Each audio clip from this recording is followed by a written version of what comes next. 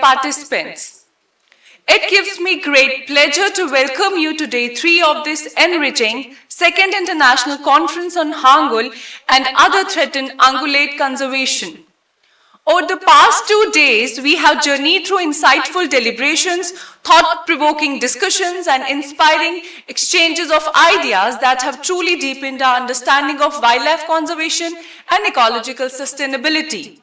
Today, as we begin a new day, we carry forward the same spirit of curiosity and collaboration. The sessions ahead promise to bring fresh perspectives, highlight emerging challenges, and showcase innovative approaches to conservation. Let's look forward to another stimulating day of learning, dialogue, and knowledge sharing. With that, let's begin our morning session. We now move towards the theme 5, which focuses on conservation breeding and reintroduction, a theme of immense importance in safeguarding species on the brink and restoring them to their natural habitats. These discussions will highlight scientific strategies, success stories, and the challenges of giving threatened species a second chance of survival. It's my privilege to introduce the chair for this session, Dr. Parag Nigam from the Wildlife Institute of India, Dehradun, whose expertise in wildlife management and conservation is widely recognized. We are equally honored to have with us as a co-chair Dr. Rus Ilyas from the Aligarh Muslim University and Dr. Amrali Hussain from Daz University, Turkey, whose international perspective adds great value to this dialogue. The proceedings of this session will be meticulously documented by our rapporteur, Dr. Khurshid Alam Khan. He will join us shortly from MOECF and CC Regional Office, Jammu. With this, I warmly invite our esteemed chair and co-chair to kindly guide us through this significant session. And I welcome Dr. Parag Nigam on the dais for his today's talk. Please, sir. Okay, so very good morning and thank you for coming on time, and we are starting on time. We have quite a good sessions, a very relevant theme from conservation breeding to reintroduction. That's the future. So we would be handling this session, 2 invited talks, and then we would have the 7 of the abstracts being presented for, the papers being presented. So we'll try, we've got 1 hour, 20 minutes, and we'll try to have a lot of discussions as we get into this. Thank you so much. So a very good morning. Yeah. So I'm going to be starting on just introducing you to the topic, and I've just tried to put in some of the concepts again. And this is the work which really addresses a lot of issues which are there. So everybody has been talking about, animal translocations, reintroductions, augmentation. All these words are really typically very effectively being used across the globe. So I would just introduce you to a topic and a little bit of the work which has happened in the Indian context. I'll be pushing on further. So this whole animal capture, reintroductions or moving animals has been there all the way through, but the purposes have been very different. From a hunter-gatherers initially hunting animals, but then that technology further getting in, and you still have, in ancient carnivores were captured and maintained by the royals. The valor, everything was very typical to the wild animals, and that continued for quite long. When we talk about little science coming into being and then people realizing it up, so we have, Sir Edward Avery McElhenney, who founded the Bird City Wildfowl Refuge in Louisiana. You all eat Tabasco, so that's the place where it all started with egrets, the snow egrets being brought in, and that was the first record saying it was way back in 1895. And then it further moved on with Richard Trekkie Henry, moving more than 700 nocturnal flightless kakapo and kiwis from mainland to Resolution Island of New Zealand coast, way back between 85 to 1897. So this is long history of. So animals are being used for, and that's very, very interesting of seeing how things are going on. It further moved in further much more with, the major thing happening on the American bison, which was very typically 1830 we had 40 millions, and 1884 we just had 1,000 left. And then we had, the recovery programs happening, and it was a citizen congress or citizen society wherein in 1907, 15 American bison reintroduced from Bronx Zoo to southern prairies, and now the number is really increased very well. So this is something like, system was in place, and we need to be really respecting that. And gradually with the time, with 60s, 70s, and 80s, we had the golden tamarins to Arabian oryx to peregrine falcons coming in as big success stories. But the whole thing happened when we formalized it was Mark Stanley Price, from the IHUC and SSC, the US Specialist Group, 1980, came up with a document which was on animal reintroduction of the Arabian oryx, which was a formal document which came in. So this is something, the history people normally forget, and we only talk about the latest advancements, and I thought it would be very important that we really address and acknowledge the efforts being done previously. You all understand about the Florida panther success story with animals just losing off. 1970s, 80s, only 20, 30 individuals left, and then they had bottleneck crashing on. In 1995, 8 female Texas cougar were introduced in Florida, southern Florida, and the population bounced, and they've really come up well. So these are something, So after this, we all know how wolves change river courses. So Yellowstone, wolves, all this stuff. Very interestingly, over the period from 1884, everything going in 1995, 14 wolves from Canada brought to Yellowstone and transferred in 3 acclimated pens, and gradually the population has gone beyond 500.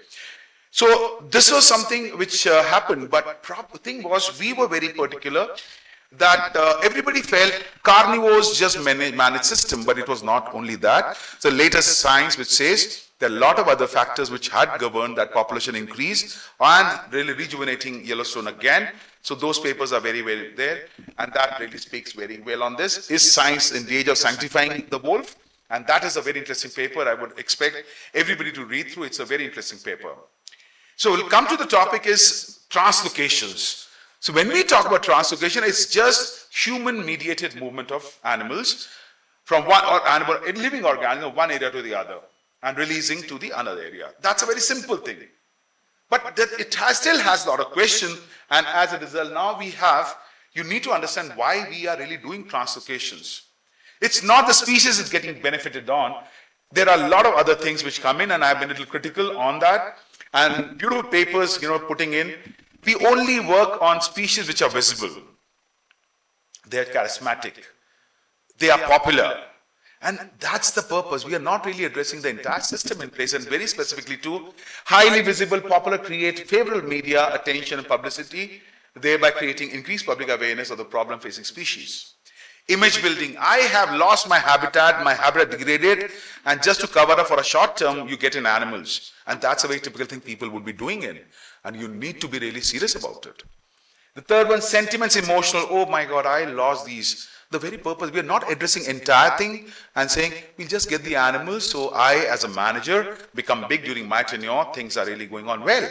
So these are really challenges, and then it is basically a political concern also, wherein many of the policymakers and politicians would expect that this is a very good way used for mitigation, allowing development projects. You say, you move out animal from one place to the other, the area is now good for development. So we need to be, the reality is this, and we don't want to speak reality, that's an issue. But these are the major aspects which are there. Cover up issues related to habitat loss, rescuing individuals or populations. And then say humane consideration, which is mainly for the large and charismatic species. So this is on a reality front. So gradually, with the IUC and our guidelines coming through, we started talking about conservation translocation, which was with the purpose of conservation. And that was something which was very important. And it said, intentional movement release of living organism, primary objective is conservation benefit. It usually comprises improving conservation status of a focal species locally or globally, and or restoring natural ecosystem function or processes. And now the concept of rewilding is really taking a big thing. It's not just animals, you are taking a system, an ecosystem to be rewilded back into originality. And that's what is going on.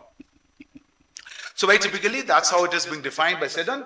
Very good articles, I would say really smart to really, if you want to really learn about translocation reductions, these are the people who have really include that. So here I just defined out, I'll not go through, it's mainly the conservation purpose would be from conservation ecology to commerce and recreation to humanitarian concerns and other reasons which you all are aware of, so I'll not be taking much time on that. But these are very well defined in documents of saying these have a conservation reasons. When you talk about, there are different type of conservation translocation. They are basically moving animals, but we very commonly talk about reintroductions, right? We talk about supplementation or augmentation of a population, and these are basically within the natural home ranges. So this is very typical when you talk about the population restoration exercises within the nature system. You also have two different ones which is outside the natural system, would be assisted colonization and ecological replacements. Beautiful example, talk about how things have changed, how things were managed, how habitats were managed here with Alberta tortoise, Africa. These things, they've really, well, the reasons have been very clearly defined and they resulted in certain merits also. So the whole thing comes with how you plan. So very importantly, we do, when you do carrying on the reduction program or translocation programs, there has to be planning. And the first would be the biological feasibility of, so there are different things which are very typically dealt in case of IUCN also, very clearly defined down. The documents are very clear, 2013 document you all have to be really going through. We need to understand the biological needs, very importantly. The habitat suitability, whether the area is suitable for holding a particular number. So what we want is, you put in few animals, your project gets closed. And he says, okay, we'll do it later. So all these are, you have to have a wisdom, you have to think about it before you take a decision for any animals to be translocated for. Population viability, very important. What's going to happen 100 years down the line? That has to be predicted. I'll show you a case study also in the end of just a small one. I thought there are a lot of things on the carnivore and others, but I thought it would be really good. The founders, very typically, remember these rescued animals cannot be acting as founders. So very typically saying, the rescued animals can be weaker individuals pushed out of the entire PA or their system. There has been a competition in fighting all those rescued ones. And then some animals which are dispersing can be thought as really the founder stock. But how do we really talk about these founders is again very important for us here. Genetic considerations, these are more, they look theoretical but very important for us in the long run. And I'll show you how success and failures will happen because you're not addressing. We have an important aspect of social feasibility which has to be dealt with. And therein you need communities to be there with you. You can't be just doing exercise just for the heck, I'll dump it out. You need support of. So we moved tigers from a different park, between the parks in state of Rajasthan, and the communities had to be really taken apart. You bring in a carnivore or a herbivore, it would have a effect. How animals move through landscapes, that has to be really thought for. So now social feasibility is very important. It is something like a reintroductions. Some people have not, some generations have not even seen those animals, and you expect them to be, you are putting them back, people would not be accepting. Everybody from the childhood, you have a negative connotation for wildlife. Oh, don't go outside, there's a snake. So wildlife are dangerous. That's what we are taught for. So nobody from the very ingrained is, wildlife is not good. We've never been able to target people to understand that there is importance of these wildlife. Okay? We do a lot of risk assessments, which is important whenever you're dealing with, there are different type of risk involved into animal movement, from ecological risk to disease, socioeconomic risk and financial. So this I understand you all will be very clear about it. So just to talk about, recently we moved cheetahs to Kuno, Palpo, and therein again, DRA was very important. So anything which you're moving between geographical areas, you should be definitely talking about these factors, which is very important. Moving from a nearby setup, you would still be compromising on certain things, but it's acceptable. And then once it is done, you have to think about release. So therein where you're going to select a site, how, that would be very important. Whether habitat is there, adequate for all seasonal habitat. So it's not just saying I have a habitat for a particular species and you just dump it in. You have to have a proper assessments carried out. Release strategy, how are you going to do that, whether it's a hard release or a soft release, again important. How one is going to, whether it's going to move out, long ranging or short ranging, that has to be very well thought before you take in a call for any of these kind of movements to happen. And then definitely once the animals are released, you need to know the fate of the animal which have been captured and moved across. Any translocation, we do in India, a lot of captures for snakes. We don't know, we just pick it up and then leave it somewhere. We don't know what's happening to. Leopards, just pick it up without much of science getting in, dumping somewhere. We don't know. Every day, if you see, we have rescues happening. But we are very poor in documentation because we don't know survivorship of this.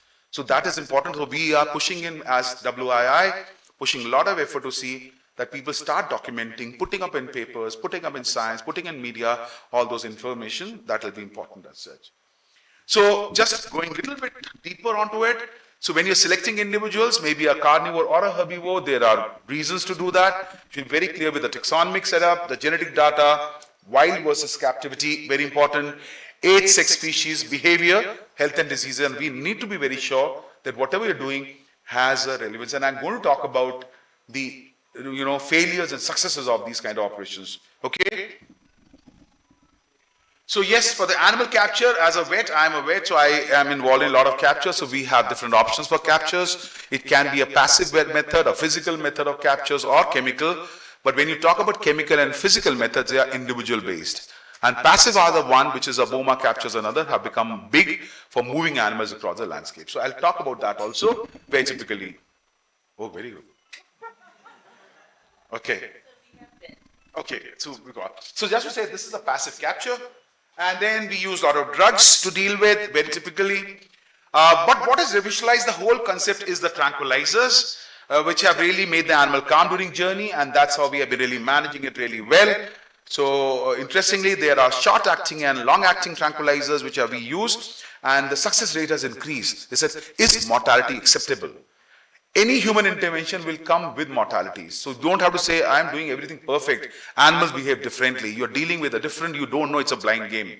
So therein, we need to put up in our documents beforehand, there is certain level of, harvest can happen. There can be negative ones, which have to be very clearly spelled with. So then you capture, put them in transport containers, keep monitoring the animals. So you need specialized vehicle depending on the species, from carnivore to herbivores, and then keep monitoring, and that's what we'll talk about. And then your release strategy should be very clear, whether you want a soft release or a hard release. You give a tranquilizer, you can never think about hard releases. You have to think about soft, because the tranquilization effect, the stress of transport, all these things have to go in, and that will be there. And then very importantly, success evaluations, very important. So we only document positivity. Failures are never documented. We hardly get in pictures, okay? And then what we are doing is we only see everything in a greener pastures. Everything is green, which is not the case. And you need to be also talking about failures, and that's important. So that was, there is a lack of information on failures, very importantly.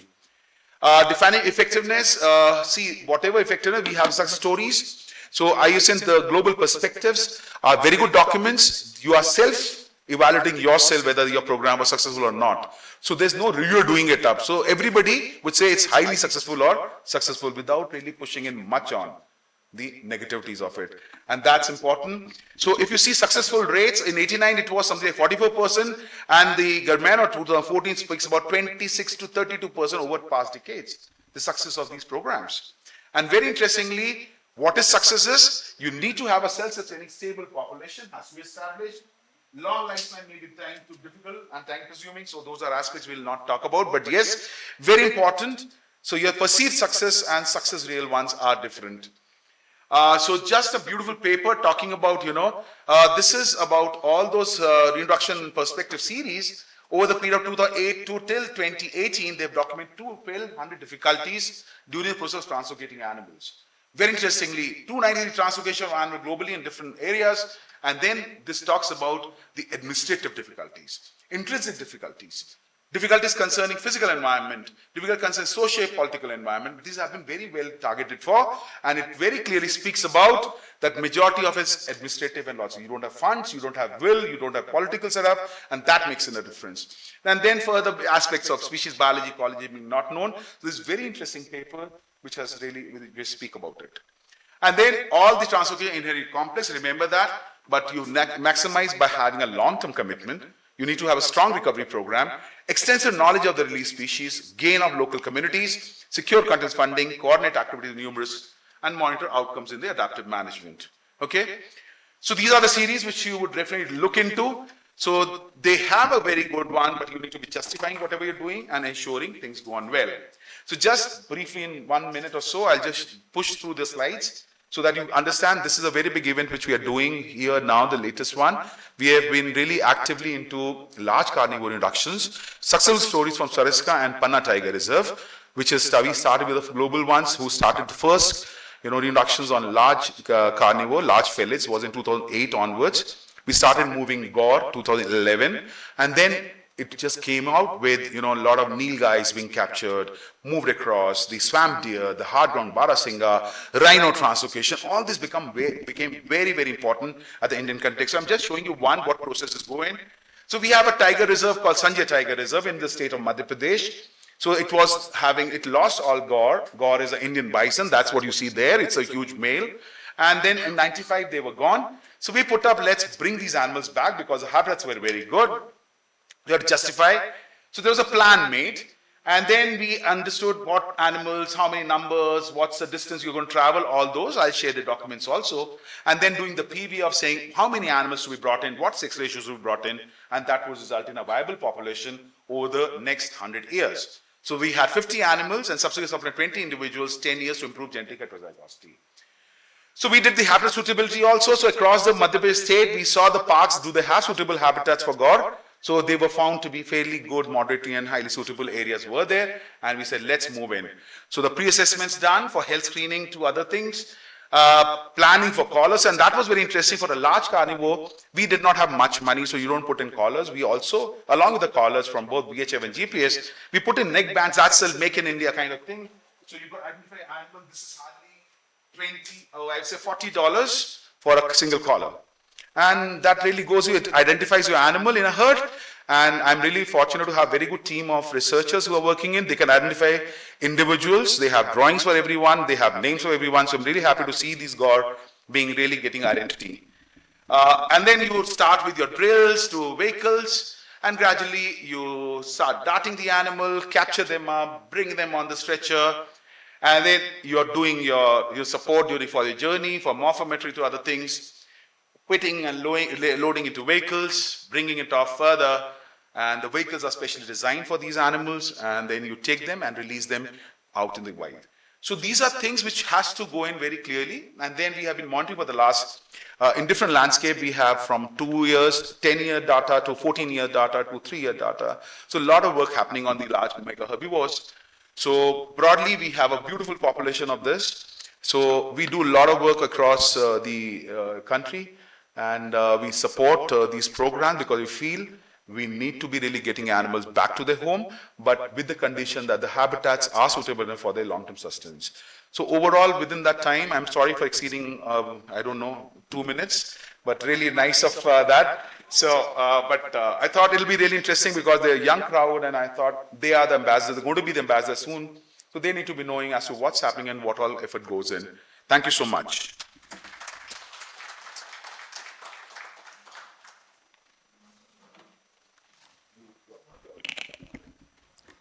Thank you so much, Dr. Nigam sir, for an insightful and enriching session on translocating wildlife. Now I request Dr. Amrali Hussain from Daz University, Turkey, for his applied ecological research on large carnivores and threatened ungulate species. He has published studies on topics such as human-wolf conflicts, the foraging ecology of lynx and various ungulates in Turkey. And he will talk about the successful cervid management for conservation, research and breeding. Kindly be here, sir. Yeah. Ikram, तुम फिर confusion कर रहे हो. पहले भी ये वाला talk जाने दो. Yes. जिसको बस बोलो. Assalamu alaikum and hi everyone.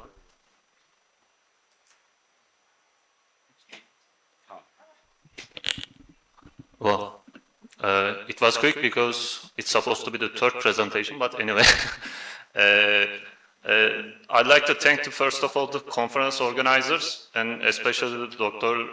Hürşit Ahmet. I mean, it has been not possible if he couldn't work so hard to get my visa and all some other issues. And also, I'd like to thank all the staff working here. And today, actually, my talk a little bit changed. So you will see some ungulate species, actually deer, and also some bovid species in my presentation.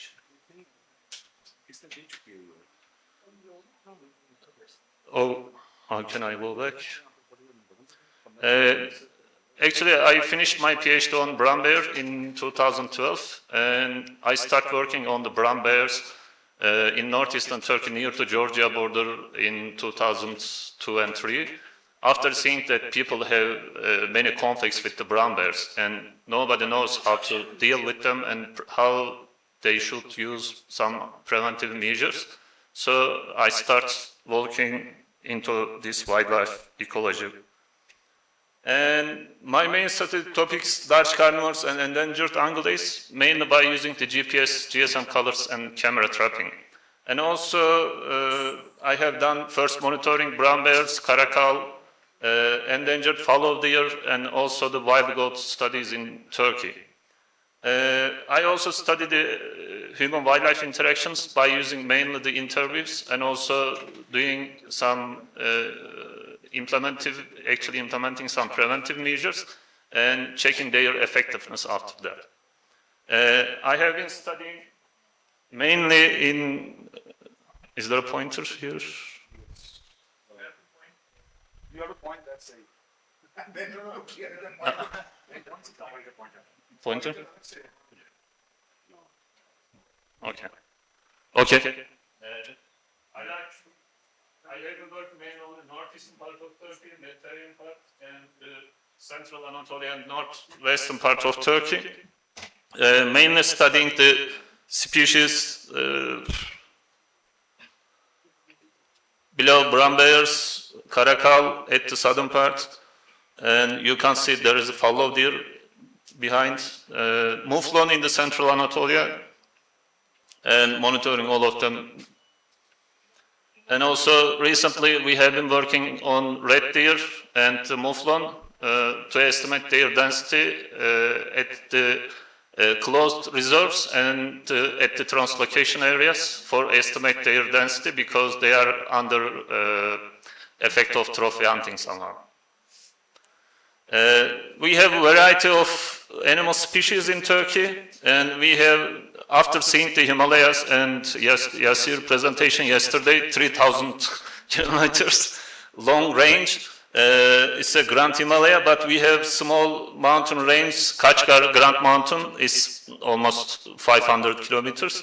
And there is also from Mediterranean part to the northeastern part of Turkey, there is a Anatolian diagonal. It's almost 1,000 kilometers or 1,200 kilometers. And there's a good variety of large carnivores and also the ungulates present there. And first of all, we have 3 deer species. First of them fallow deer, and we started working on this species in 2011 as a result of actually a kind of discussion with the colleagues. And then, because we have very limited number of research on ungulates and also large carnivores in Turkey. And as you can see, this is the IUCN map. Can you see where is the fallow deer here? It's a tiny point, just here, tiny polygon here. It has been endangered species for 40 years almost, and also nobody's studying. That's why we started to capture this species in 2011 in a reserve. Actually, it's a fenced area, and we captured almost 35 of them at first and translocated to 2 new areas. And this is the first autochthonous, actually the only autochthonous population in the world. And all of the fallow deers, actually most of them, spread it to Europe from Anatolia, from this location. And we used coral traps, and we used also drop nets. And after capturing them, we fitted with GPS GSM colors. And then we released them to the new location, we followed them. And the home range, one of our friends actually made a PhD on that, and he found that 200 to 1,100 not square meters, it's hectare for home ranges. And we've actually determined 13 translocation points. We made habitat modeling, and also we visited all the areas for the threats and possible outcomes. And then we determined just 3 points in the Mediterranean part, number 7 and 8. So we translocated those areas, and we found 2 new populations. But after our studies finished, the wildlife department continued, and they also translocated the animal to point 1 and 3. So, but at the point 1, all of them actually either killed or died because of some disease, and also because of the stray dog attacks mainly, and also the wolf attacks. And after that, now we can say that almost 3 populations has been established, new populations. The population size about 50 animals in each of them. And we have also the former populations, so around 200, 250 animals in total. And we have been losing some of their haplotypes. Actually, in Marco Massetti found it in 2003, I think, 3 haplotypes. In our study, we found only 1. After searching in detail, we also reached to the second one, but still we lost at least one of the haplotypes. For the red deer, I can say that in 1997 there was only 1 radiotelemetry study. It's in actually breeding site, and then there was almost no study about the red deer in Turkey. There are some camera trap studies, modeling studies, and some other stuff. Also observation. There is also translocation, but in 2018, the wildlife department started working on closing the breeding sites, and then actually breeding enclosures, and then translocate those animals to the former distribution areas. You see here that, I mean, I can show, there's no pointer, but the map is from the old distribution areas. This map again from IUCN, but this is wrong.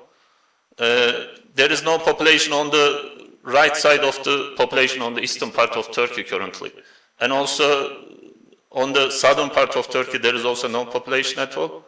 So this is a little bit wrong map.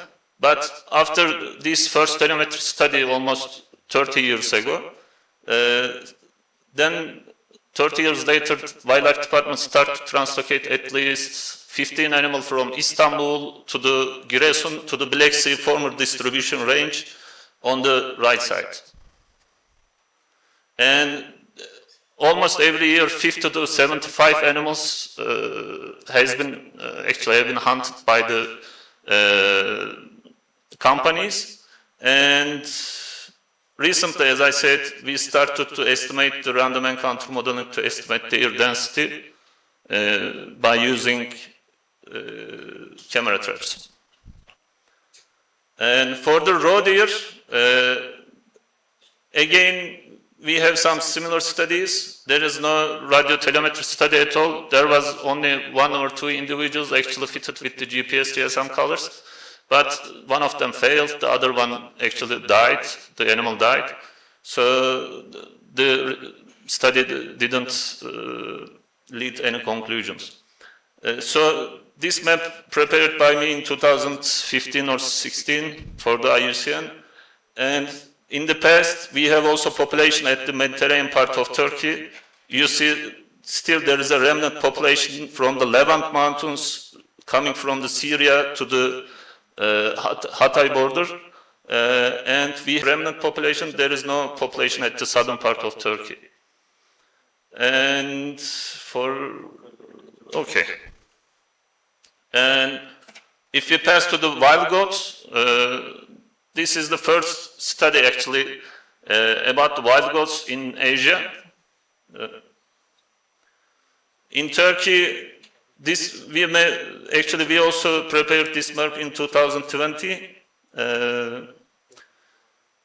You can see that from southern part of Turkey to the northern part, there are many mountainous areas. And how many minutes? 5 minutes? Okay, thank you. Northeastern Mountain Alpine Habitats mainly up to 2005 meters, and we have also chamois at the northeastern part of Turkey. We have almost 30K population and fully protected since 2003, and except trophy hunting and poaching, of course. This is individuals with 3 kids. This is male. These are from fields. And we would like to first reveal the home range sizes, because during the hunting time and also during the rutting season, many poachers are coming from different parts of Turkey to wild goat habitats, and we try to understand where exactly we should wait for them. So that's why this study gives some inputs for this study. These are not impressive after seeing the Himalayas, but these are our mountains. So wild goats start to actually lick some salt and soil near to the abandoned houses. We tried to capture them by using different methods, but we couldn't be successful because of the steep slopes. And we used a kind of coral trap. This is actually unmountable. You can mount after carrying to the catching site. We captured in 2011. We didn't use anything as a triangulizing, and we just we used blindfold. And we monitored her for almost more than 6 months, actually 8 months. And then we have almost 2,400 points. And I can say that almost 6 kilometer home range sizes, very small compared to the other carnivores or something like that. And almost 10 kilometers for the males. And we also showed the birth dates and activity patterns changing in summer and winter. Summer mostly active in the morning, and actually the peak time actually changing. Winter activity peak time changes to the afternoon. So I can say that for the wild goat, small home range size for female less than 5 to 10 kilometers, between 5 to 10, also for the males. Mostly stays around where we capture them. Monitoring studies are challenging for ungulates, but necessary for management and conservation. And for the young colleagues here, always there will be some other guys, don't do this, you can't do this, or something like that. But don't be actually disappointed from those guys or big professors saying them, okay? And for the deer species and endangered chamois, trophy hunting should be stopped until reaching a reliable population estimates. And I'd like to thank you for your attention. Questions later, I think.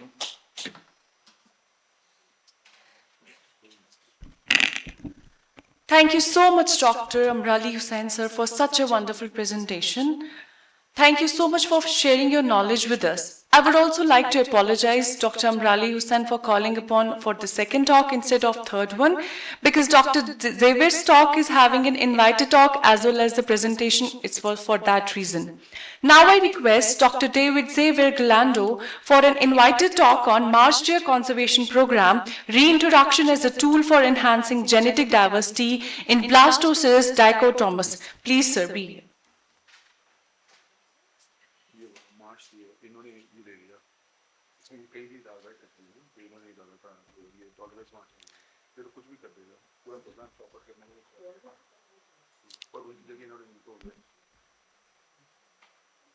Please, if you can upload the link of the video I share with you first.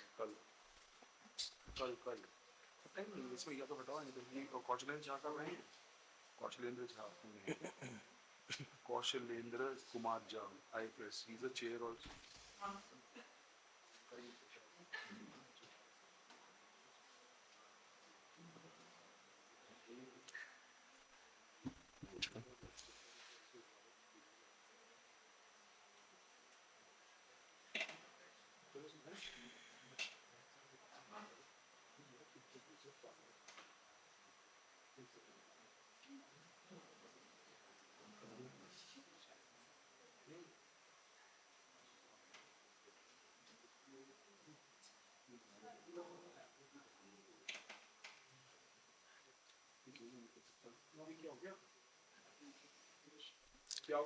Well, while we're waiting for the video, today I'm going to present you an example of a reintroduction program we performed in Brazil with one of the biggest, well, the biggest one, the biggest deer we have in South America, actually, the marsh deer, or Blastoceros dichotomus.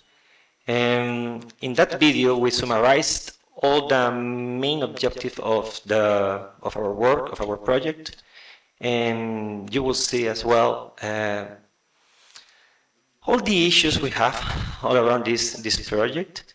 Actually, part of this project was for my master project, which have to be with supervision protocols for embryo developing in the marsh deer.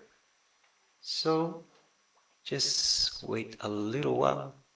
I prepared some subtitles for you, so if you can watch the screen that's closer to your side, to your place, please, it would be nice. I'm gonna add 2 or 3 conclusions by the end of this video, which it has to, yeah, it's less than 10 minutes, no worry.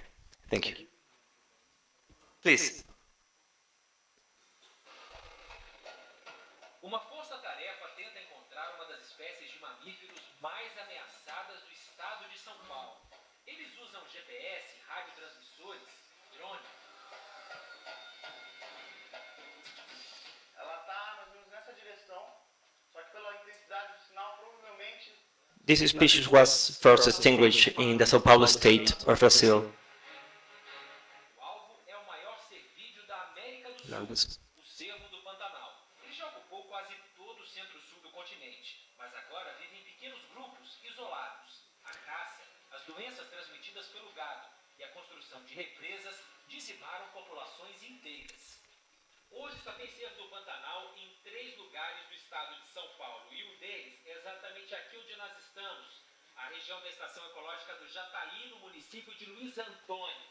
São 2.000 hectares de várzea do rio Mogi Guaçu, onde a espécie encontrou um refúgio.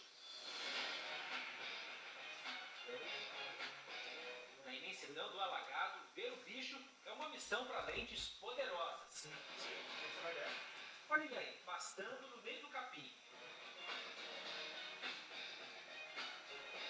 O terreno assim, só voando para seguir os seus rastros. Os cervos daqui são filhos ou netos de animais que chegaram no final dos anos 90. Foram trazidos da área onde hoje fica a represa Porto Primavera, na divisa de São Paulo com o Mato Grosso do Sul. O barramento inundou mais de 2.000 quilômetros quadrados nas margens do rio Paraná. Na época, a equipe comandada pelo professor Maurício Barbante, da Unesp de Jaboticabal, protagonizou um esforço inédito pela salvação dos cervos. A Terra da Gente acompanhou. As you can see, we only approach to the deer by helicopters. 50 animais resgatados foram levados para diversos centros de conservação. 8 vieram para Luiz Antônio. Hoje são mais de 20. A multiplicação dos bichos é boa por um lado e ruim por outro. Um pequeno número de indivíduos gera o que a gente chama de endogamia, que é cruzamento entre parentes, né? E o cruzamento entre parentes aumenta muito a probabilidade de encontro de genes deletérios. São genes que podem causar dificuldades de sobrevivência nos animais.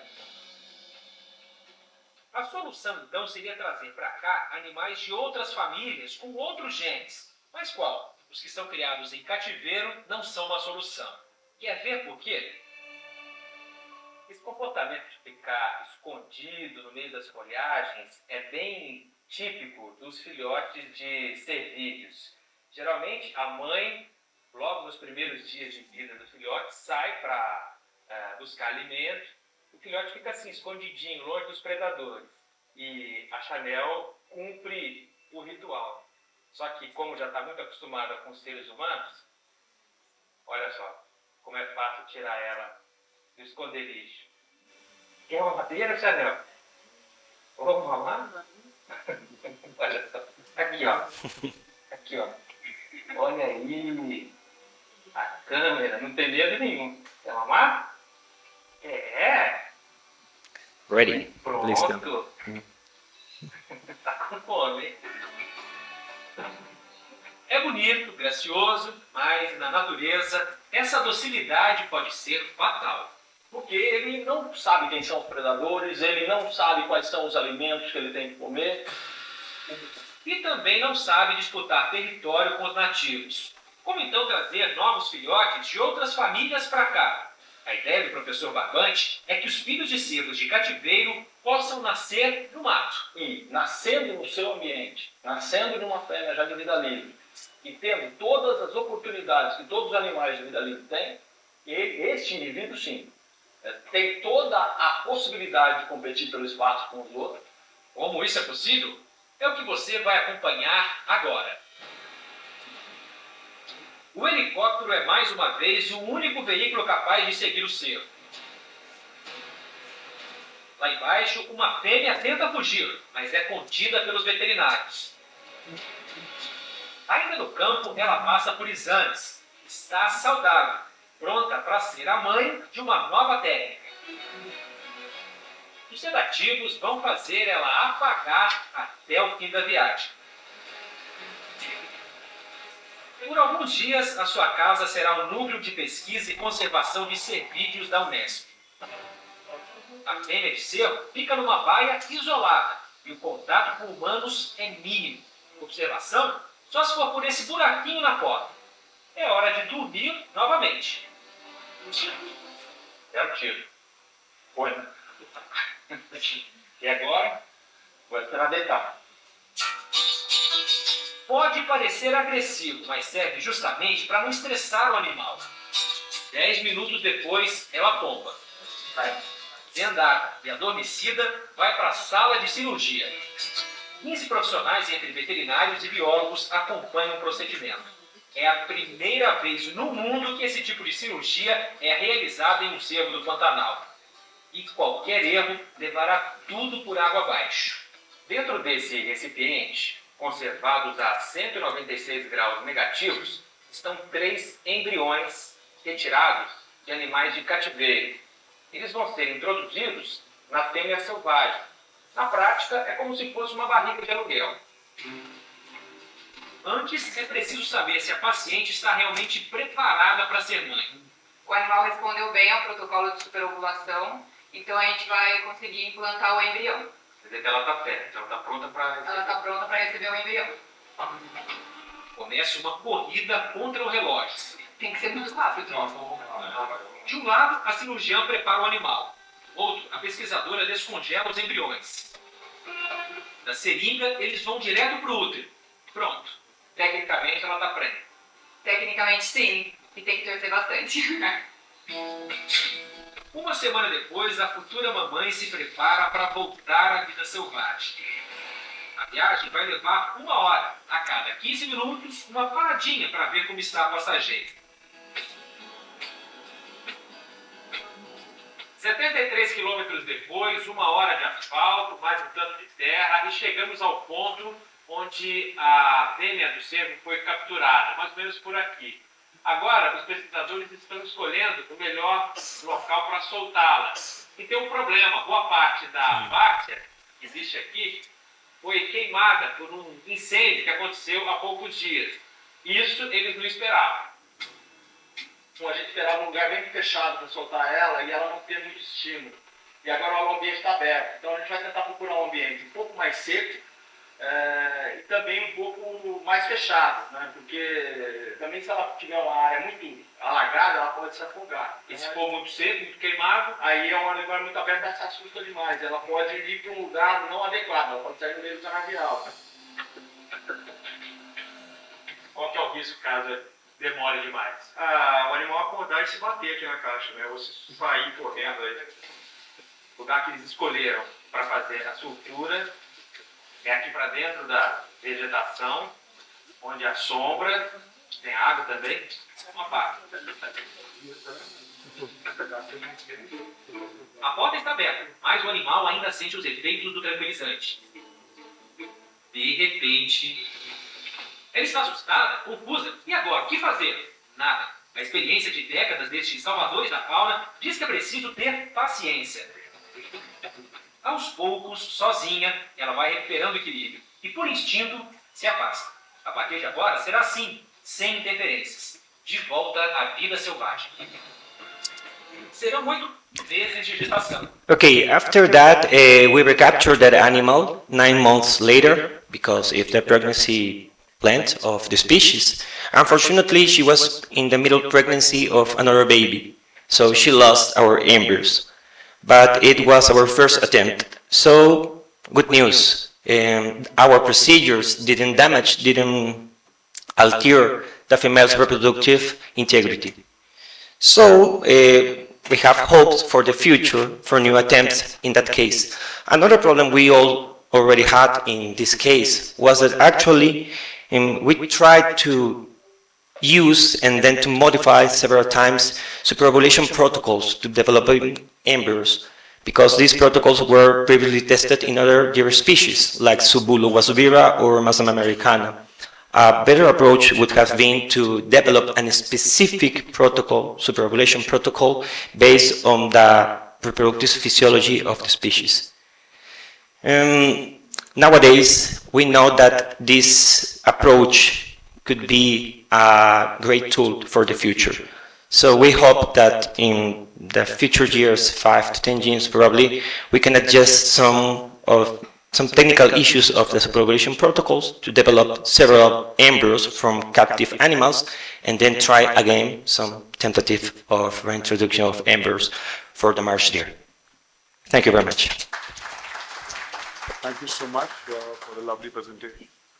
The video was very interesting, and we shared it on the group also. So we'll also share, thank you so much. We'll share this video, and you can share the link. Okay, so we'll share it on the QR code, so you'll definitely have good time to really watch. All the email IDs, everything will be made available, so then we can contact each other. Yeah, we'll start with our presentations now, and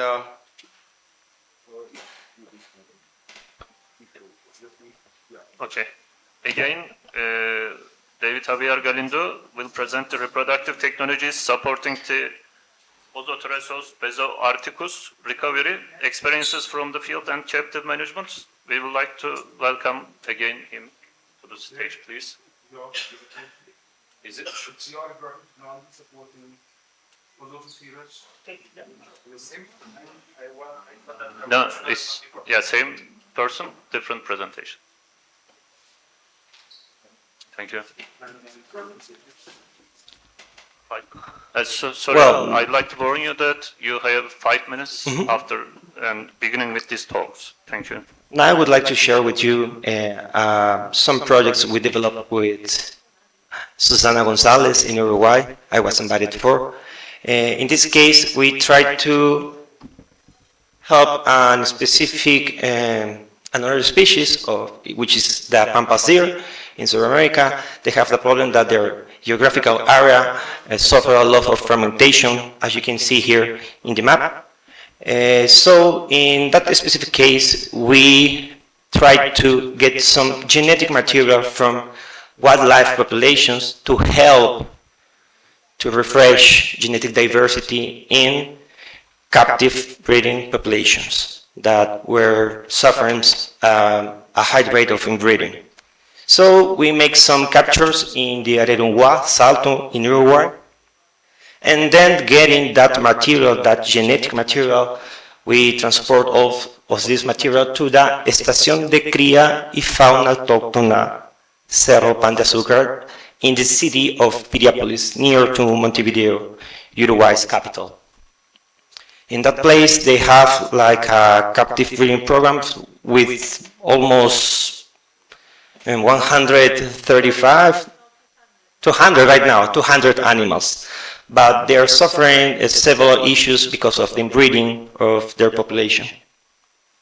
So, summarizing what we did in this project is that we actually collect some material in the nature from wild specimens, and then take that semen, frozen semen, to the captive breeding programs to perform artificial insemination, in this case, transcervical artificial insemination.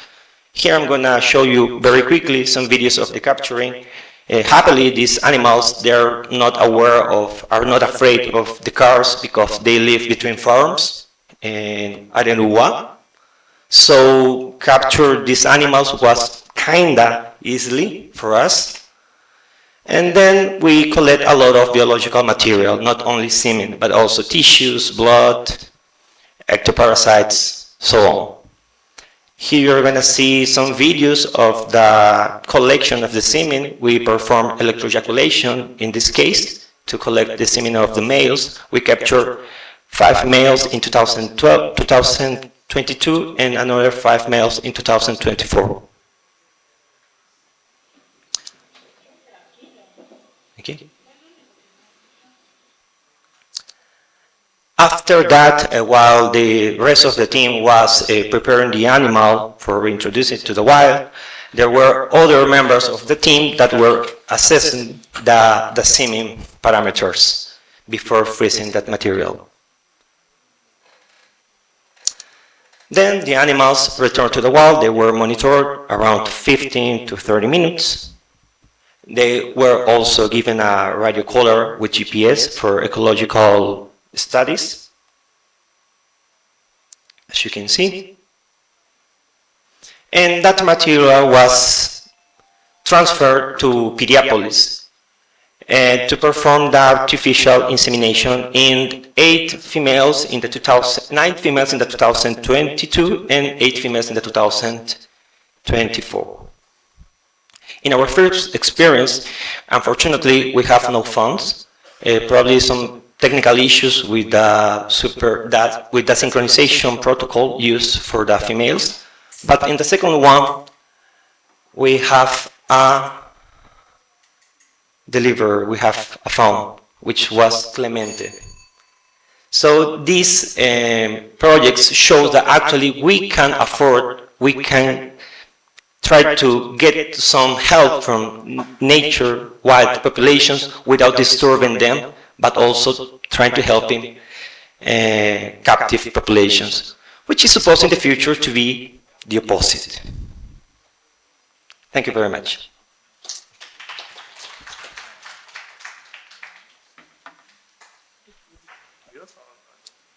The next talk is Reclaiming Lost Ground, Swamp Deer Conservation in Central Indian Highlands. We'd like to invite to Krish Omorti, please. The last author is presenting, is Neha Awasthi. Thank you.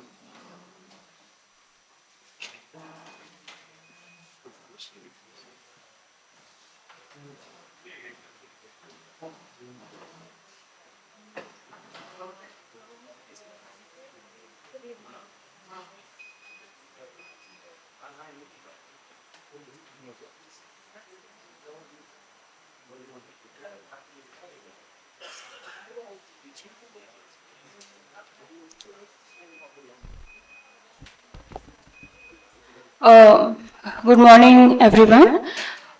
Today I'm going to share you a conservation success story from Central India. It's a long-term effort of Madhya Pradesh Forest Department to bring back hard-ground swamp deer back to the lost ground known as Satpura Tiger Reserve.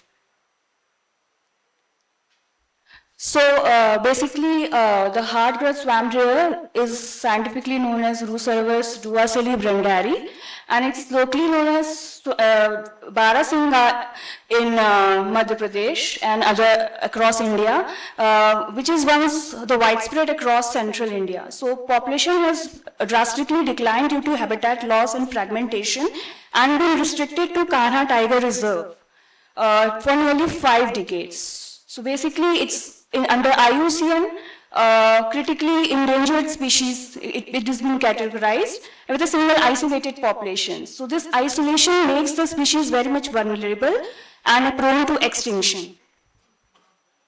So basically, the challenge is how to secure the future of swamp deer. So it is very much important to address the extinction risk. And the approach was to translocate the different individuals in different phases, and around 98 individuals were translocated from Kanha to Satpura on 7 phases over 9 years. So the outcome was that the growing population has been 172 deer, which demonstrate a successful reproduction as well as adaptation in the new habitat. The lessons which we learn is highlighting the replicable model for the future conservation for other grassland species. The conservation translocation, which is very vital tool, and already we have seen the global success around. And in Indian context, the most important successful reintroduction of gourd in Bandhavgarh highlight the importance of restoring the ecological functions. So our initiative was to reintroduce swamp deer to Satpura into second home. And its main issue was to mitigate the extinction risk. So this is a study area in the Kashmir Tiger Reserve, which you can see the arrow going from one protected area to another. And the source population is Kana, which is around 98 individuals were translocated in Bori and Malvi grasslands within the Satpura, which are the release sites. So actions we have taken by selecting the Satpura is because of the ecological and historical records. And over 10,000 hectares of land has been relocated due to voluntary village relocation. Habitat management monitoring was done so that the species, the swamp deer, can have the food requirements can be fulfilled, as well as the manual uprooting of invasive weeds was also done so that the habitat management can be taken place. In translocation welfare, I will not go in detail because already said by the Nigam sir, the capture, assessment, transport, release. These methods has been the same for the ungulates. So basically, in situ enclosure management was done so that the swamp deer can adapt, breed, and stabilize over the time in the enclosure, as well as the different vet support has been given to the animal. So coming to the numbers, so population grew from 90 to 172 over the 9 years from 2015 to 23, and at the positive significant growth rate of 0.21. And the annual wild ground fronts were also confirmed once they were released into the wild from the enclosure.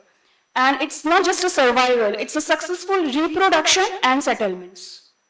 Another result which I want to show is annual fawn recruitment and mortality.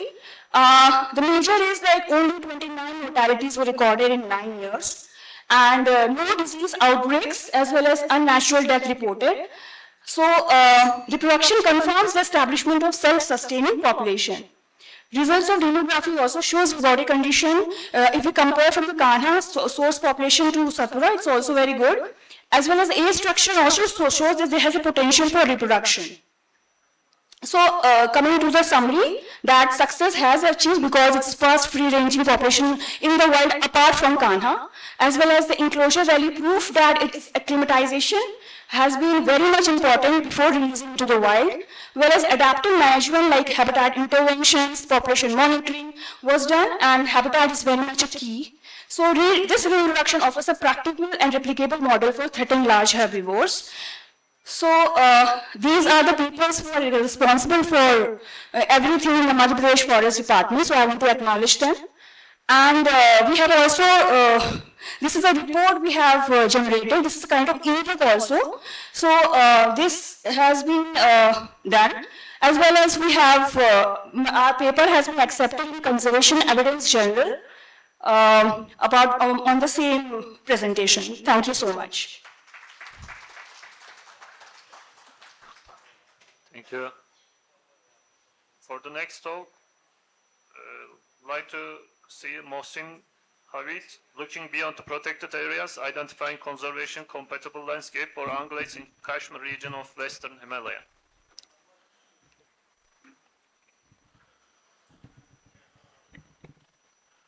Respected dignitaries, Assalamu alaikum and a very good morning to all of you. Myself, Mohsin Javed, I'm working in this landscape from last 4 years, and today my presentation is on looking beyond protected areas in Kashmir Himalayas.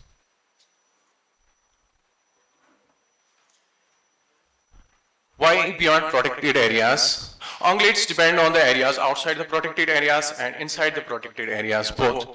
In Kashmir, we have 6,000 square kilometer of the forest area in Kashmir only, and we have around 1,500 square kilometers of protected area network.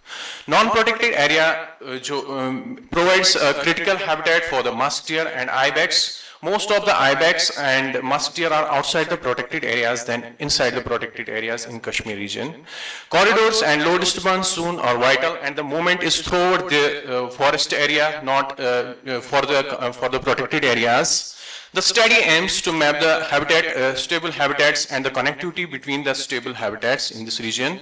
The study was designed and we have placed the camera traps not inside the protected areas only. We have targeted the valleys of Kashmir.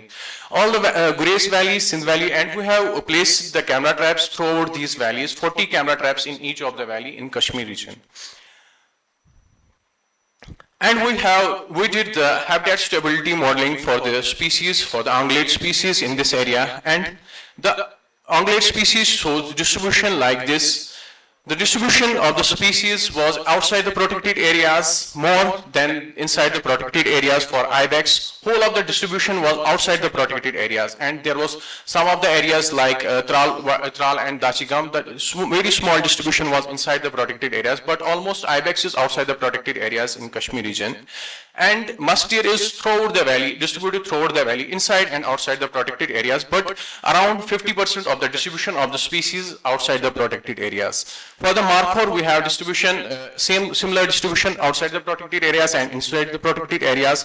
Goral wholly depends on the protected area network, and Hangul have distribution inside the protected areas and outside the protected areas. We have Hangul in Tral Wildlife Sanctuary, we have Hangul in Khimbar Khanmu Conservation Reserve, we have Hangul in Dachigam National Park, and we have Hangul in Wangat Conservation Reserve. But between the Wangat Conservation Reserve and Dachigam National Park, there is a connectivity link.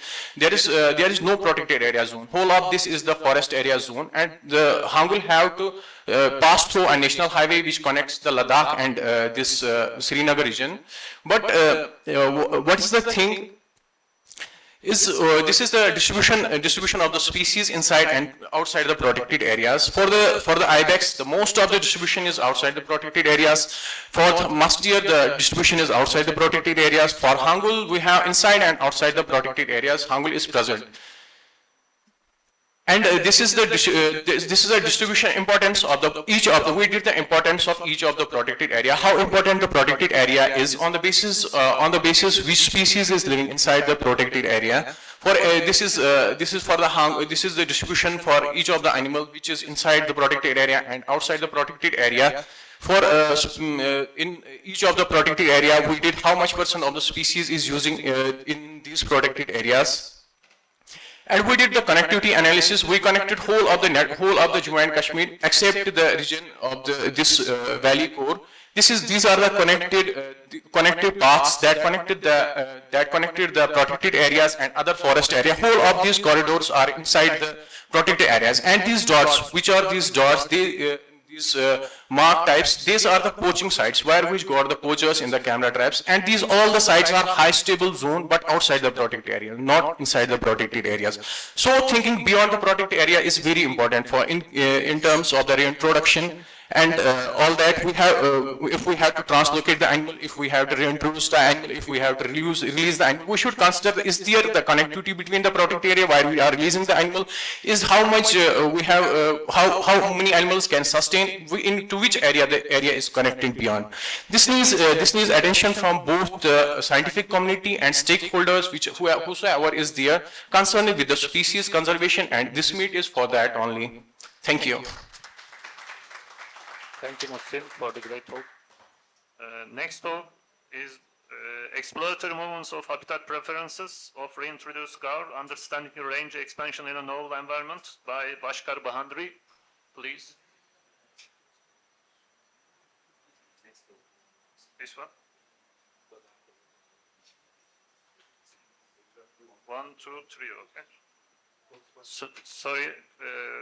The next three talk will be presented by Bashkar Bahandri. So the first talk will be about behavioral reproducers of gaur.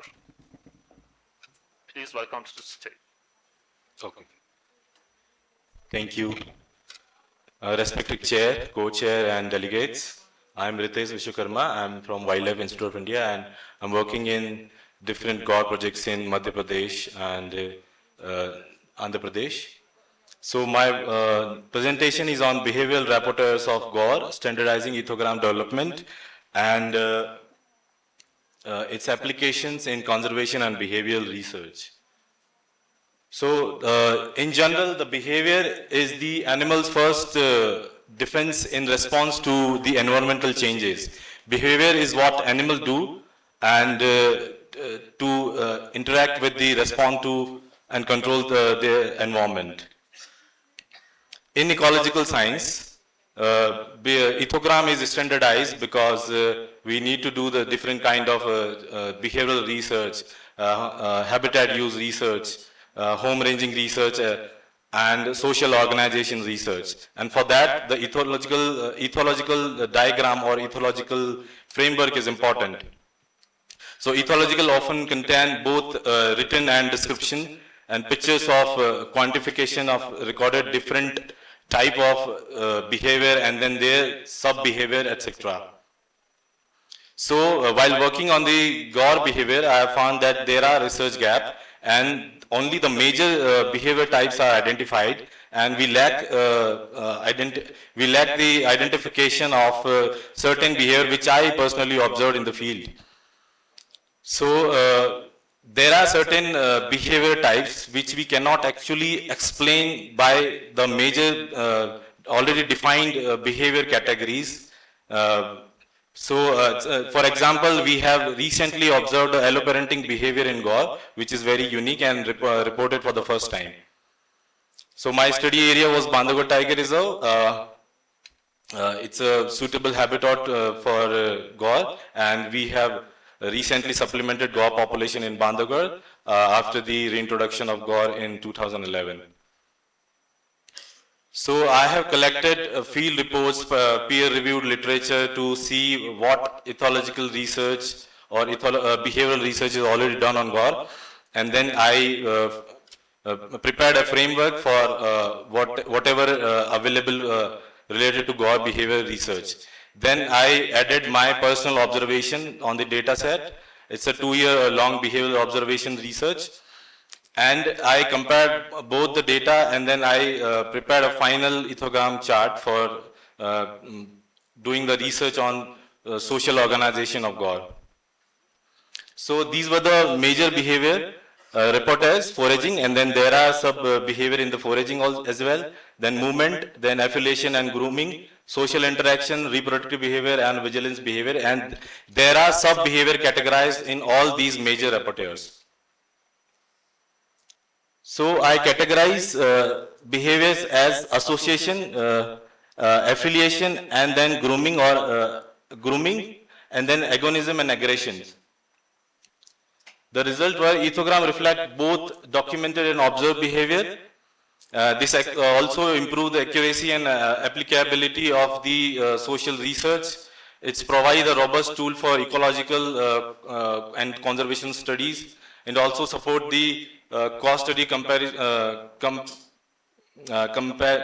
and monitoring. And I implemented this ethogram research to conduct a social network analysis on GAW. I actually used these behavior to see, I implemented this behavior reporters on a small group. I actually implemented this behavior research to see how individuals of GAW in a small herd actually interact with each other. And I prepared a social network chart. This is a simulated diagram, and it says, it tells about if a matriarch moves, the entire herd move with the matriarch. And if the animal on the buffer actually moves, which is sub-adults or small animals, the herd doesn't actually get affected in terms of movement. Thank you. Thank you, SKUAST University, for providing me opportunity to talk about the research. Thank you, Bashkar. The next talk will be about, again, the same species by him. Next would be Oscar Bandari. Those who are currently taking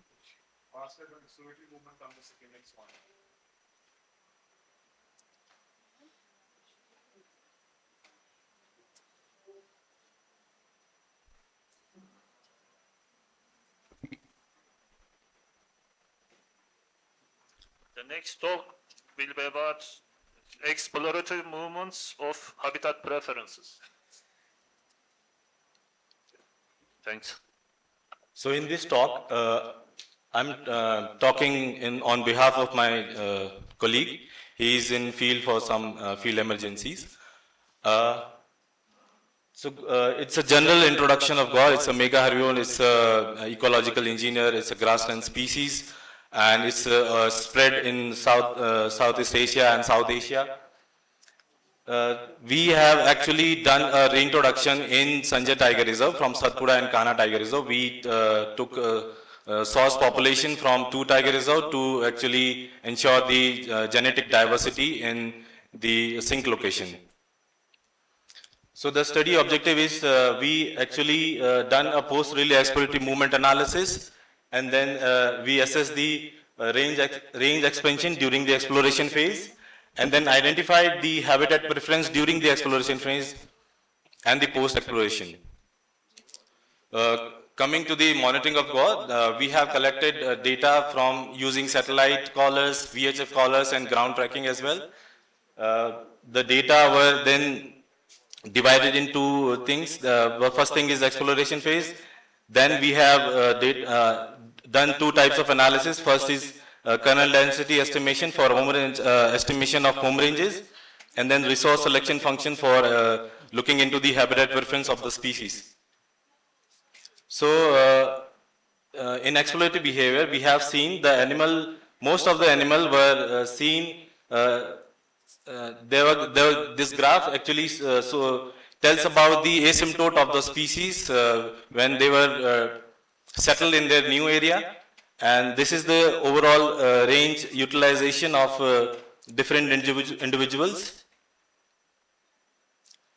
So in range exploration, female actually covered almost 87 square kilometer of area, and then males covered the 42 square kilometer of area. Though the male numbers were less, but this is the highest range covered by the males.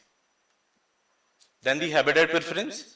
The GOR was seen using the sal-dominated forest, and then gradually using the bamboo forest patch and then grassland, and then they were observed to use agricultural pests very less. So the conclusion was they were GOR adopted successfully by establishing stable home range and showing the asymptote in their home ranges and the habitat utilizations. And with the female exploring wider area and both sexes showing flexibility in actually using human modified landscapes. Thank you. Thank you. The next talk again. Excuse me, sir, I'm sorry. Delegates and students, a humble request who have opted for the poster presentation, kindly move outside the hall, VC hall. We appreciate your cooperation. After the session, so we'll finish our session, then you can leave outside. And the next talk will be about again the same species, but different topic. Is about social integration, preliminary outcomes of GOR translocation in Bandagavar Tiger Reserve. So the next topic is again on GOR. It's on social integration, preliminary outcomes of GOR translocation in Bandhavgarh Tiger Reserve.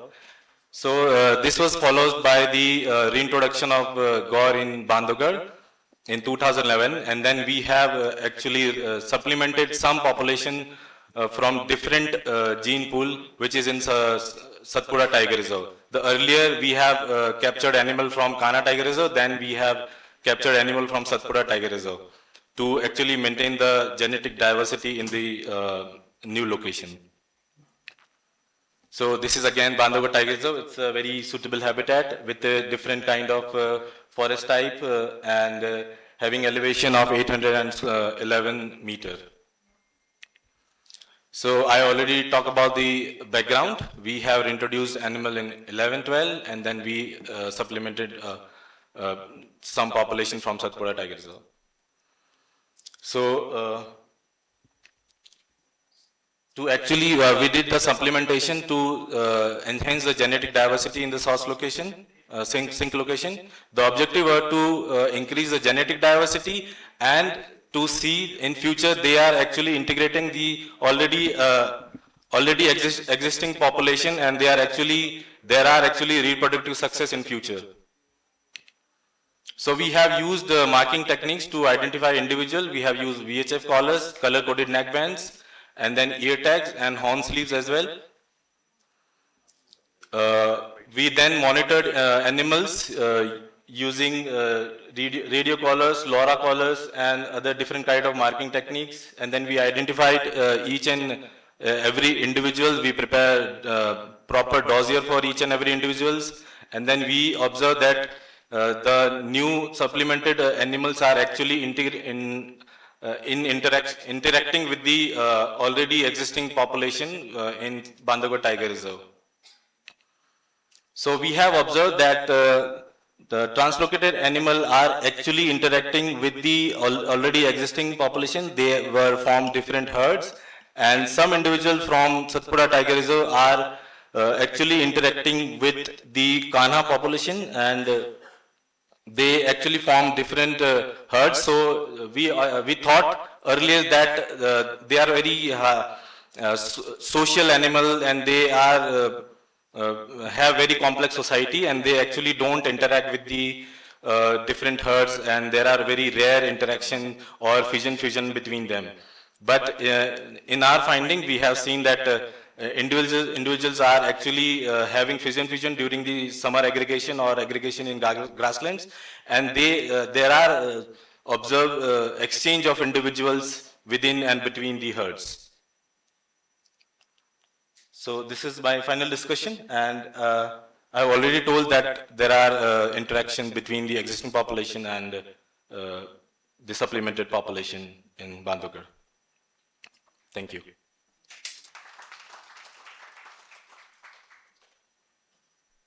And thank you.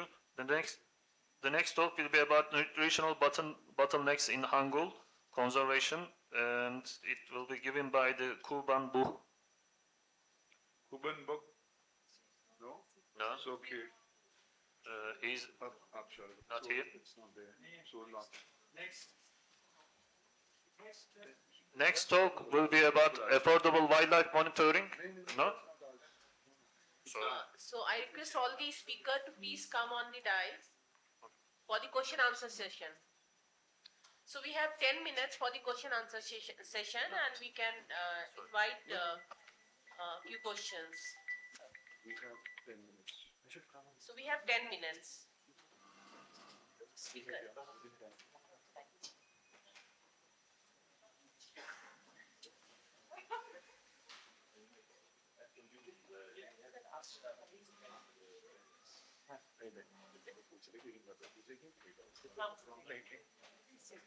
Yeah. So, okay, Dr. Adil. Thank you, sir. I have actually two questions, and both are for you, sir. We can ask her. This is what I said, you should also stand up. No, that's fine. Sir, it was a nice presentation. I want to ask about the reintroduction of lions that we have been. I believe that has been the most awaited and the most political question after the Supreme Court judgment in April 2013. We know a lot of politics and a lot of things happening in Gujarat and all across the country. But can you please share your views, sir, on this reintroduction of lions in Kuno and other parts of the country? To share my experience, because exactly before a month, I was in a lion seminar at Gir, and there was no talk of this translocation or something, and they are creating that they have a second home nearby sanctuary, which is actually not there. So one question is on the reintroduction of lions. The second is related to this, sir, and that is about the commercialization of the conservation which we are seeing starting from Gujarat, giving an example of Vantara. So Vantara being established as state-of-the-art facilities in the state, and the second zoo which Reliance has occupied is the Statue of Unity Zoo. So these two zoos are being occupied, and I would use the word occupied. But what do you see? How do you see the privatization of wildlife conservation in our country? And if it is really good, then what future do you see? I think sir can also address on this. Sir, I would say you are right for Why do you want to get into Yes. Sir, I am from.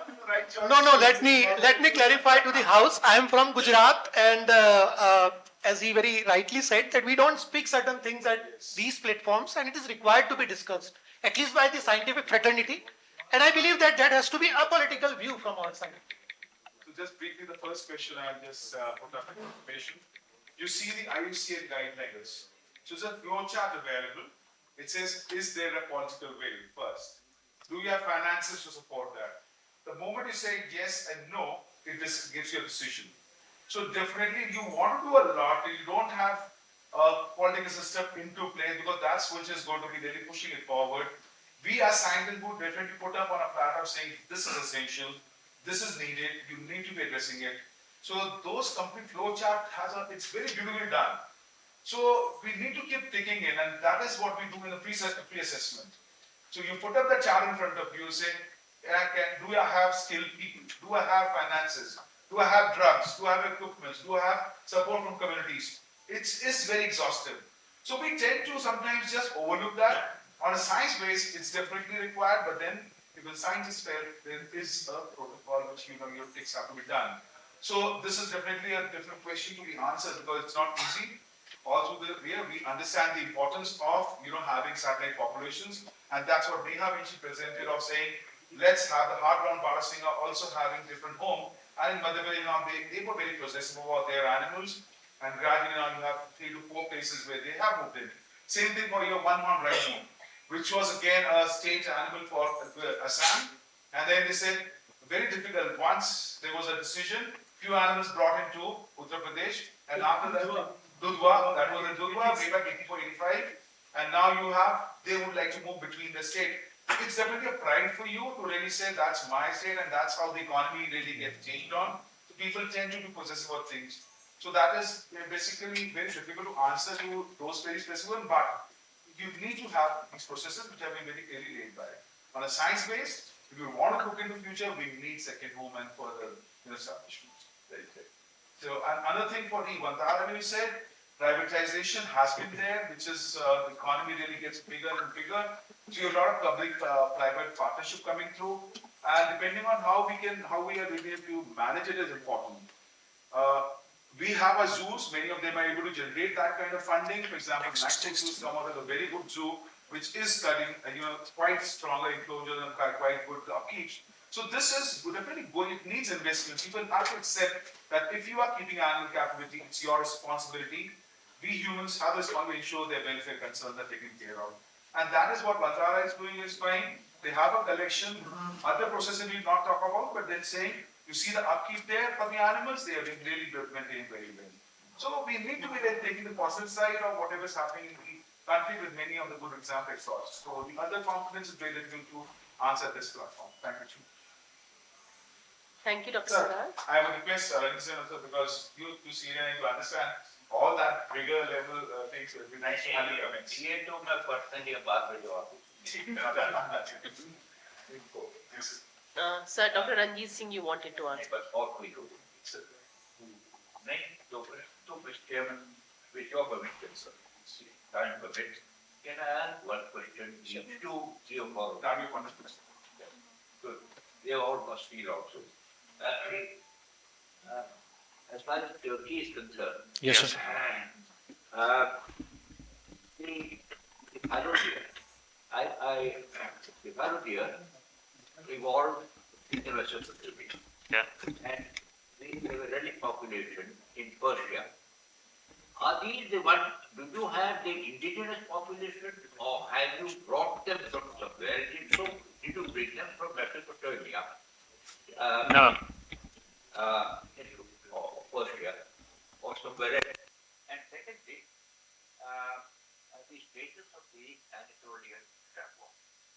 Yes. Could you repeat for the Anatolian Shama? What's your question about the Shama? Okay. Yeah, thank you. Fallow deer actually is Damadama mesopotamica is the indigenous one.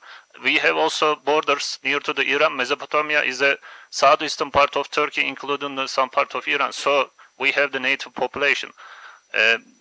The population here, there are some genetic studies. Last year in Tajikistan, there was one guy, the Russian guy actually studied all the fallow deer's genetic.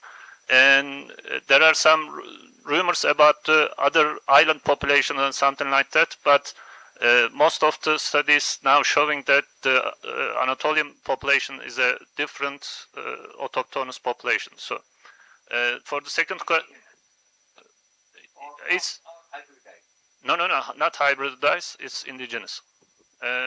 For the Anatolian Shama, it's now currently is endangered species. The population size is about 1,000 animal at most, but it's still under pressure of trophy hunting and poaching. So there are new studies also I couldn't mention because of the time limits. There is a new study, PhD student working on it, and almost 15 of them actually were captured and being monitoring for 2 years now.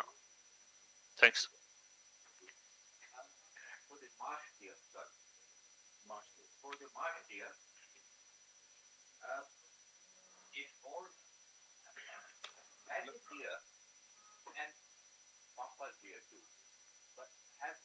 Have the marsh deer developed laid hooves like the other marsh deer living animals like the Chitradurga and the Manipur deer, Manipur sunrise?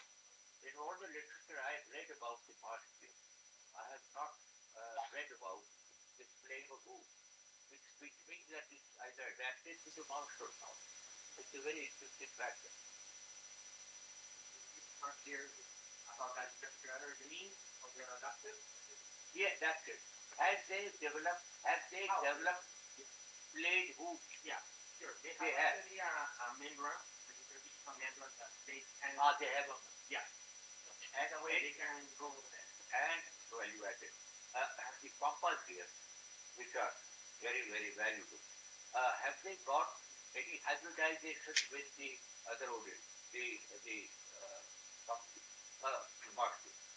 Okay, you know that in the case of the pampas deer, we know actually that there are some sort of species, right, between Brazil and Uruguay.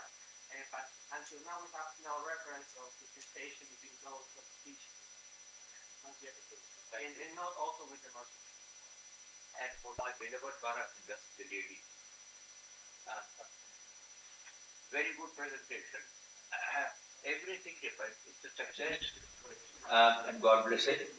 But everything will depend upon the development of grassland.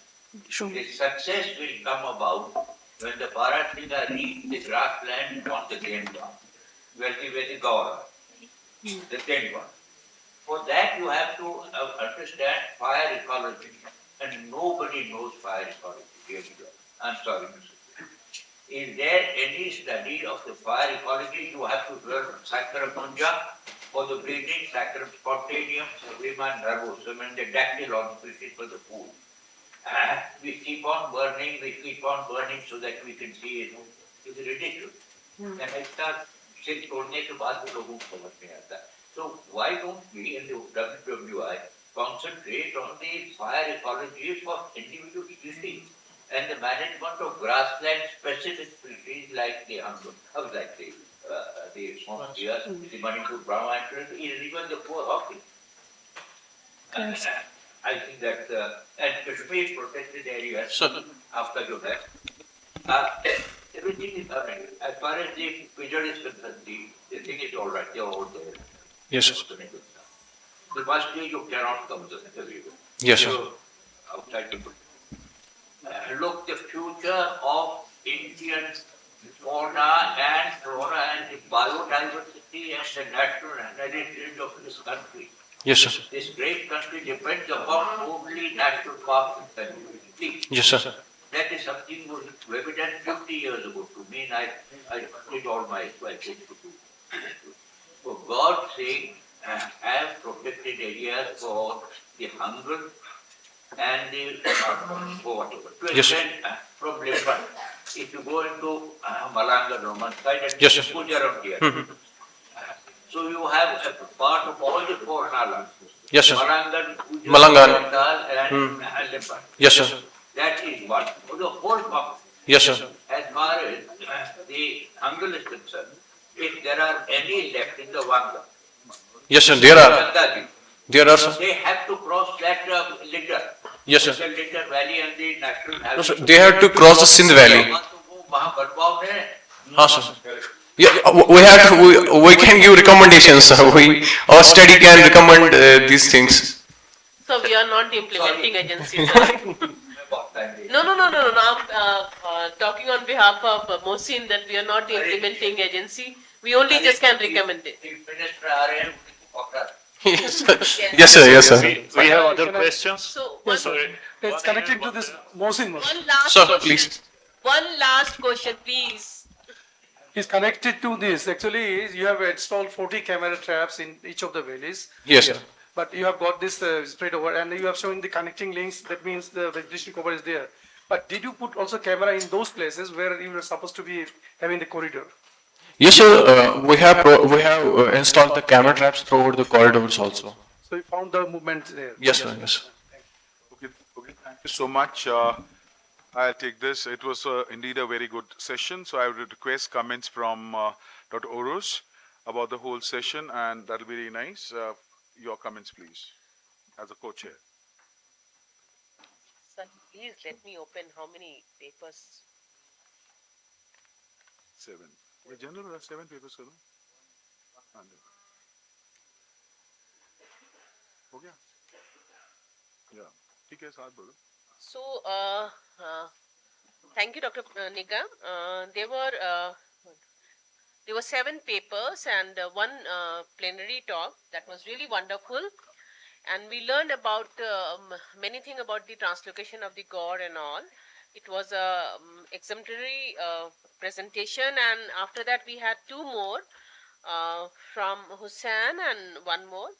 So overall it was very good, very interesting, and discussed lots of practical things which we can do, which we can implement. So I was also one of the co-speaker with Mohsin, and we are doing work in Kashmir Valley, and we have done the intensive camera trapping. So we are expecting really very good result. I think with this, over to you, Dr. Parag. So I would request Dr. Hussain regarding his comments as a co-chair. Thank you very much. It was really nice to see from different parts of the world, from Asia to South America, and it was really great to also see how the animals differentiate in their behaviors and their movements. And I think all of these translocation studies also implies that we need to work hard, because this kind of works really needs so much dedication and political support. Otherwise, we cannot be successful. So we need this kind of studies more in the future. Thank you very much. Thank you so much for these comments. And just on the final thing, great presentations, very nicely done, and giving a plethora of information. Kindly in the back, you can be a little quiet there in the back. So really nice, to see the professionalism, the quality of presentations really good, covering so much of area, giving us new insights about how conservation breeding component, which has been really interestingly said with the studies from Peru. So really nice with a mix of what work has happened in country also, from the work on Barasinga to Gore. So really interesting. This is the future which is going on, is active management, and that would involve having these kind of interventions done. Our populations are dwindling, but they need a support. We have been expanding. These animals are not that way, so they need the entire support. This whole session had been very relevant in the present context. very relevant for veterinarians, biologists, as well as managers and policy makers. So thank you so much. You all have been very patient. We understand we have exceeded a little time, but that goes in when you become a little emotional on wildlife management, but that's part of it.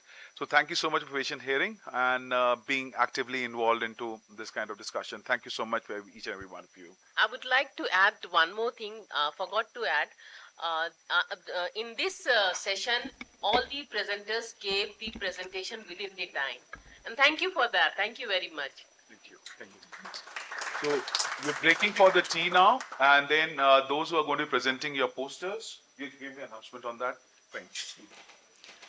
I would like to thank Chairperson of this session on behalf of the organizing committee, Dr. Parag Nigam sir, co-chairpersons, Dr. Arus Ilyas ma'am, Dr. Amrali Hussain sir, and rapporteur of the session, Dr. Khurshid Alam sir, for the theme 5 for handling the session.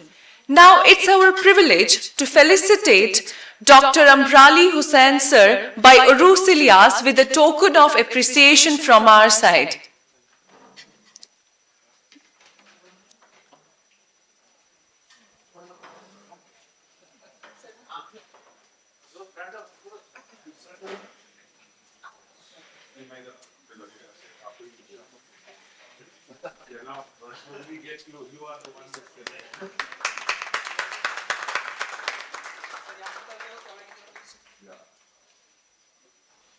Now I request Dr. Arus Ilyas ma'am to felicitate Dr. Parag Nigam sir with a token of appreciation.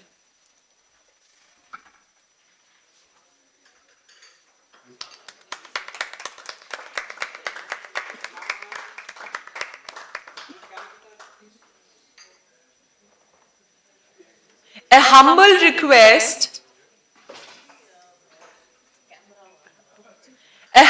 request to Dr. Parag Nigam sir to felicitate our rapporteur of this session, Dr. Khurshid Alam sir.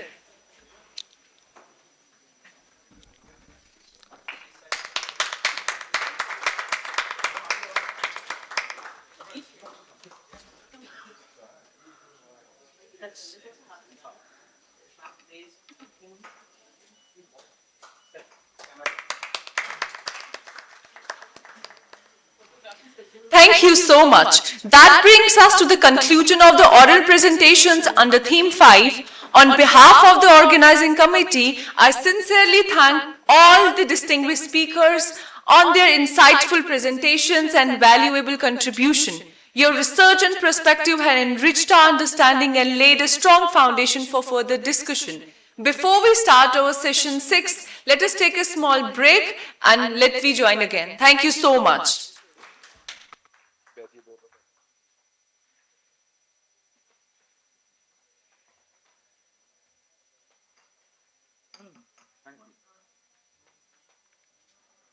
Where traditional knowledge meets cutting-edge technology to address the current challenges faced by our ecosystem and wildlife. The discussions here will shed light on innovative practices, scientific breakthroughs, and sustainable approaches that are shaping the future of conservation. It's my privilege to introduce the chair for this session, Dr. Kaushendra Kumar Jha, IFS, whose vast experience in forestry and conservation has been guiding force in policy and practice. We are equally honored to have with us two distinguished co-chairs, Dr. Stefano Focardi from the National Research Council Institute, Italy, bringing an international perspective on wildlife ecology and management. And we have Dr. Junaid Shah, Managing Director and the Environment Consultants. The proceedings of this session will be meticulously documented by Dr. Rapporteur Samina Charu from the Department of Wildlife Protection, J&K. With this, I warmly invite our chair and co-chairs to guide us through these important sessions and kindly take their seats on the dais.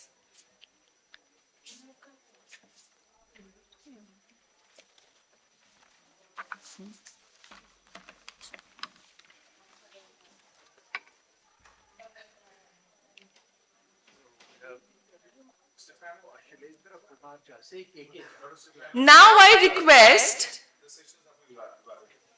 for our first plenary talk, Affordable Wildlife Monitoring, a New Approach to Line Transit Sampling from Vehicles by the Stefano Foccari. Please come on the dais for your presentation.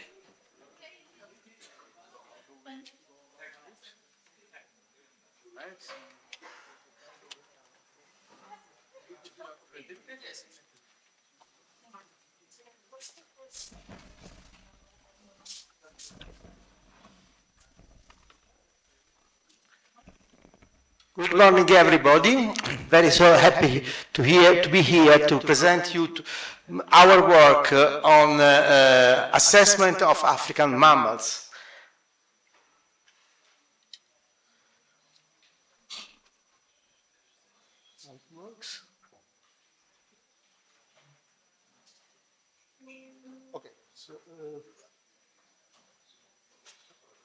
Okay.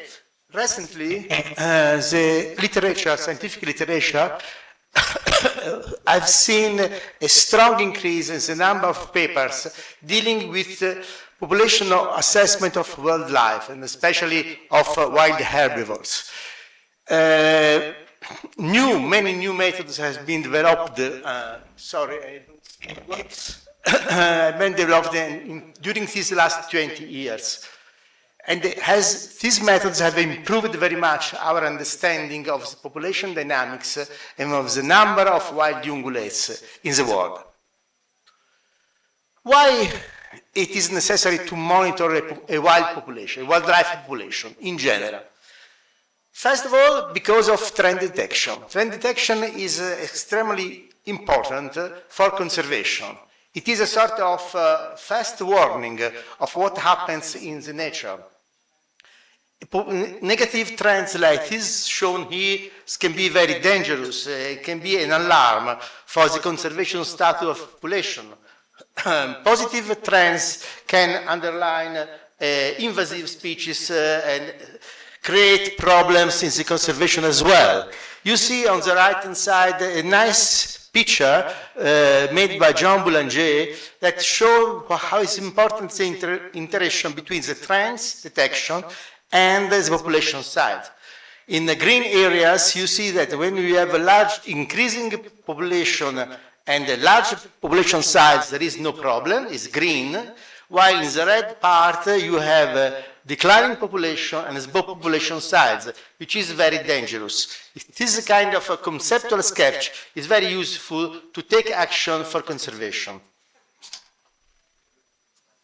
Further, it is useful to monitor population to determine hunting quotas. And this is, we have worked in a hunting area in Africa, and as well in many hunting areas in Italy, in other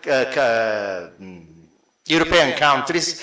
And the assessment of population is fundamental to have sustainable hunting quotas. And finally, it is necessary to measure the effectiveness of a population of a conservation policy. You make a conservation policy, okay, but what's the result of the conservation policy? You have to have a system to estimate the result, positive or negative results of our policy. This is fundamental not to waste money, not to waste time. In many studies, people use conventional distance sampling to estimate population size. And in many cases, especially in Africa, these studies are made using vehicles, cars. And they use the road, the system of the road as a transit. This produces two problems. The problems are that roads are not distributed at random in the environment, of course, and second, that the roads are themselves avoided or preferred by the animal. So the roads are a habitat, and animals can prefer or avoid this habitat. So you have two problems with respect to conventional distance sampling. Not random positioning of the transit and potential avoiding of the transit by the animals. we asked if it was possible to develop a model to deal with this kind of bias. Because if you have a bias, your results are biased, and so your results are wrong fundamentally. And you can have a wrong information on the population. In fact, we want bias should be reduced as much as possible, and if it's not possible to reduce by design, so to have an appropriate design, because in some cases, like in this case, it's not possible to have an appropriate design, you have to use mathematical modeling to eliminate or to reduce the impact of potential bias. This is conventional distance sampling. You have an observer here which moves along the transit, line transit, and at a certain point he observes, or he or she observes an animal, and takes the measurement of the perpendicular distance from the animal to the transit. The assumption is that the detectability of the animal along the transit is certain. Yes, but I have to stay here. So, can you hear me? Yes. Okay. Detection of the it must be certain, and that the distribution of animals along the transit is uniform. This assumption is based on the fact that line transit are located randomly on the system. So they are independent from the position of the animals. So the result is that the distribution of animals is uniform. These are two basic assumptions of a conventional distance. In our case, we introduce the bivariate distance sampling. You have a car, you move a car along the road, but you don't consider that detection of the animal is instantaneous, like this case. I move, I see the animal. I consider that I have a span, a length, which is indicated with y max here, where I can detect the animal. Because you move the car, then it can be seen in different points of the road. And some animals is completely missing, like this giraffe, but this animal is detected. And detection, when you detect, you can compute x, and you can put yt, the distance between the observer and the transit, the point of detection. So the process is not instantaneous, and you can use survival models to make this kind of computation. I don't go into the details of the survival. No.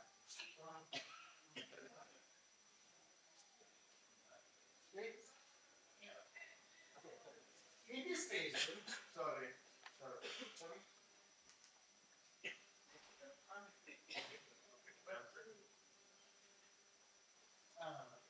In this case, okay, fine. In this case, you are not obliged to have the center detection on the road. In fact, you see road ones can be less than 1 because you compute detection probability, and the general distribution is maybe not uniform. So the animal can avoid the transit after they return to the use of normal habitat. So you have a sort of sigmoid shape for the presence of the animals on the transit, along the transit, and not a uniform distribution.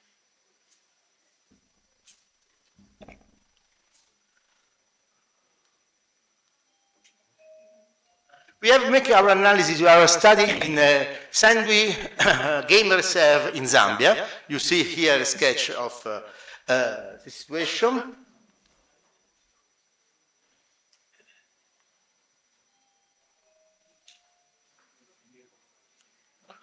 We use a car.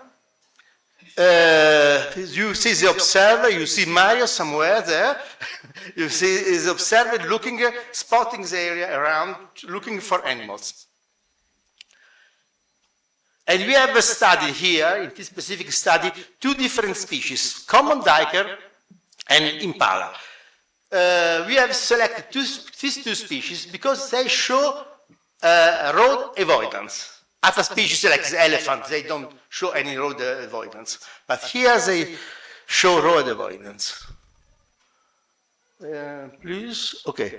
You see in fact here that the plot of x is equal to y for the diaper is empty here. So it means there is avoidance near the transit. While for the Impala is much lower. This effect is much lower. Oh, sorry. Again. Okay. This is these are the results. In gray, the eastern gray are the observation, are the detections. The red line, it is a predicted detection we have, and you see the detection is lower near the transit and is a maximum at some distance to the right. This is not very strong for the entire, it's very strong for the diaper. And these are two functions. The dotted one is a detection probability, and the continuous line, it is a distribution of energy. So we are separating detection probability from position of the animal, and the product of these two lines is the regular. It's a predicted observation. Here, just to show you the difference between conventional distance sampling and two-dimensional distance. In conventional distance sampling, usually you see that you show, you estimate less angle. It is logical because we have a reduction of observation near the transit. So it's logical that the conventional distance sampling estimate less angle than the bivariate distance sampling. You can see in both species. Here or here. So we have a system to deal with rodeboids. The two distances of sampling allow us to estimate detection probability if there is rodeboid. But what about the problem of non-random line placement? There's another problem. We can use density surface modeling, which is very much used now in the framework of distance sampling. But what we have done here is to connect, mathematically to connect. Oh. I don't know why this is work. Okay, we have connected the detection function from distance sampling to the density surface model, which is necessary to compute the density, the local density of the area. Because density surface modeling allows you to compute the local density of the area, not the area density, even the local density. Here you see the results. This is the study area, and these are the density of the animal along the study area. You see that the impala prefer this area here, which is the area of the rivers, because we have made this analysis during the dry season, so the animals tend to stay near the river. While the common diker stay in a more bushy area in the north part of the preserve. These are the population estimate of the three different methods. So, density surface modeling, conventional distance sampling, and bivariate distance sampling. And you see that density surface modeling will correct for the distribution of the animal, of the road of the animal. In fact, you can estimate less animal than the two-dimensional distance sampling. Because the roads are in area which are more frequented by the impala. Because impala, the roads are made for the hunters. The hunter wants to shoot impala, so there is a correlation between the presence of the impala and the road. So it's just a way we correct the overall estimation, and we reduce what we have computed by two-dimensional distance sampling. The inverse holds for common cycle. For common cycle is greater the estimate of this density surface modeling, that is estimation of bivariate distance sampling, because we have undersampled the area where common diker lives. And so we have to correct for that.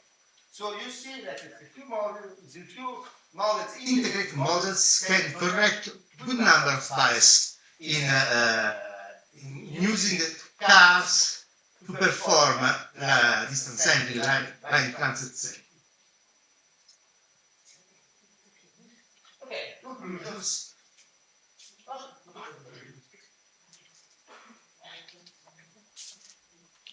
Conclusions. Allora, many protected areas, game reserve, need quick and cheap method of population assessment.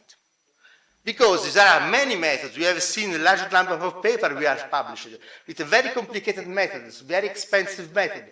But in underserved areas, it is necessary to use cheap methods and very fast methods. Because there are other methods, like for instance, camera trapping. Okay, it's very good, but camera trapping takes a lot of time.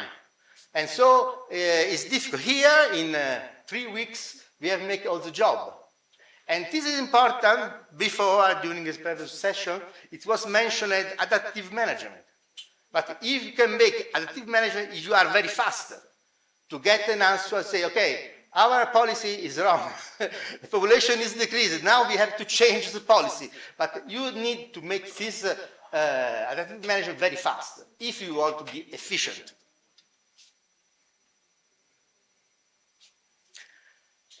The method here we present is potentially unbiased and can be used in area where the forest is relatively not very much dense. We have it's not very dense, and there are roads. Roads assure also the security of the operators, the observers, because in Africa it's not so easy to go around, it can be dangerous. So to be in the car is safer. And all this is very complicated. Mathematically, it's not simple. But what we have done, we have prepared some notebooks to make an easy use of these methods without entering the complication of the likelihood estimation, this kind of stuff. In the other, we approach, I would say, mixed forest, not much dense, with number of rows.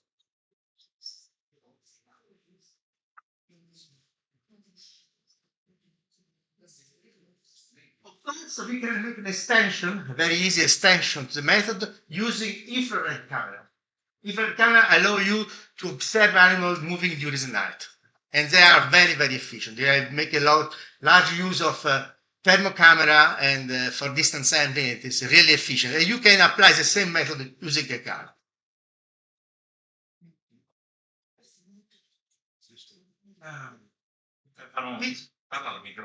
Sì, però my problem is I don't see very well.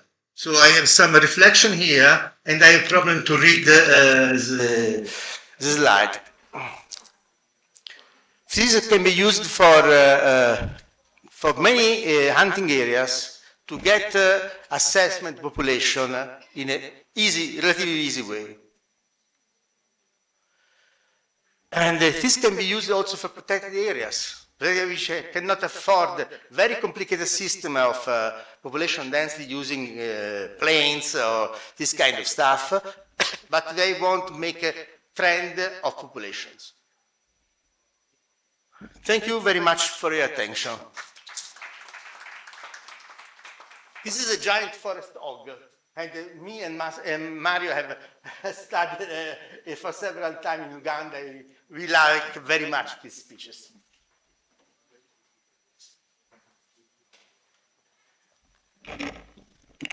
Thank you so much, Dr. Stefano Foccari, sir, for a very informative plenary talk. As you have been very well known for your work on ungulates, including wild boars and various deer species, your contribution has significantly helped in improving monitoring techniques for wildlife. Now, our next talk on population and movement ecology, insights for conservation, is from Dr. Bilal Habib, a conservation biologist, a professor at WII, and a leading expert and nodal officer at the Tiger Cell. We are welcome, sir.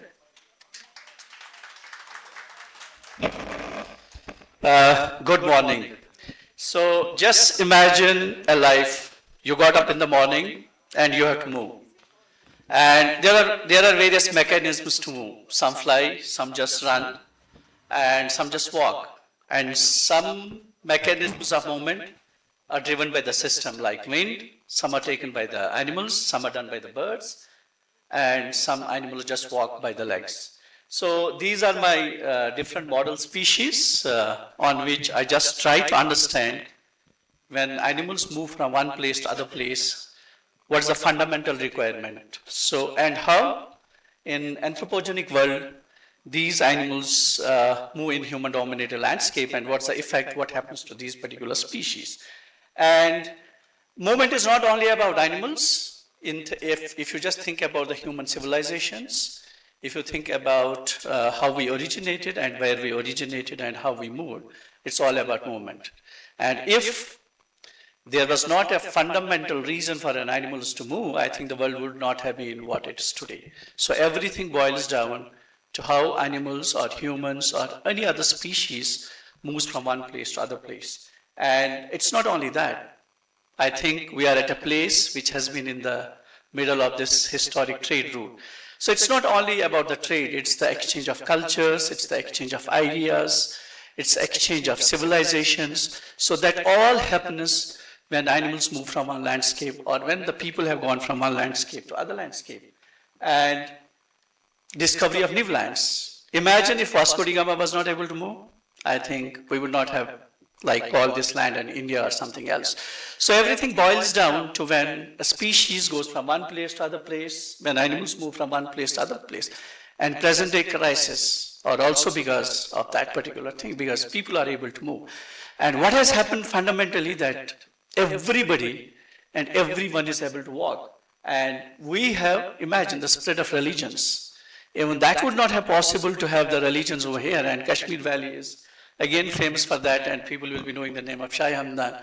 That's a reason, and that's the only reason because the people were able to go from one place to other place.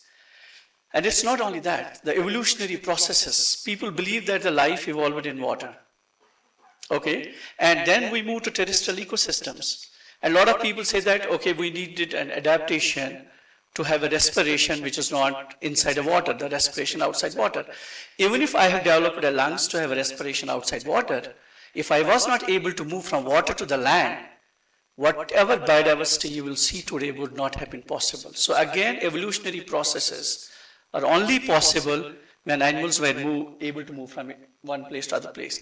And we all are aware about this. This is an ecological process. So Africa will not be Africa without this. And this ecological process is again maintained by the animals moving from one place to other place. So this is the monthly chart.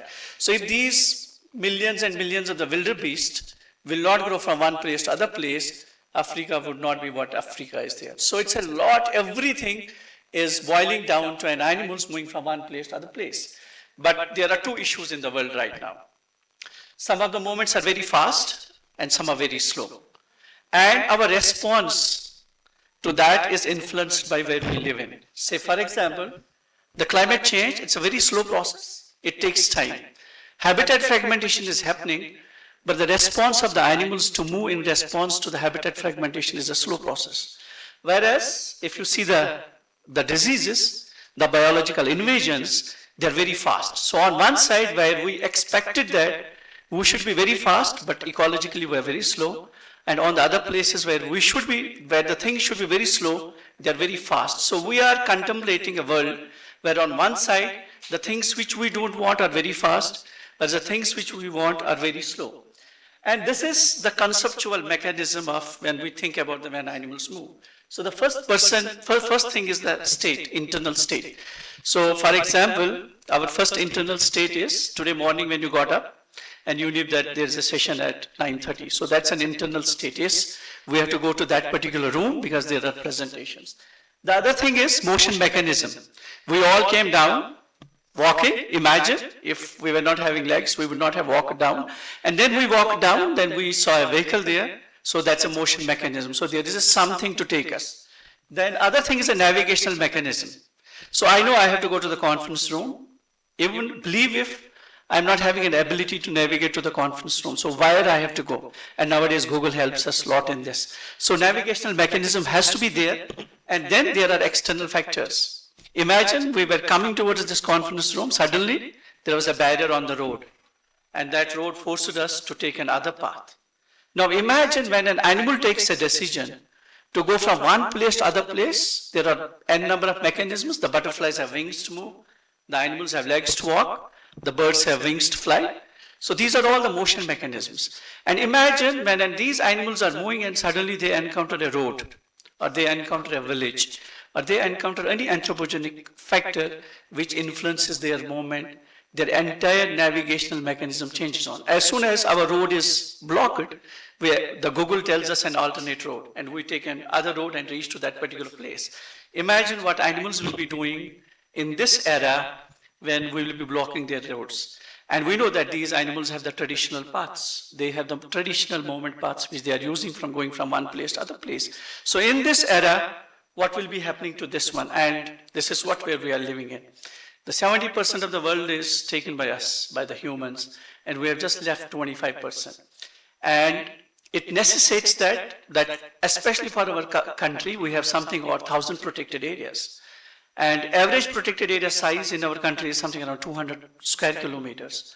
None of the species is going to survive for next 100 years in our protected areas. We don't have Yellowstone National Park. We don't have protected areas like Africa.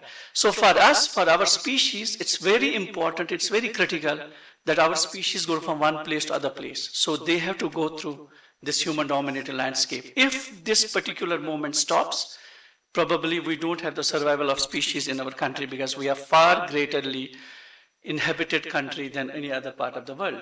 And this is all that when animals are going from one place to other place, one protected area to other protected area, we are talking about gene flow, we are talking about the movement of the animals which influences them, and we are talking about the other ecological dynamics which is associated with this particular species. So in the last 17 years, these are the species systems which I have tried to work on and try to understand how these different species, they are influenced by the humans when they go from one place to other place. So something around 104 animals collared for this particular presentation. It's not possible for me to talk about all these particular species, but I will just give you some critical things which has come out because of this.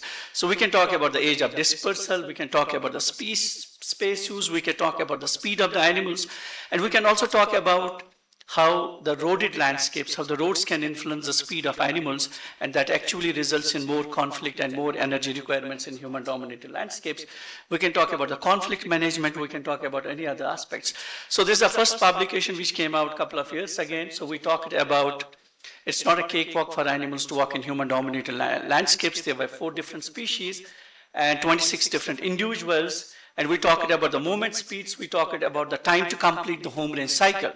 So for example, you have a home, and if you have 5 rooms in a home, how much time it will take you to go all the rooms? Similarly, animals have a home range, and we have found that in forested areas where there is no human presence, animals cover their entire home range within a day. Whereas in human-dominated landscapes, it takes 2.5 days for an animal to cover the entire home range. So more time to go across the home range means more time spent at different places, which probably will force these animals to go to encounter humans. And we also talked about the core areas. If you go to the forested areas, you have a single core area. If you go into human-dominated landscapes, you have a multiple core areas. So when you have a multiple core areas, the chances of humans to interact with animals is higher as compared to the forested areas. And we have done something around 35 tigers till date. 50% of these tigers were in human-dominated landscapes and 50% were in protected areas. And we focused on the most important stage of the animal, which is the dispersal stage. So we collared animals from 18 months of the age and followed them till something around 2 years, 3 years, and some of our animals were collared for 7 years. And this is what we have done. We have tried identification of the movements, how they walk in a landscape. We have tried to find out the difference between the dispersers versus non-dispersers. We have talked about the space utilization. We have talked about the distance traveled per hour and how this is influenced by human-dominated landscape. We are talking about the movement behaviors. We are using an accelerometer data to differentiate between when an animal decides whether I should walk or not, whether it's influenced by the human presence, it's influenced by the climatic factors, or it's influenced by where that animal is. And when an animal is in a human-dominated landscape, and how animals are going to use those smaller forest fragmented patches. And these are the 2 publications. I think there are 3 more publications which are in the final stages of the review. They may be coming in this particular year. So we done something around 25 leopards, starting from Kashmir to Maharashtra, and we have found that almost the same parameters, but the most interesting thing with the leopards are we were working with the sugarcane leopards. So these are the leopards in an areas where there are no humans, no forest, just the humans and the sugarcane, which provides habitat for these animals. And this is a crop which is cut into pieces, like you cut this field this year, the next field this year. And if you see this picture, there's a baby. The difference between the baby and the leopard encounter is just the sight of the mother. As soon as this baby is out of the sight, it is gone, because every agriculture field has a leopard. So I say that as soon as you turn your eyes off the baby, it's gone. So in this landscape, we have done something around 15 individuals, and we have put also some of the cam collars on these animals to see how they travel in these landscapes. And what we have found, that, sorry, I will see if it will go. Can you go back from there?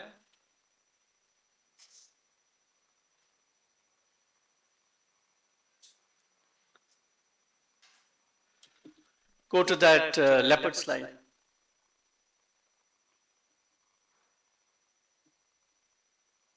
Next.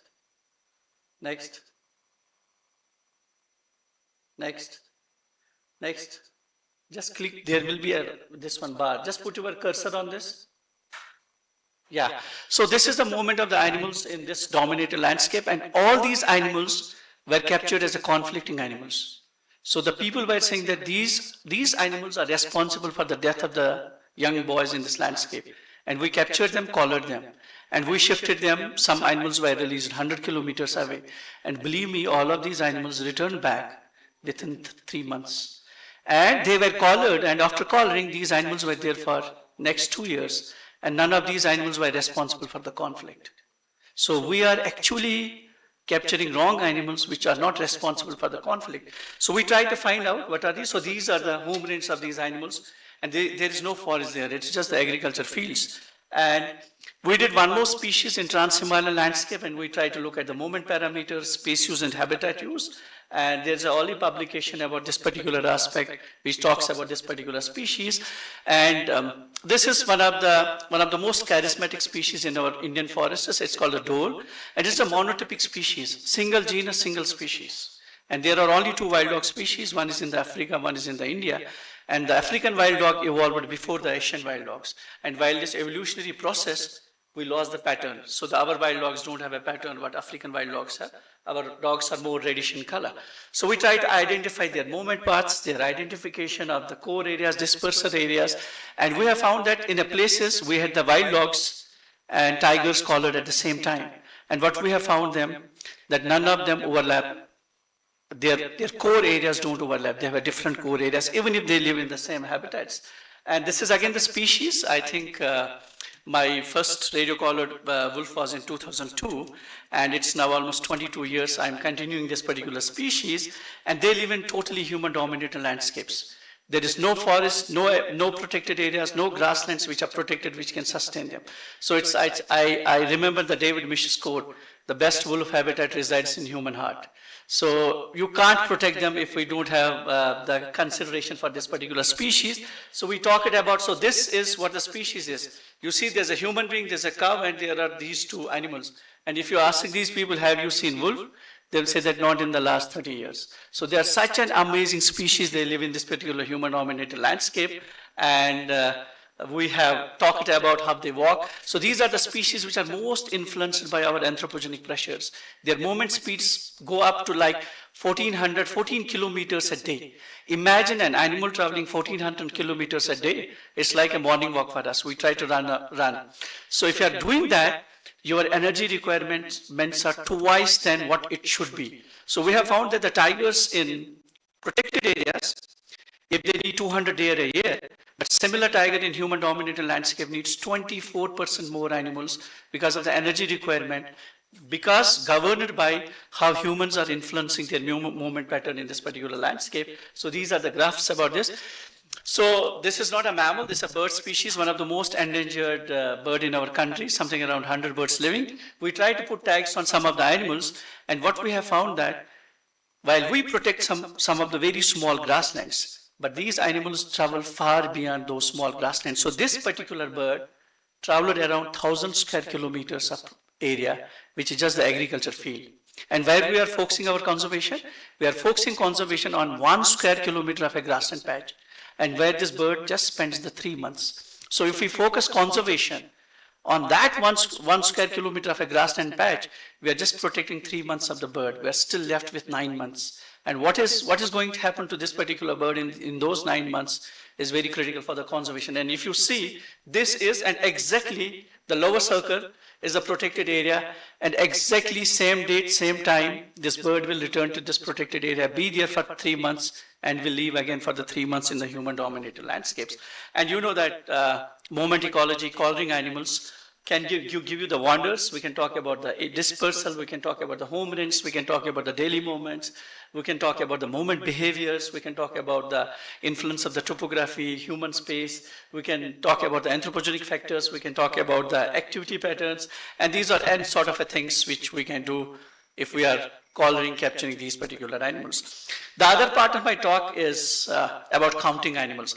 I'll just give you one example because there are so many things in this particular aspect, but I think I'm in a place which is a stronghold of the snow leopards, Ladakh and Kashmir, and I think I'll just give you one example. You know that this particular animal is very difficult to capture, and it has a long hairs.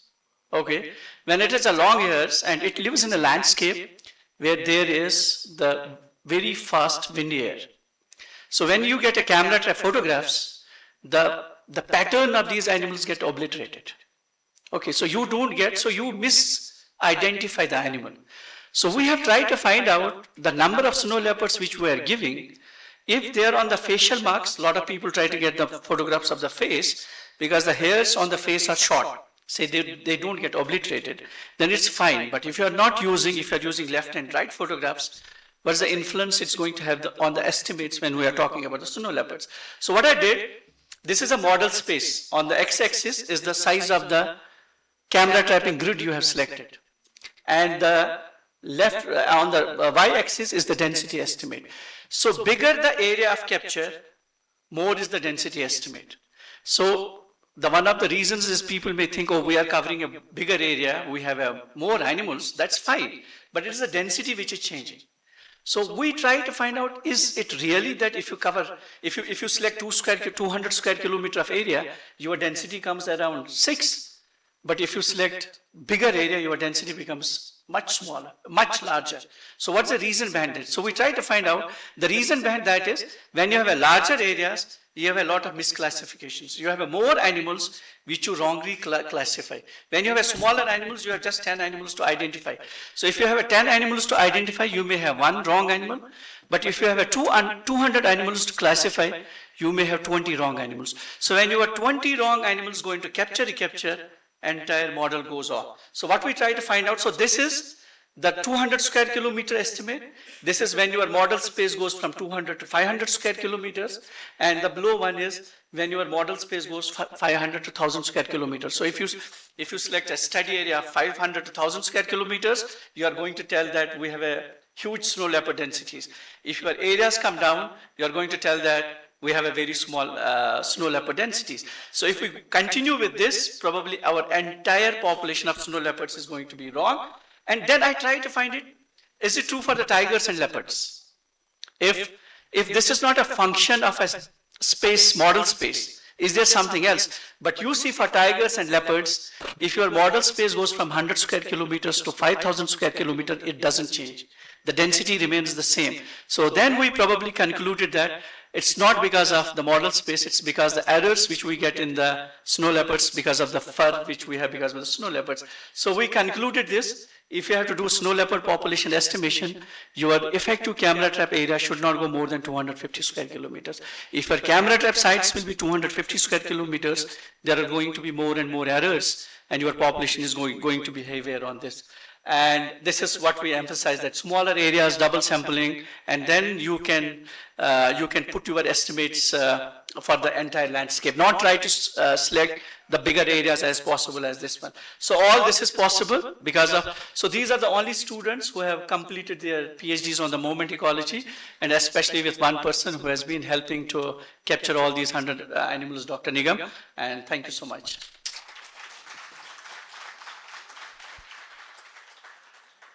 Dr. Juan Herrero is present. Dr. Juan Herrero is online, so then maybe I take it. Thank you so much, Dr. Bilal Habib, sir, for the wonderful invited talk. Now, I would like to welcome on dais Dr. Kaushalya Kumar Jha, IFS officer and a distinguished academic in the field of forestry. Dr. Jha is involved in significant research on vulture habitats and other avian population. You're welcome on the dais. Which one? What? This one? Yes. Okay. Good morning, all of you. I had been a hardcore technical forestry manager for more than 3 decades. But after my superannuation, I got some inspiration from someone I'll talk about in a minute. Changing my field.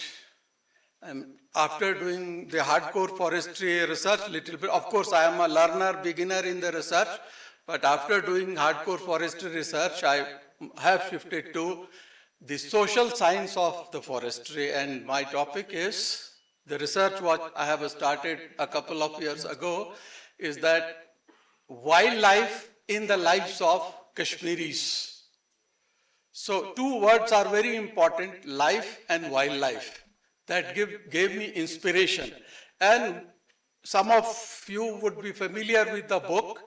The title is A Life with Wildlife. That book inspired me, and most of you would be knowing the man is already present among us. He is the legend, living legend, Dr. M.K. Ranjit Singh ji. He is my inspiration for starting this work. I would request you to give him a big hand for doing many things for the conservation. I think, to my estimation, I already said I am inspired by his contribution, and now I move on to the topic. Oh, it moves like this. How do I go back? Fine. Okay, so basic hypothesis is there. The association of human and wildlife, wild animals are present or available in all walks of the life of the people. 1. Number 2, the knowledge is scattered, knowledge about the wildlife and human interface is scattered in oral narratives of the people, and then in the textual form of old scriptures, and then the new literatures also. The third hypothesis on which my research is based is that heritage-based knowledge often gets modified or lost due to socio-cultural developments that follow the passage. And the 4th one is, it is very necessary to make attempts to preserve such knowledge for posterity so that it can inform policymakers for better management of existing diversity.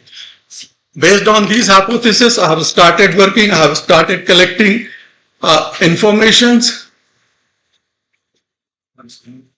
Why it is not moving? Okay, I started collecting data for this, and you can see conducted semi-structured interviews and group discussions. These are the important places I have already covered, and I am continuing to cover it. And after this, and of course, literature consultation is always there. We find a lot of things in the literature. I try to validate the information given by the people. And the information what I have collected till now, I'll give you through some of the examples. Quickly I rush through. You have the wildlife in the rock arts. In the rock art, it's time immemorial, and you can see this one, you identify the animal, ibex is imprinted on the rocks. Then this one is yak, is also imprinted on the rock. The next one is wild ash. Then you have deer. All these rock arts are from the Ladakh area, Leh area. After this, you move little bit up towards the modern age. This is the Harvan terracotta tiles where you can see the animals, wild animals. Probably that is Hangul, I guess. I'm not sure what it is. You can identify, but there is definitely an ungulate there. And the second one, also the hunting sea, the ungulate is being hunted. The next one, we move. Now we move to the art in religion. If you go to the monasteries, you find wall painted, all the monastery wall painted there with Buddhist themes. Animals are there. You can see some of the animals. The deer you can see in the first smaller circle, and the larger circle, green one, you see yak. We go for another thing, another painting. Again you see the ungulate. In both these two figures, again the monastery painting, wall painting is there. This one, the folklore. You can hear these songs these days. This is still sung by the people. And then this ibex hunting song. The song, you find the ibex there in the bold letters. The translated form is there. The next one is post-hunting dance song. Again, you find ibex, description of ibex there. So it is there in the folklore. Then, again, another form of folklore, proverbs. If there's the Kashmiri people, they can appreciate it because I cannot read Kashmiri, I cannot speak them properly. But again, they are mentioned there. Deer is mentioned there, yak is mentioned there, ash is mentioned there, and colt and ash are there. These are the examples I have been able to collect from the people and the literature.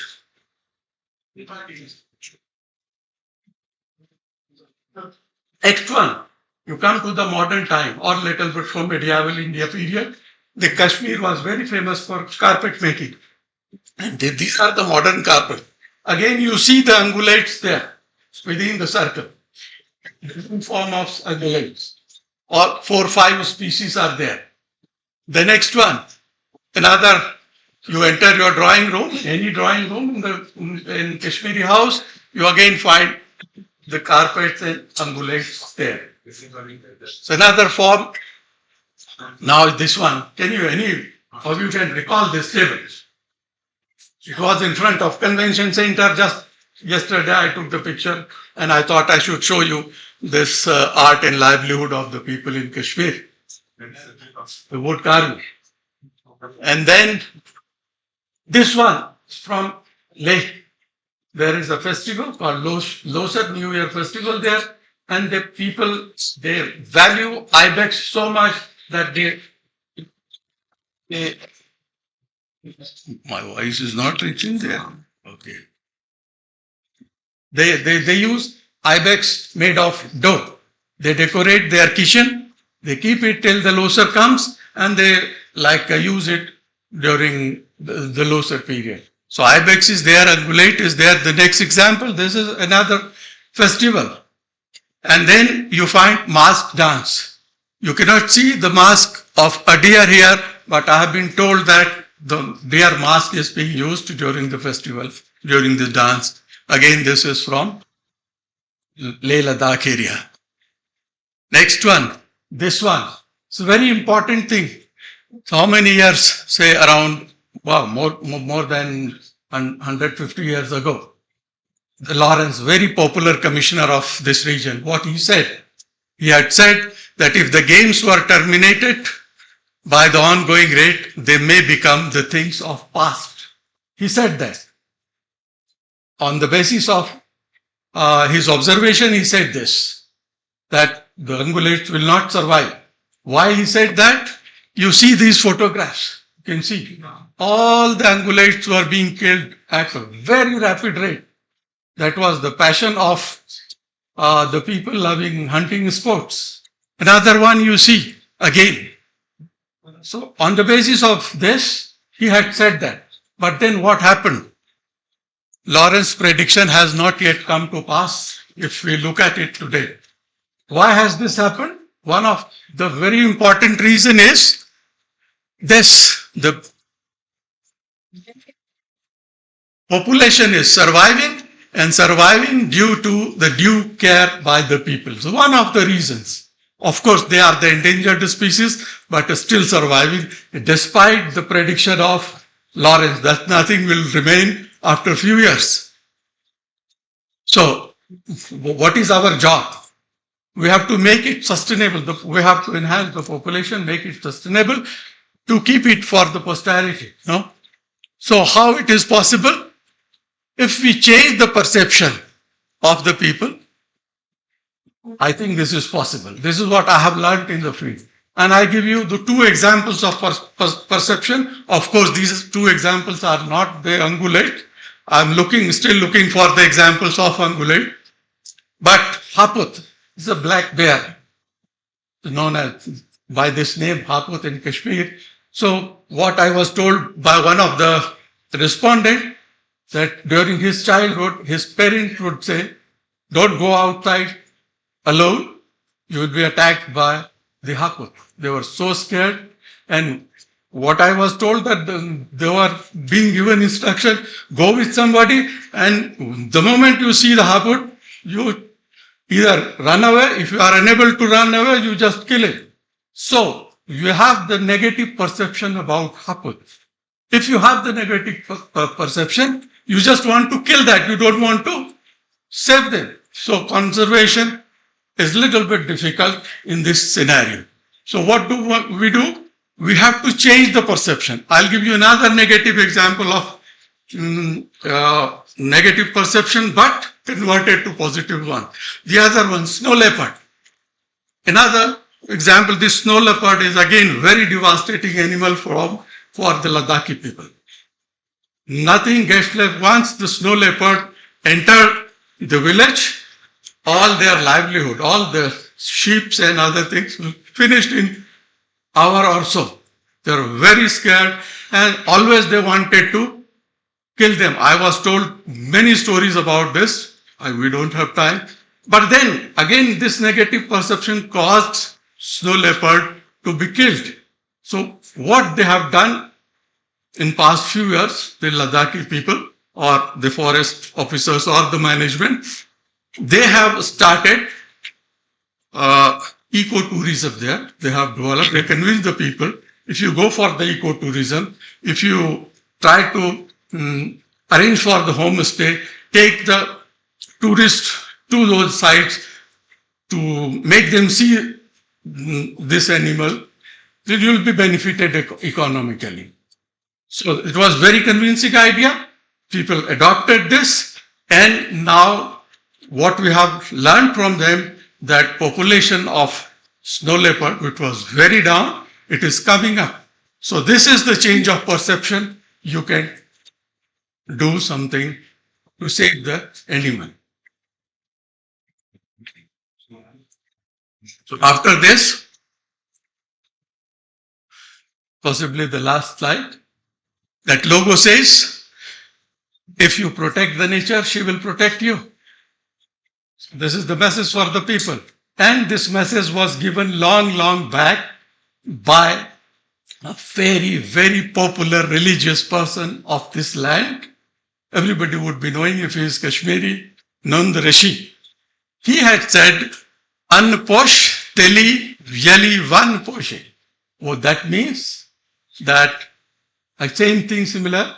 If the nature is there, if the forest is there, if the wildlife is there, you are there. If they are not there, you are not there.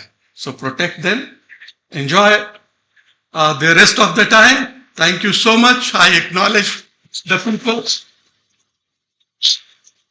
Oh, why it is not coming? I want to really acknowledge them. The last slide, please. Can you move? Yes, the people who gave me all the information, who are trying to save the ungulates and other animals in the land. Thank you so much, everybody.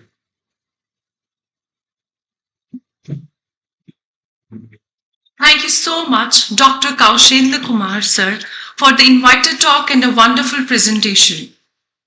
Now I humbly request Dr. John Hero, Associate Professor at University of Zaragoza, Spain, being a biologist and ecologist with a deep focus on the applied research of large animal conservation. He will be joining online on the topic entitled as Demographic and Sanitary Characteristics of an Expanding Ribbon Wild Goat Population Living in a Semi-Arid Environment. You kindly bear with us till he joins online.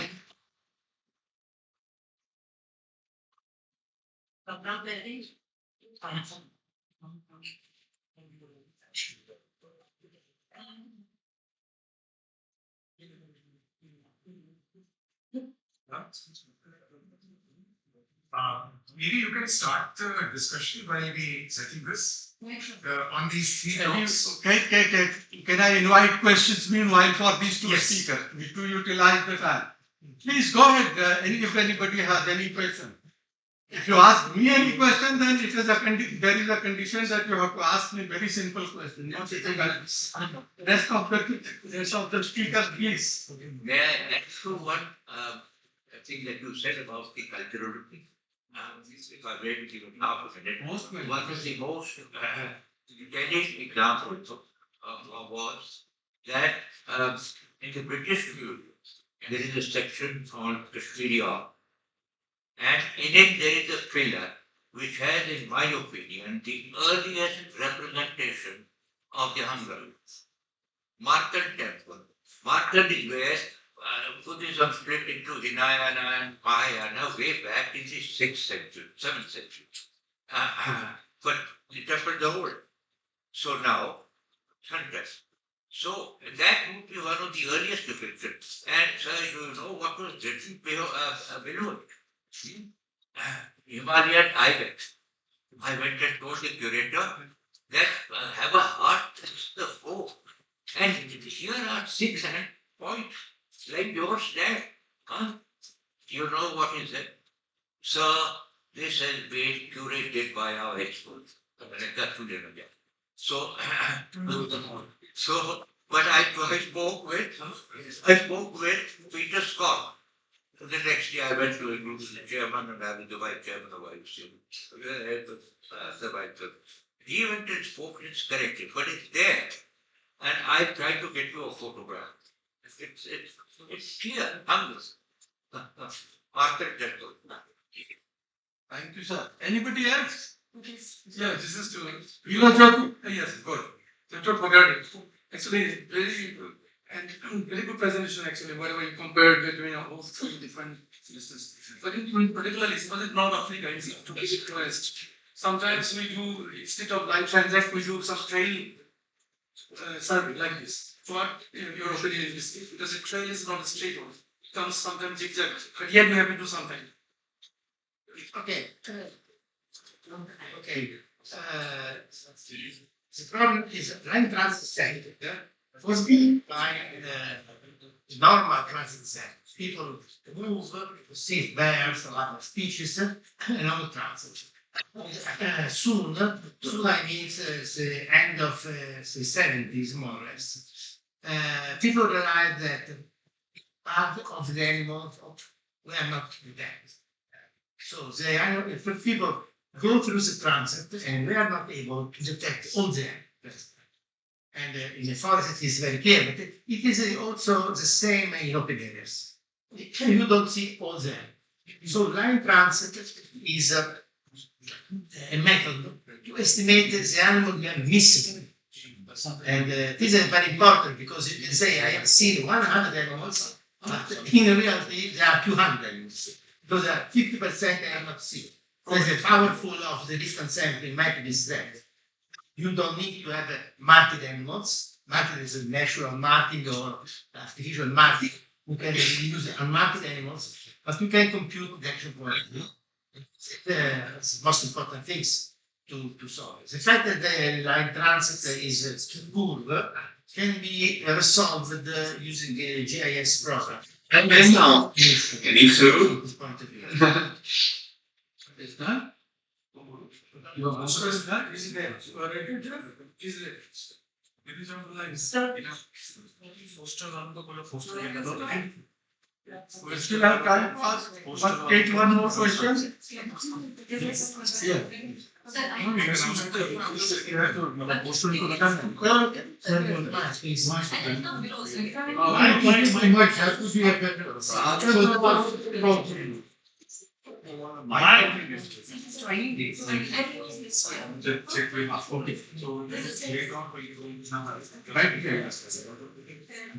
Hello.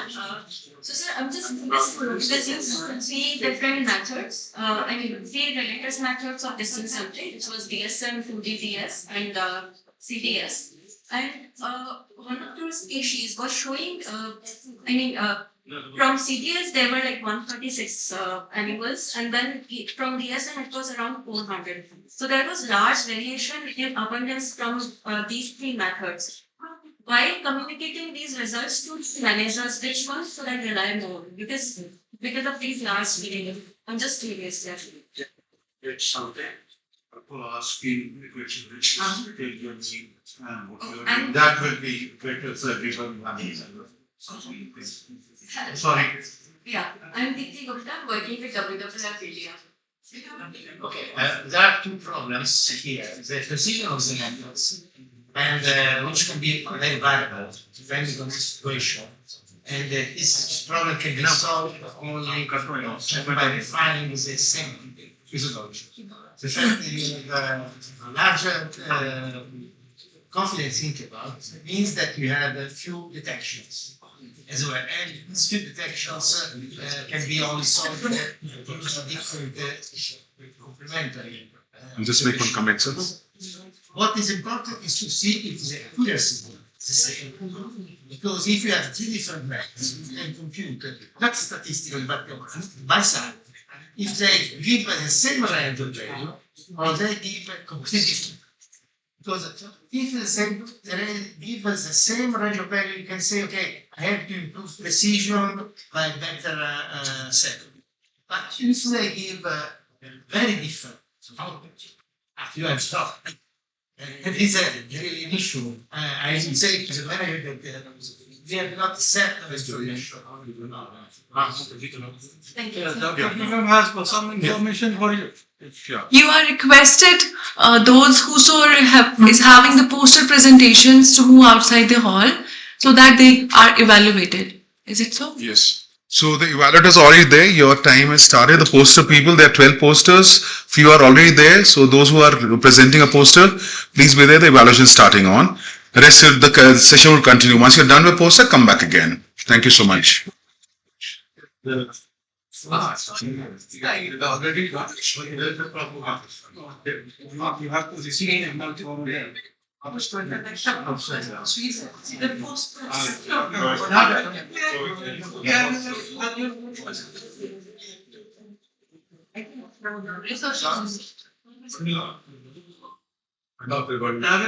have time. Sir, do we have time for another question? Yes, please, sir. I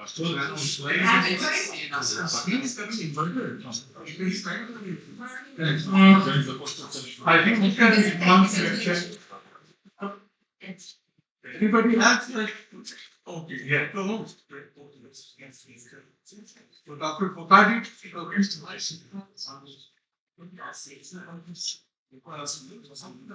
can we have a mic out there so that people don't have to around? Can we have a mic? I think volunteering inside the hall. Sir, John.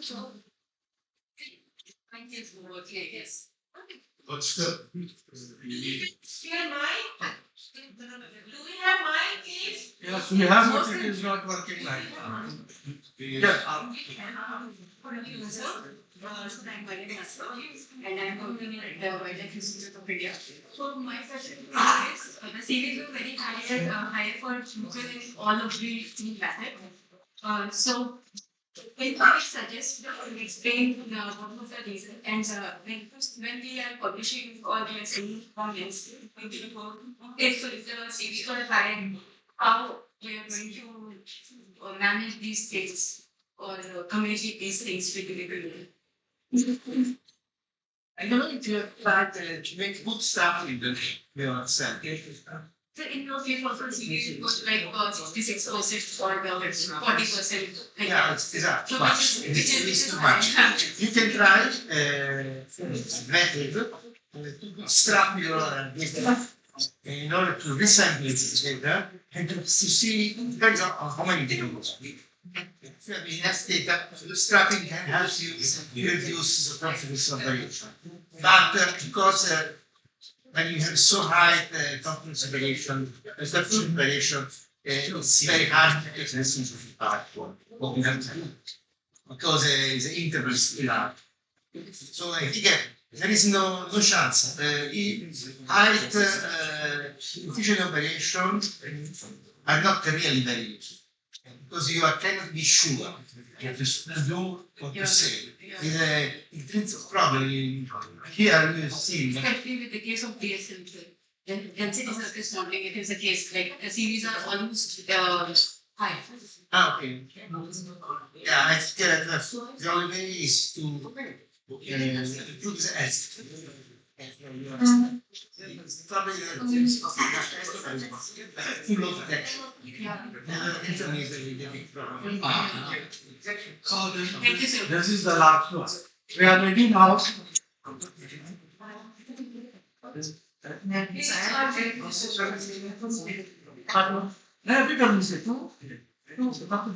Oh, Dr. Bilal, if you have a question for me. He says that it's okay.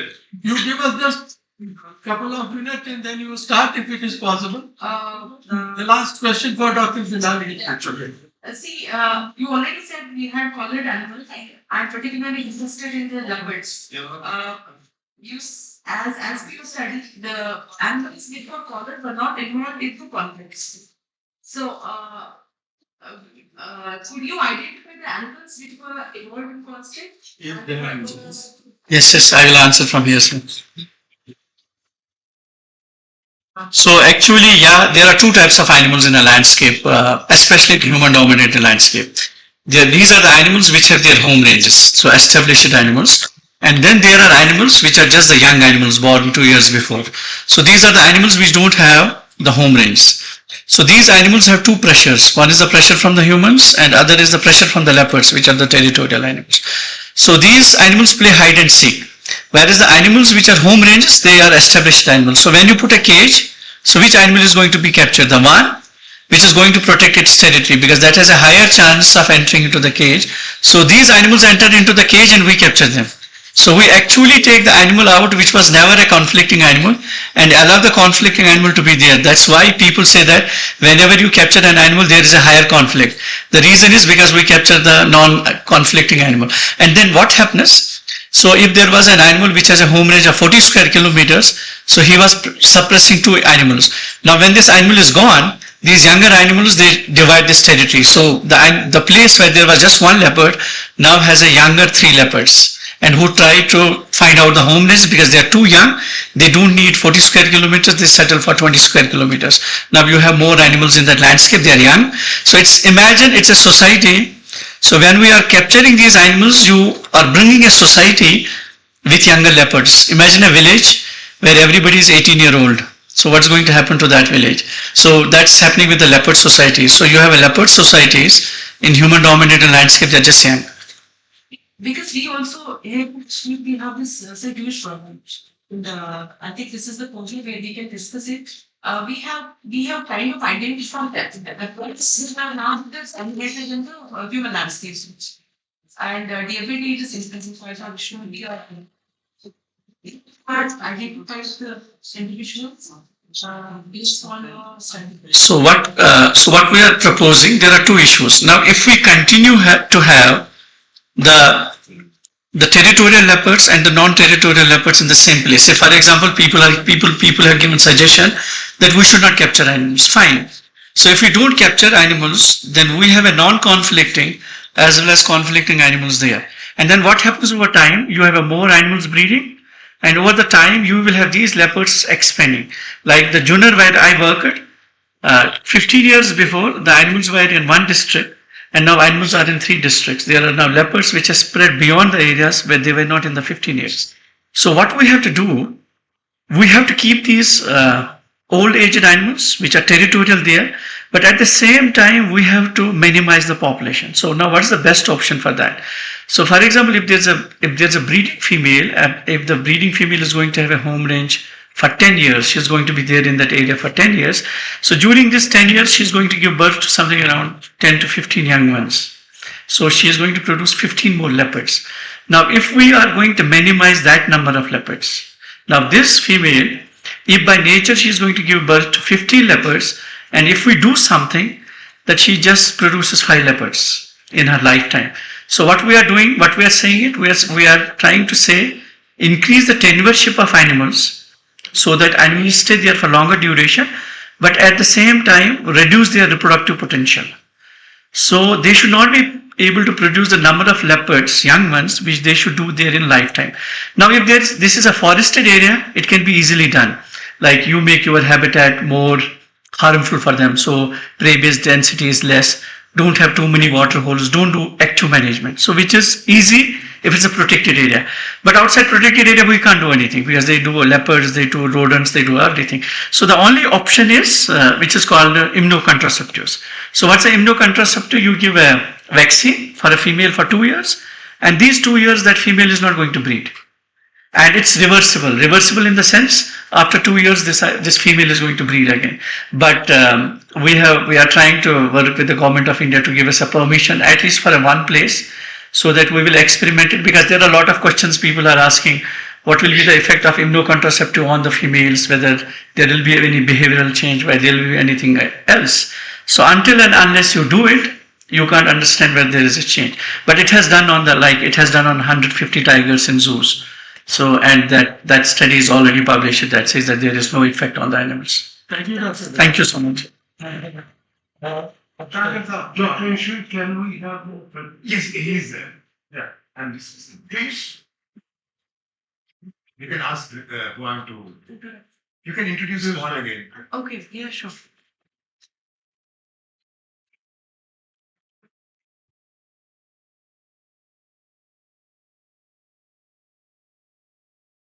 I humbly request Dr. John Hero, an associate professor at University of Zaragoza, Spain, being a biologist and ecologist with a deep focus on applied research of large animal conservation.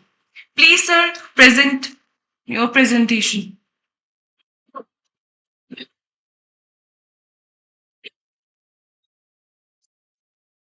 Yes, thank you. Can you hear me well? Yes. Yes. And you hear me well, and you see me? Okay, the screen, everything? Both the things. I can't hear you properly. Please go ahead. We can see you as well as hear you. We can see you as well as hear you. So you are audible as well as your presentation is visible. You can go ahead. Okay, so I can start? Yes? Yeah. Okay. Good morning, dear colleagues. I'm Juan Rivero from Spain, and I'm going to tell you about the work we have been doing in the last years regarding monitoring of the species that is doing quite well. The caprine, half of the caprine in the world are not doing well. Well, the Iberian Wongales is a success story. So, the content of my talk is divided in background, the aim of our work, the methodologies we use, the results we obtained, and some conclusions and perspectives, okay? So first of all, the background. The Iberian wild goat, which is an endemic species of the Iberian Peninsula in Europe, has suffered an incredible expansion in the last decades and is increasing in size and distribution and is now occupying areas where it has not been for many years. It has been recently been assessed as least concern by IUCN, and even if we don't have proper updated figures, we are probably talking about more than 100,000 animals. It is a huntable species in Spain, and it is also a species that produces crop damages. So these two concepts are always together. The need to control some animals that produce damages, and at the same time, the important revenue that trophy species like this is representing in the international trophy hunting market. This is the distribution, updated distribution area of the Iberian wild goat on the left.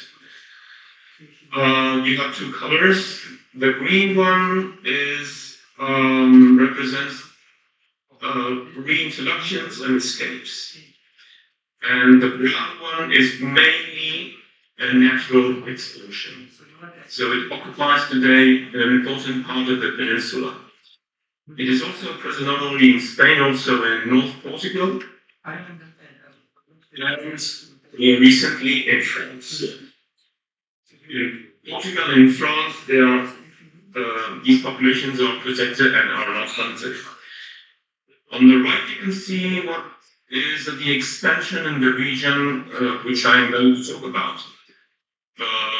The area is expanding, the populations are merging and contacting. And every year we have to update a little bit the distribution because it's still expanding. So aim of my presentation is the aim of our monitoring, that is undertake demographic and sanitary monitoring of Iberian wild goat in a specific province which is called Zaragoza in the region of Aragon in Spain, to promote its recovery and enable its sustainable hunt. So the hunting is based on the results obtained in the monitoring and the coexistence with people and their interests. I underline that this is something relatively new. 50 years ago, the species was not there. So, the methodology that we use in the monitoring. Since 2006, we are performing itineraries by car, walking, or by boat in 19 areas with the presence of the species. All the groups that are seen are mapped. We perform coordinated surveys, and we also check the casual encounters, but in some cases are important.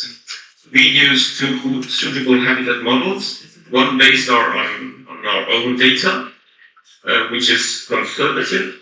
It was very good at the very beginning, and then we just consider as potential habitat slopes over 30%. Both models, both methodologies have been published. You can see it on the right. We started with 4 annual surveys. Then, when the number of animals wasn't sufficient, we went to 3. And since 2018, we are performing 2 counts. One during the parturition period, another one in the rut. Since 2023, we are using viewsheds to calculate the surface that is monitored. So this enables us to calculate also the density and give a total number of animals existing in the province. Our field work is adaptable to the expansion. It's sustainable with the resources we are using, and it's coordinated between more than 100 people doing the field work and cooperative in the sense that we move along the territory and help each other. Field work is performed by rangers, hunters, volunteers, and ourselves. These are the 19 areas, and points are the results of 1 year monitoring, with the results during the rot, in green, and in red, the ones that performed during the conservation period. Also, all the dead, wounded animals are gathered and analyzed in the Faculty of Veterinary of University of Zaragoza, and all this monitoring, sanitary monitoring, is included in the Aragon's Game Species Health Monitoring Program that started in the year 2000. Not a lot of information, but of high quality. So let's go to results. On the right, you see the map of the province with the movements of the animals, the origin, the years they arrived to the different cliffs where they live. And on in red is potential habitat, which comes from the model we elaborated from the field work. So this map is updated every year because every year we have new spots where Iberian wild goats arrive in a very predictable way. So all the process is just following the use of this model. Overall, the habitat is very fragmented, and the cliffs where these goats live are acting as stepping stones in a metapopulation process. We consider all potential habitat is occupied today in the areas where there are goats, and new occupations occur every year. But goats are crossing rivers, roads, highways, and the model is working and is helping us to understand what is going to be the result of all the process in the following years. Predicted. This is an example of two itineraries in red. The goats seen during all this period, and I now overlap the view shed. So the view shed allows to know the surface that is monitored. As you can see, we only monitor a small part of the total potential habitat. We are not going to be able to do more than that, but we can extrapolate and we can calculate the density and using view shed and seed animals. Okay. This is the trend. We go up 12% annually. Important trend. And two important parameters. Sex ratio is decreasing because hunters don't have interest in hunting females. This is a problem. And productivity is variable and stable in the sense that it is not increasing or decreasing. These are two important parameters.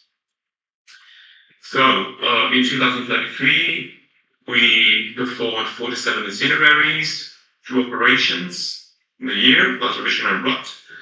Overall, we walked by car almost more than 600 kilometers. We saw nearly 2,000 wild goats.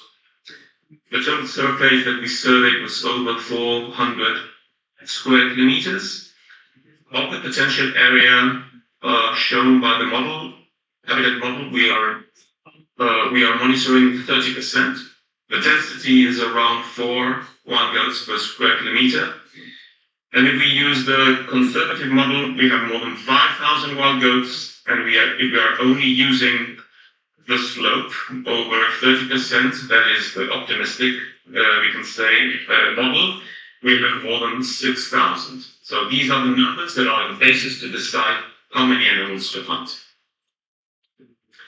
The sanitary survey has given not so many results, but I would underline the importance of road traffic trauma and the arrival in the last years of mange, which is going to change completely the whole picture. This is the same, but this is how an animal which is suffering mange looks like. Hunting is increasing. We started with 2 animals in a year, and now we are over 500 animals per year hunted by local hunters. Conclusions and perspectives. There has been an important increase and an important expansion that is not finished yet.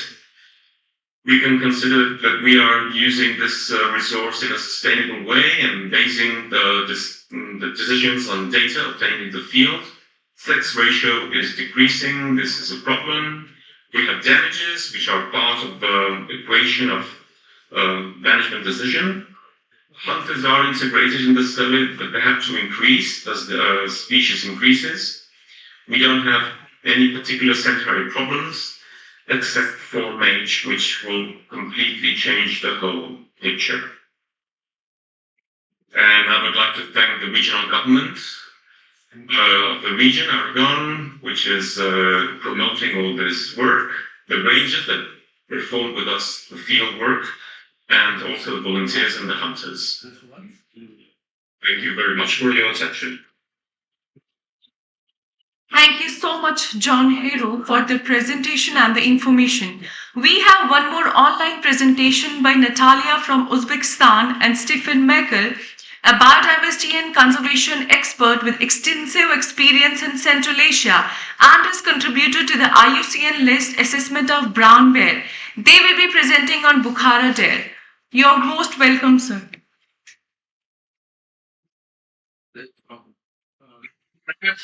Thank you very much for this opportunity to speak here.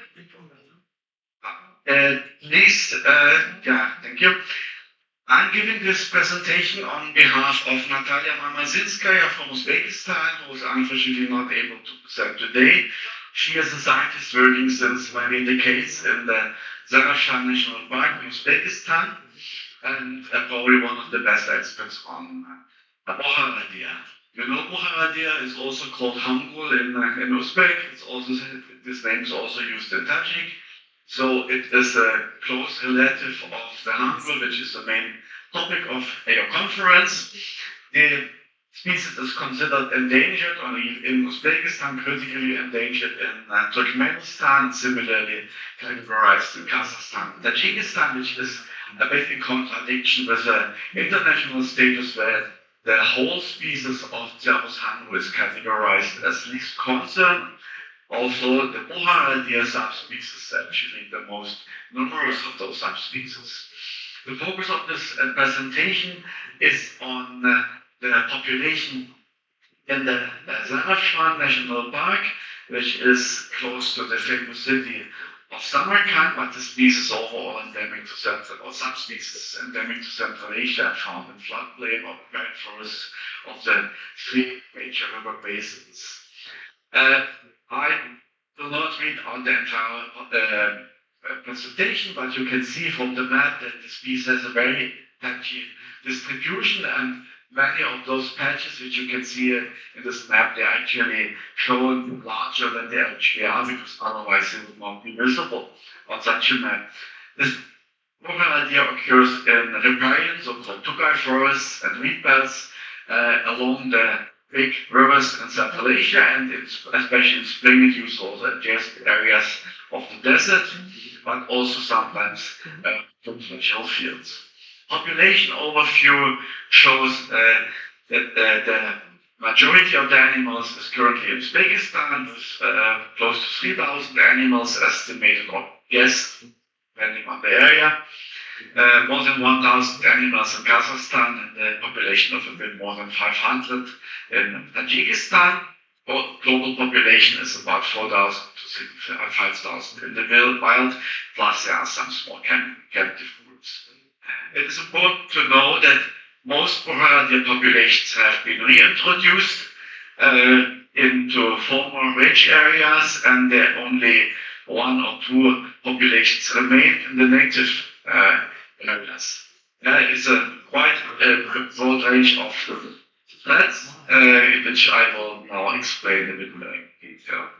Protective measures are the species is under the CITES, but international trade doesn't play any role. This species is also under CMS, and there's an Appendix 1 which does not allow any extractive use for the moment, but due to the positive development of some populations, it is considered to remove the species from Appendix 1 of CMS and keep it only in Appendix 2, and then also, of course, the regulations of Appendix 2 CITES would be enforced in case of any international trade. Some trophy hunting is currently considered in Uzbekistan. And several initiatives, work programs, and similar things under the national migratory species, which is very good for transboundary coordination between the range countries and the scientists and conservationists working on the species. Once the species is listed in all 4 current range states in the so-called red data books, which means full legal protection, but in the future this might be reconsidered in some locations. The Zelafshar National Park is located a little bit east of the city of Samarkand, which is a big city, Uzbekistan, very ancient city, close connections to India actually in the past, and the population is transboundary with neighboring Tajikistan. This is a very narrow strip of riparian forest and adjacent area, and this is protected as national park, but there are quite some issues with there. You can see that you have various vegetation types. There are a lot of tamarind shrub, some forests which are dominated by willow, salix species, other shrubs, but also reed belts and open lands. The study which I briefly present here was about the cause and consequence of conflict and the interaction between humans and wildlife. The problems considered are the exploitation of the riverbed for sand and gravel extraction, the construction of dikes, grazing of livestock, stray dogs or feral dogs in the park, and the deer sometimes feeding on agricultural lands of the local people. I start with the most important problem. The river close to the big city of Samarkand is the main source of construction material, and the extraction reached such extent that the riverbed was lowered in some places by several meters, and this of course has substantial impact on the ecosystems, not only the destruction of the immediate riparian area, but also the erosion basins and the water table are lowered, and this affects, of course, and the drying up of the riparian forests and the degradation of the deer habitat. Since early 24, gravel extraction is actually banned by a decree of the President of the Republic. The moratorium is officially in effect, but it is not yet fully enforced. There are still situations where gravel is extracted there, plus substantial rehabilitation works need to be done for raising the water table in the riparian areas. Another issue is that in the recent past, some protective dikes have been erected mainly for protecting arable lands and villages, but the location design has not been properly done, and for convenience purposes during the construction, also parts of the riparian forests are now behind the dikes, and so they are disconnected from the river. The riverbed is narrowed, which of course also causes problems, so that the flooding of the natural habitat of the Buharadia is substantially reduced or excluded at all, so no water comes in, no new sediments are brought in, no redistribution of the land is occurring, which is very important for the regeneration of these ecosystems and the provision of forage for the species. And we are now, the Uzbek colleagues are now working on finding solutions for use parts of this dike material, reshaping it, and using it also for rehabilitation of the riverbed. Another issue is the problem illegal grazing of livestock from local population. It's unintentional or intentional, it's often hard to decide. And this causes forage competition, habitat degradation, and also the risk of a disease and parasite transmission between livestock and deer.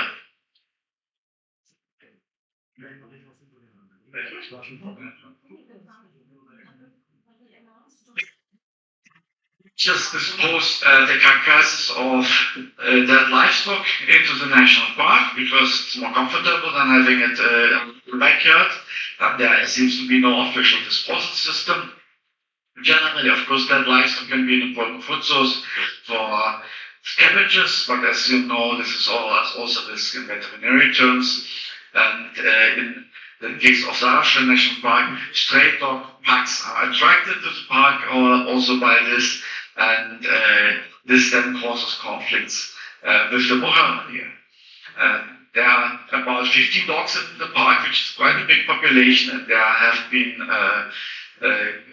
documentations of the dog chasing deer. You can see it on these pictures. So these are sometimes dogs of substantial size, it causes disturbance, and sometimes they may even kill even deer. So this is one of the more serious problems too. Colleagues conducted some parasitological studies on stray dogs and found also that these dogs are carriers of parasites which may affect wildlife. Yes, and the final problem is the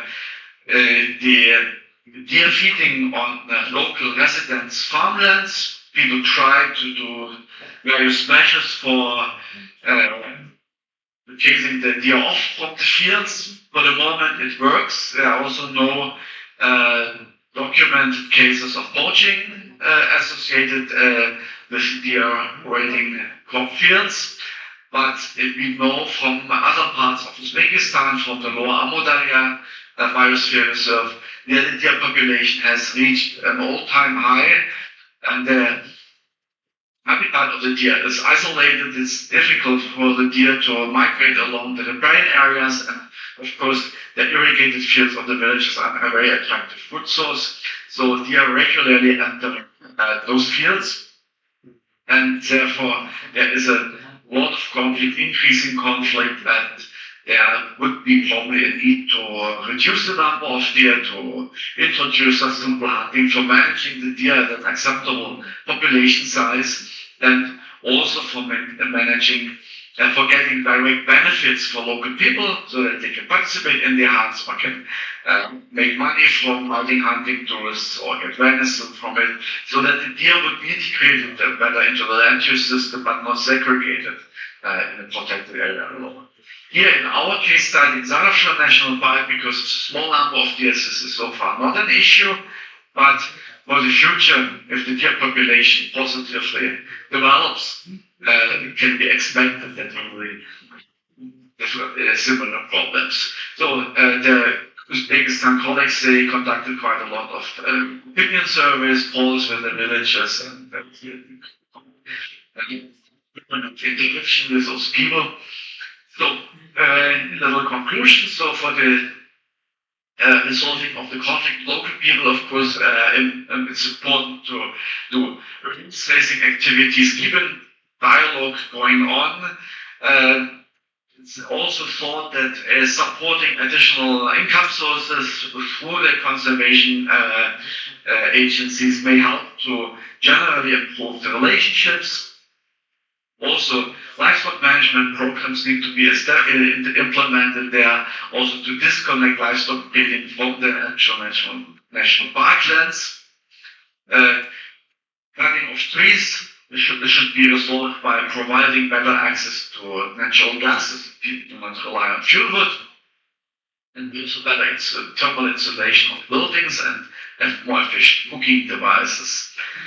And very important will be in some areas that we have said to fence off the gardens or the farmlands against the park so that the deer cannot enter those lands. This will probably be unavoidable in the situation. And the problem of stray dogs and feral dogs needs to be resolved in a way which is also acceptable from an animal leisure perspective, which would not cause public outcry of animal lovers who may not like to see the dogs being shot in the park. But there is a serious need to do something like this.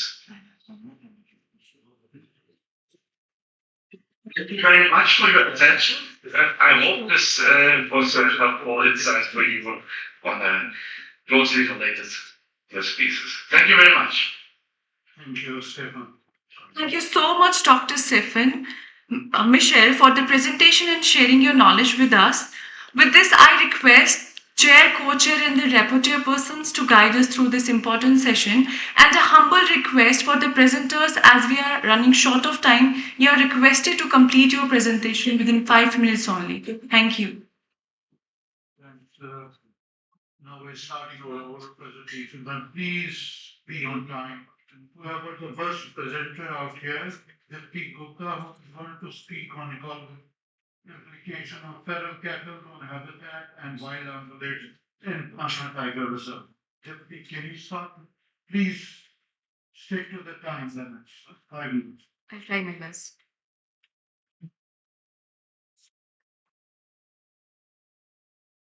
Hello, everyone.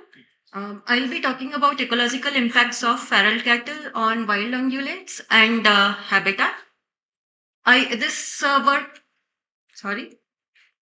This work was done as part of my PhD. Sorry. No. Is it? Much clear.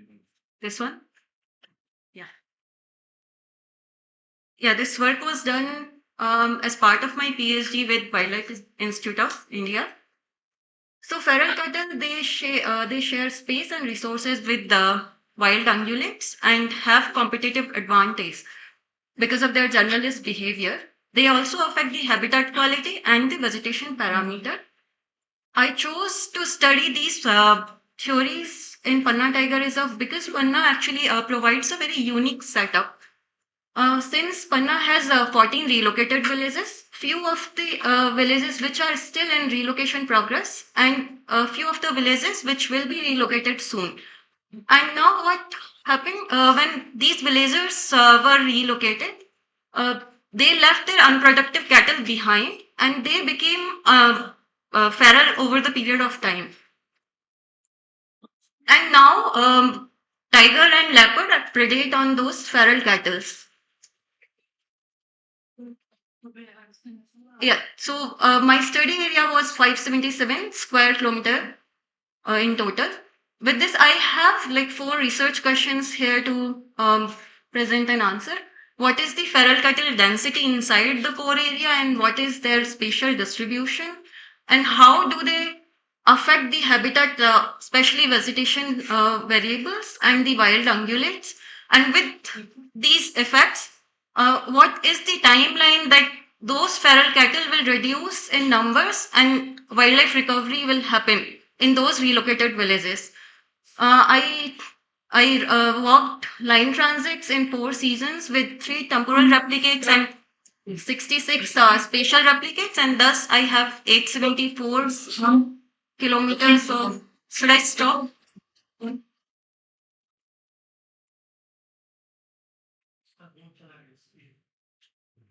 Yeah, thanks.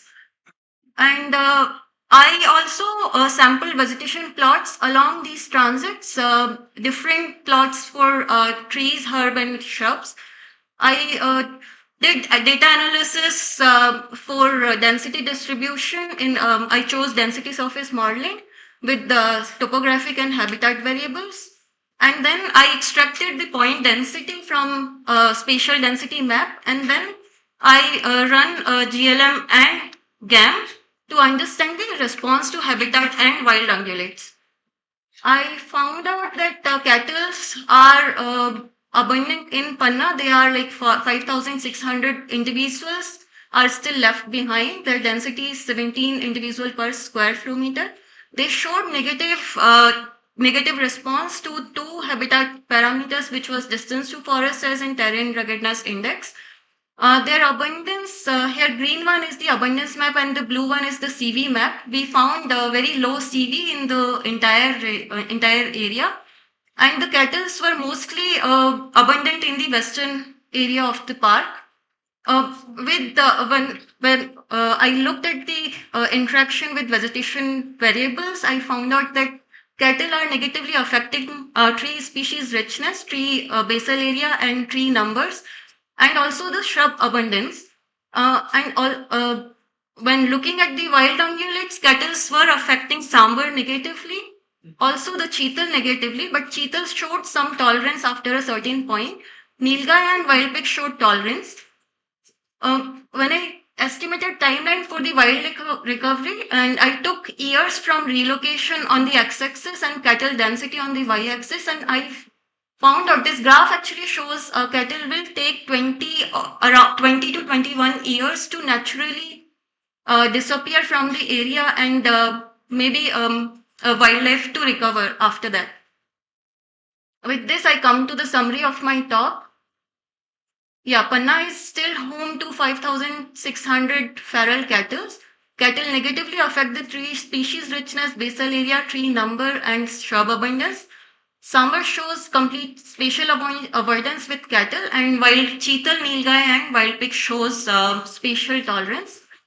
Following village relocation, cattle are taking 21 years to disappear by all natural means, facilitating the wildlife recovery. With this, I leave you with these two pictures. One on the left is, again, though both pictures are from the relocated villages.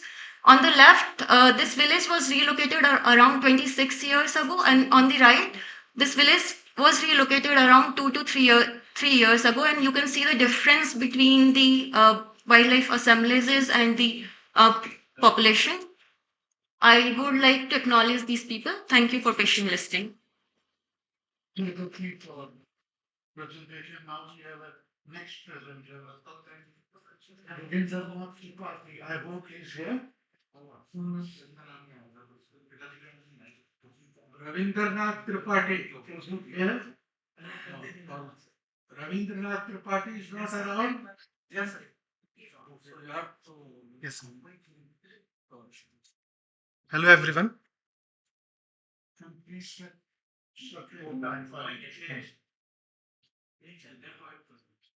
So, good afternoon everyone, and this study is about how to model using deep learning and machine learning technique using the AI for swamp deer in Hastinapur Wildlife Sanctuary.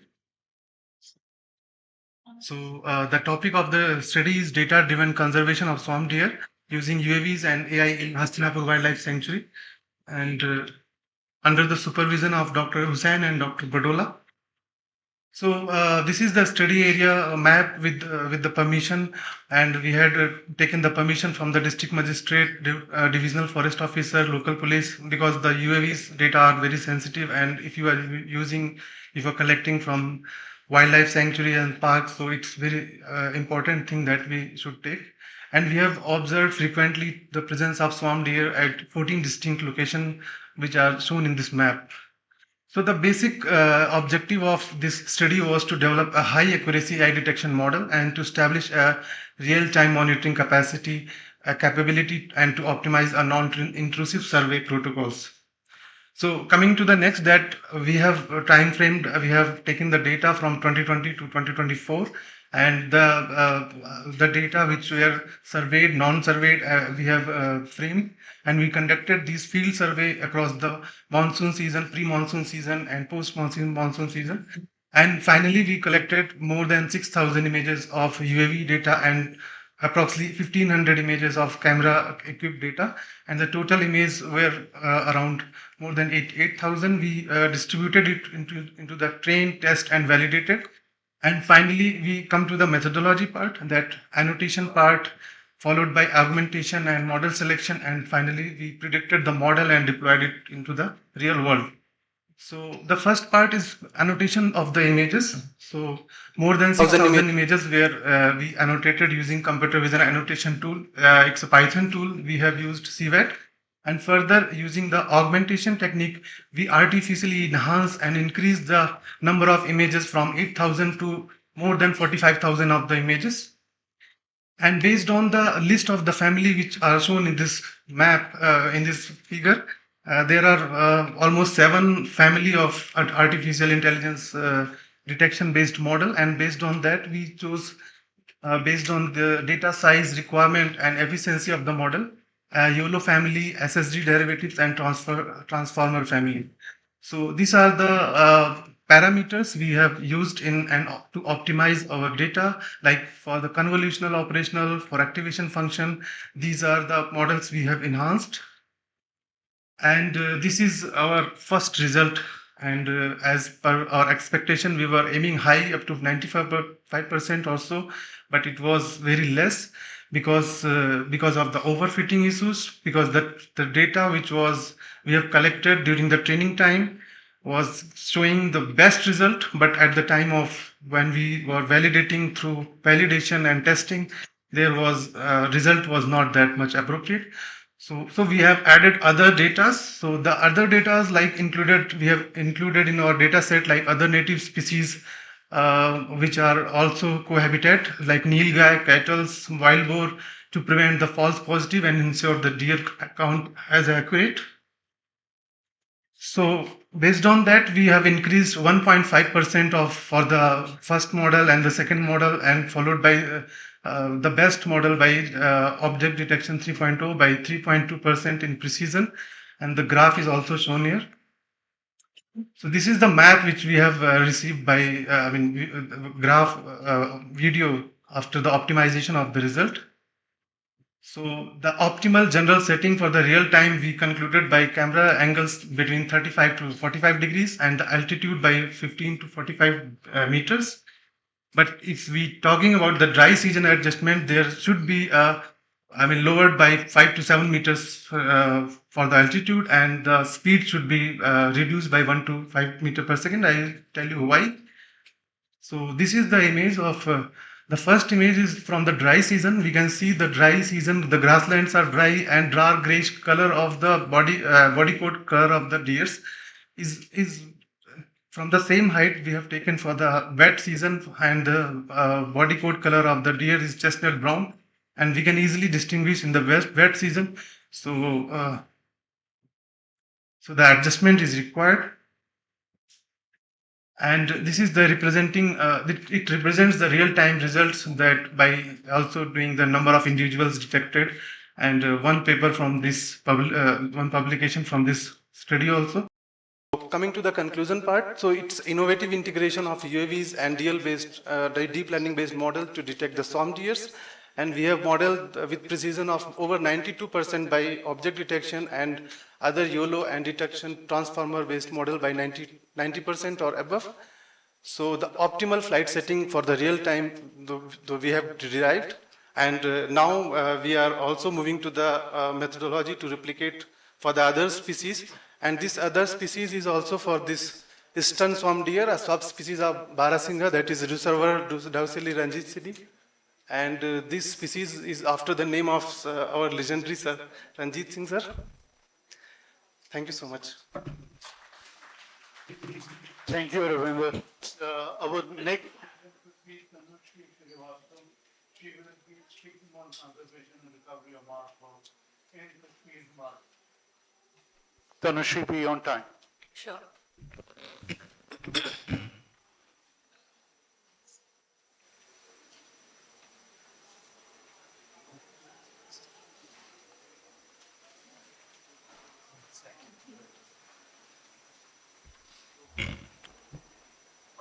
Yes.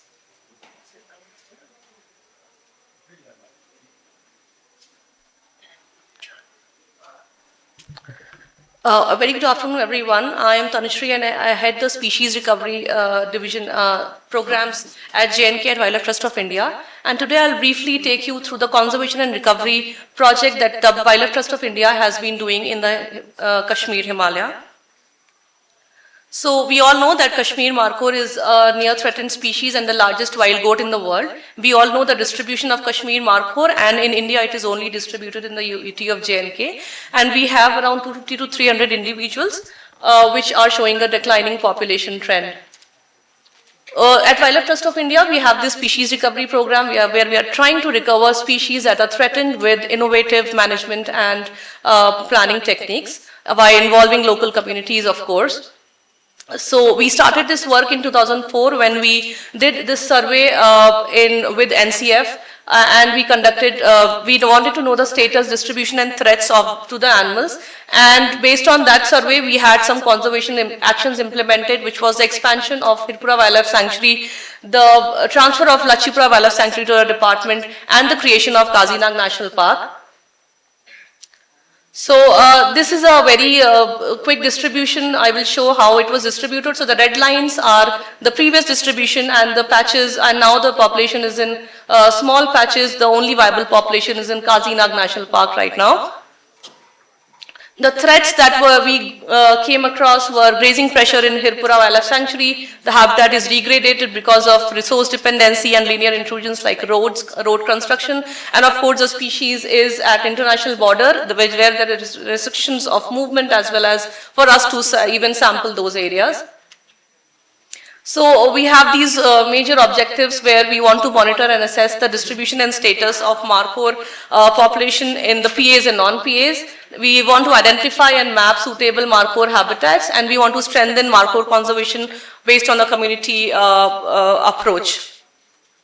For data collection, we used two methods, grid-based occupancy surveys in the non-protected areas, and we used count methods and double observer methods in the protected areas. And we did seasonal surveys, and we try to use this information for habitat suitability mapping. So outside the protected areas, we sampled around 32 grids, which equals to around 288 square kilometer of area. And we were able to find markhor presence in 15 grids outside the PAs. This is mostly indirect evidence and secondary information, but based on our surveys in the Tatakuti Wildlife Sanctuary, we were able to notify the department notified Tatakuti Wildlife Sanctuary based on our surveys, where we found markhor after 60 years. We are also doing population estimation in the last census with double observer method. We will estimate a population of 221 markhor in Kazinag National Park and a male to female ratio of 0.49:1. If we compare the populations in Kazinag and Pir Panjal range, the Kazinag is in blue bars and the Pir Panjal range in the red bars. So the Kazinag population is showing a steady increase, slow increase, but it is increasing with time. But the Hirpura population is declining with time, mostly because there is an increase in livestock numbers and the construction of Mughal Road is there.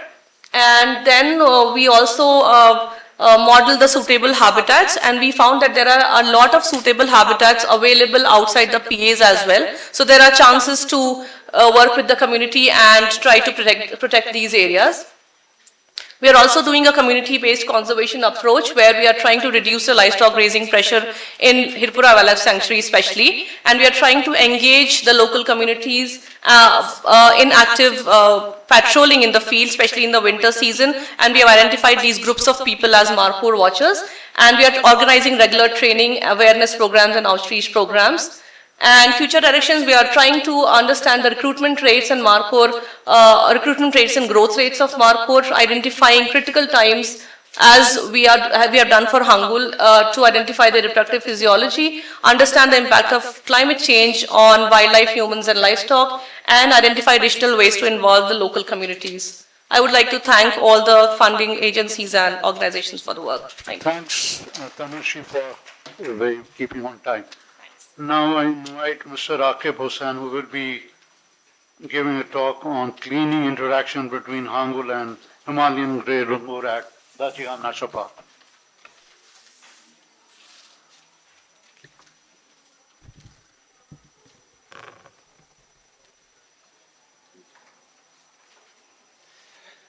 Good afternoon. I'm Akif Hussain. I work as wildlife biologist with Wildlife SOS, and in a couple of minutes I will be taking you through an interesting phenomena. This is the gleaning interaction between the Hangul and Himalayan grey langur at Dachigam National Park.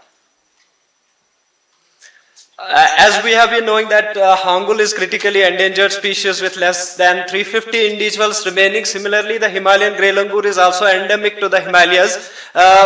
In this study, we tried to see the introscope, the association between the Hangul, mostly focusing on the gleaning interaction between the two species. The main focus of this research study was whether the Hangul or Himalayan grey langur show any interactions, and their facultative mutualism improves the foraging and vigilance. The Dachigam National Park, which is the hotspot of biodiversity in Kashmir Himalayas, was chosen as the study area as both of the species are present in that area, with the special focus on the lower Dachigam, as both the species share that habitat which overlap in their feeding habitats. Altman's focal sampling, as focal and scan sampling methods were used to take data on foraging time, alarm calls, and gleaning events. The basic statistics was done like KD and peer tests and ANOVA. Coming to the key findings of the study, we recorded 45 gleaning events with the strong associations shown in the winter season. The food items which were gleaned during those interactions were acorns, leaves, and fruits. The Hangul showed an increase of 28% foraging time when the langur was nearby or when the langur troop was approaching. Similarly, the langurs reduced their alarm calls by the tune of 15% when the Hanguls were feeding on the ground, owing to the more ground vigilance by the Hangul. As the Kashmir witnesses 4 different seasons, there was a strong seasonal variation in this interaction. The strongest association was observed during the winter season, and during the spring and summer season, moderate association was seen between the species, as both the species dispersed for breeding and exploring new territories. This is the camera trap evidence showing that both the species feeding together. You can see the langur and Hangul feeding together at Dachigam. The ecological significance of the interaction is that the Hangul gains additional nutrition during the lean period, and Hanguls gain increased vigilance and predation risk. This association, interdependence association, faces certain threats like livestock raising, poaching, and climate change, which affects the fruiting pattern of the plants. The conservation implications must be that we must approach a multi-species approach in conserving both the species and efforts to recover the Hangul population. This is the first documented Hangul langur gleaning event at Dachigam, where both the species gain benefits, and probably is the facultative mutualism, where the community ecosystem based conservation efforts are needed, where all the ecosystem is conserved and efforts to recover the Hangul population. Thank you. Thank you, Akif, for your presentation. Now we have the next presenter is Mr. Mirza, who will be talking on Dear as Pearl. Please, Mirza, and please stick to your time, 5 minutes.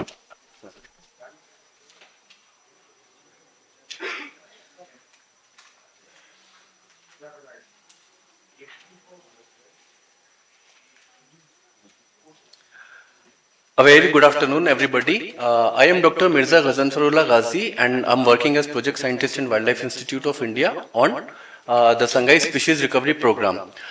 So the species is actually located in Manipur, and we all are aware of the situation of Manipur. Since last 3 years, the situation of Manipur is not very well because of the law and order. So the state is also very important for elk deer, because the species Sangai, or the species elk deer or the subspecies Sangai has been discovered from Manipur.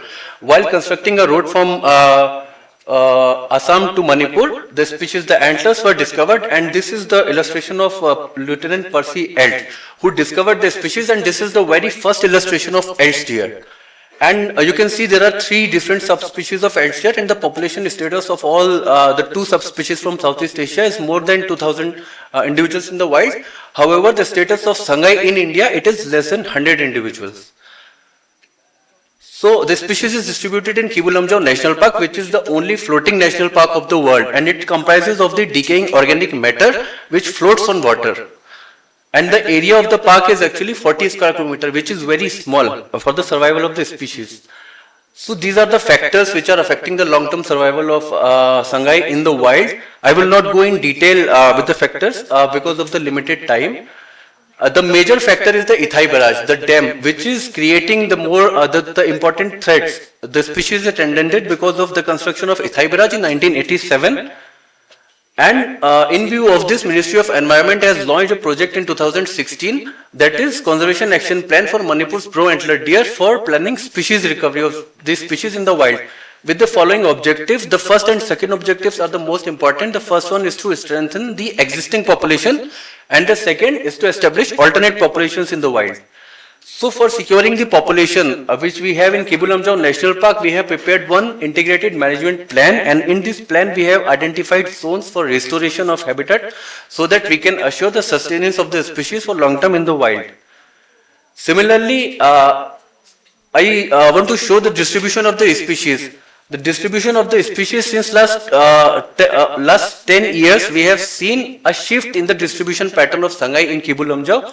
Earlier, the species was distributed throughout the national park. However, nowadays the species has shifted in the northern areas only because of the habitat availability in this area.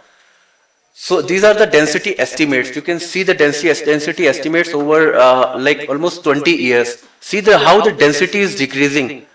And similarly, the density for hog deer, it is increasing, and hog deer population has shown almost 2.5 folds increase in their population size, and the population of Sangai is declining at 1.3% per annum, and hog deer population is growing at 5.9% per annum in Kibulamjau National Park.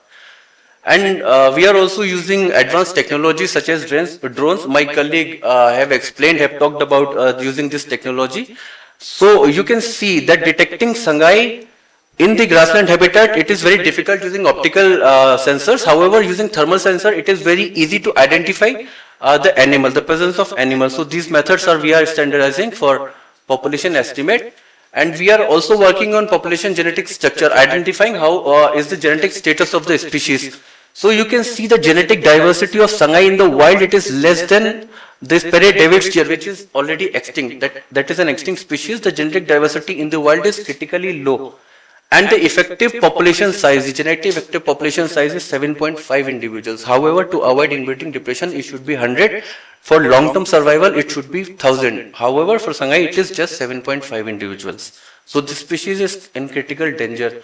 And we have also studied the evolutionary history of Elst deer, and we have calibrated the divergence of the deer species with the eustatic mean sea level. And we have identified that during the times of low sea level, the bridges in Southeast Asia, that is the Sino-Malayan, the Sima-Malayan, those routes facilitated the dispersal of Sangai, dispersal of Elst deer from Southeast Asia to mainland Asia. And this is actually the calibration of evolutionary history of Sangai with the evolution of Loktak Lake. The origin of Loktak Lake is actually expected to around 25,000 years in the past. So with the evolution of Loktak Lake, with the expansion of the area of the Loktak Lake, you can see the population of the deer is actually increasing. And similarly with because of the developmental activities, the size of the Loktak Lake is shrinking, and that's why the population is showing critical decline, because that Loktak Lake is the actual habitat of this species. And we are also analyzing the dependency of the local communities on the park resources, because the Meitei people, they are called as wetland dwellers. They are highly dependent on park resources. So you can see that fish extraction has been increased since 2009. Till 2019, there has been an increase of 183%. That is almost 200% increase in extraction of fish.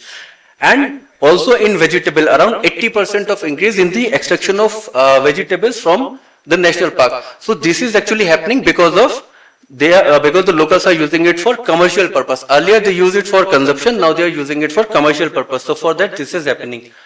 And we are also involving the local communities through different programs, community outreach, capacity building, trust building. So we are involving the local youth and local communities in the conservation process. And these are some publications and research papers which we have come through during our study. And another, the most important thing for Sangai, the species is highly conservation dependent, and we are in progress of developing the conservation breeding center.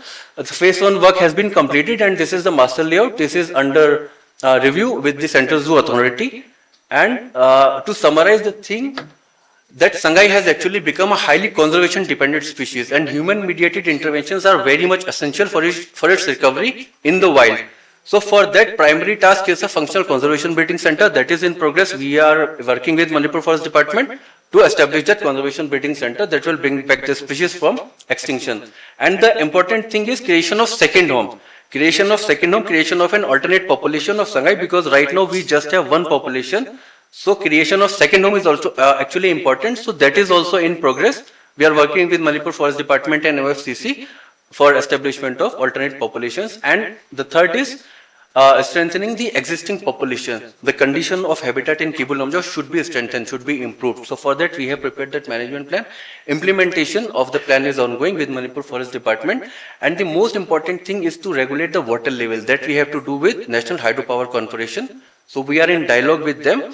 So with these points, we can make sure that the species sustain for long term in the wild.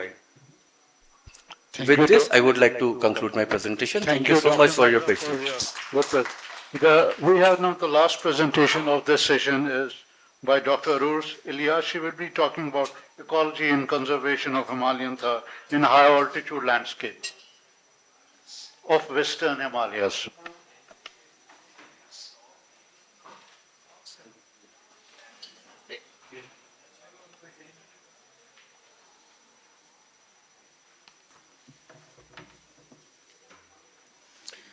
Assalamu alaikum and good afternoon everyone. I'm Urs Ilyas from Department of Wildlife Sciences, Aligarh Muslim University, and I'll be talking about the ecology and conservation of the Himalayan Thar in the high altitude landscape of the Western Himalayas.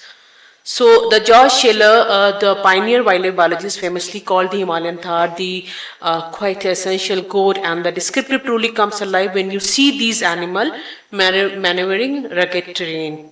So this is the species I'm working on, and so they are very, since very young, they are living in the kind of habitat, and they are also called as the mountain ballet. And this is the area near the Pindari we are working in. Basically, we have designed this study in the way that we are covering from the east to west, from 2500 meter to 4000 meter altitude, and we are planning to map all the areas in respective of the PA and PA. So whatever in secondary information we have collected, on the basis of that we are doing the survey, and we are doing the intensive camera trapping for the species, because the species is less studied. And one of the study done in the Sagarmatha shows that the snow leopard, in the snow leopard diet, 40% contribution is from the Himalayan Thar. So this is from the Pindari area. We are working on this. These are the camera trap pictures. This is the Schedule 1 species, and it is also protected under the IUCN as a threatened species. We still do not know the exact population of this species from its distributional range. It is distributed from the Kishtawar to the Sikkim area, including the Nepal. And in 1904, some of the population was introduced by Duke of Banford in 1904 to New Zealand, and it's an invasive species in New Zealand, and they are doing wonder.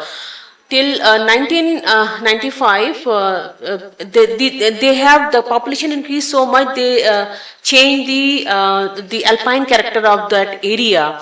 So they started culling, and now there are some restrictions and limited numbers of species of Himalayan tahr is allowed to kill in the New Zealand area. However, we still do not know because the species is living in a very, very rugged terrain. So this is the area. We have started the work from Uttarakhand Himalayas, especially from the Pindari, Sundardunga and Kafni glacier areas.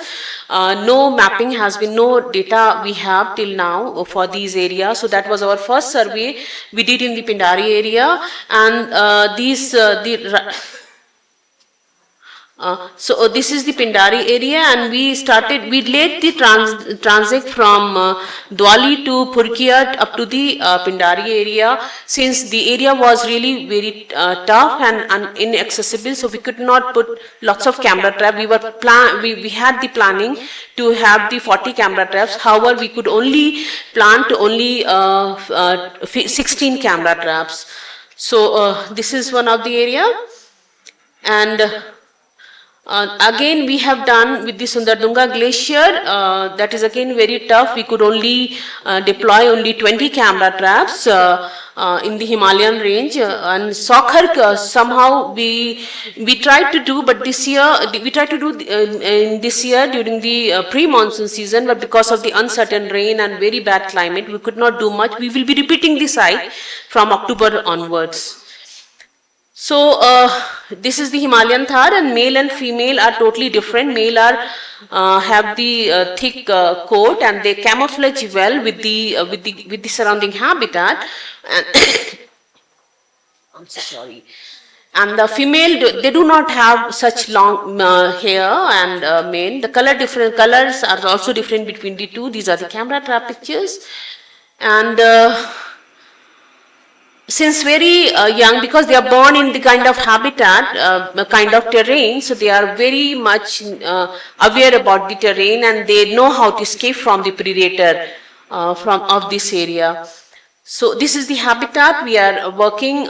Musk deer and Himalayan tahr both are using more or less same habitat. Tahr is using the rocky area, cliffy area, while the musk deer is very close to the rhododendron species, so that they can have the escape as well as they are also living in the alpine meadows. But tahr is mainly in the rocky area, and they take shelter there itself. So this is the pictures from the Pindari areas. The major threat in these areas are, I started the survey of this area in 1997. So when I first went there in 1997, tourism was not that much as it is at this time. Khati, we do not have the roads, nothing. We had to trek up to the Dhakuri, and from there we went to the Khati, but now the direct road goes, the vehicle goes up to the Khati village. Otherwise we used to trek 11 kilometers to reach the Khati, and from Khati we used to go to Purki and the Pindari. The scenario has been changed. So tourism is one of the, and lots of litter, especially the plastic pollution is also there in these areas. And Yarsa Gambu, I remember when I was working in the Nanda Devi Biosphere Reserve, at that time only the collection of the Yarsa Gambu was started, and now there are illegally it was collected. People were coming from the Nepal and were collecting, and because of that the tahr and musk deer habitat was very badly disturbed. That is the period when they breed. And so conflict is another issue. If we don't protect the tahr, as one of the study done in the Sagarmatha, we have not yet done any study on the feeding of the snow leopard feeding. So in Sagarmatha, the finding is that the 40% diet is from the Himalayan tahr. So if we remove the tahr from these areas, there will be direct conflict between the shepherds, the cattle, and the snow leopard. So that is why also this species is very, very important. And these are the study sites, different methodology we use, direct and indirect, direct camera trapping, trail monitoring, and indirect pallet collection and other evidences collection. And area is really tough, especially the Kumar Himalayas, very fragile, very fragile. It's very difficult to put the camera traps. So we can see the Nanda Devi peak at the right side pictures. So, in fact, one of my researchers got badly injured. He could not come here. And these are the specimen we collected. Apart from the Thar, we have the Bharals, this thing, and Pica is very common, and other associated species are. These are the methodology we used in these areas, camera trapping. And there are some snapshot from the field, camera trap evidences. Sometimes it works, sometimes it doesn't work anyways. So these are the mixed group herds at the Sokhark region. We saw around 50 to 60 individual in a group in Sokhark area and 30 to 35 individual in the Pindari area. So this is Bulkhana area near the Sokhark. And these are the associated species. Apart from the Thar, we have the musk deer, langoose, siro, monal. These are the species sharing the habitat with the area. And these are the predator in this area. Snow leopard, marten, bear, leopards and all. Fox also. Chal bhai. So fortunately, this time when we were deploying the camera in the Pindari area, in the Sundardunga area, we saw one of the camera trap have the picture of the tiger at the altitude of the 3200 meters and at and another picture at the 4200 meters. So this is the range instruction. We have already contributed this note to the cat specialist group, and that has been accepted. Those sightings were already recorded from the Ascot Wildlife Sanctuary at this altitude. So altitude is not, but the area is the new for this new for this species. Apart from this, we are also creating the digital herbarium along with what ecological data. We are also doing the microzoological study. For that, we are collecting all the plants, making reference slide and finding out these slides from the pellets of the Himalayan Thar, so that we understand what all species are being preferred by the species. Along with that, we will be also going for the genetic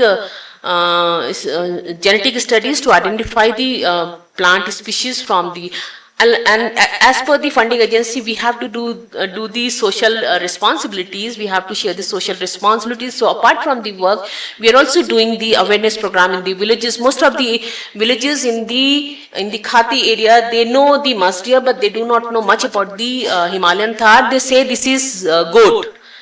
So the importance, we have to spread the awareness about the importance of this species. I think battery is low. So these are the future direction. We have to do the mapping of this species throughout its range, and we'll see, because we took one season, our one season was wasted just procuring the permission from the forest department. And so we have to, one season we have lost, another season was not very useful, very not in our favor, so we could not do much. So we are hoping for 4 more seasons to work in these areas. And apart from the mapping, we'll be doing ecological studies and the ecology of the feeding ecology also. So this time should not be counted, because this is the problem of this. So this is my research team, Arshan Shahid Aman, Sajal Yashi. They are working in the high altitude Himalayas, and they are really working hard, because the terrain is really tough in these areas. Bhai, wahan se chala do. Next. So thank you very much. I extend my thanks to my funding agency for providing me fund to work on the Thar, and of course special thank to the Bilal Habib for evaluating my project. Last slide, please. Okay, this is my team. They all are contributing in this project one way or another, other way, apart from the project staff. So thank you very much, and I'm always ready for the questions. Thanks, Dr. Ruslias, for your presentation. Timely, I could have finished, but this pointer is not working. It's okay. Now it's already done. Now we have still two more presentations left. The papers of the meeting are by Said Anwar Ali. Can Said Anwar Ali come down? Please stick your talk to 5 minutes.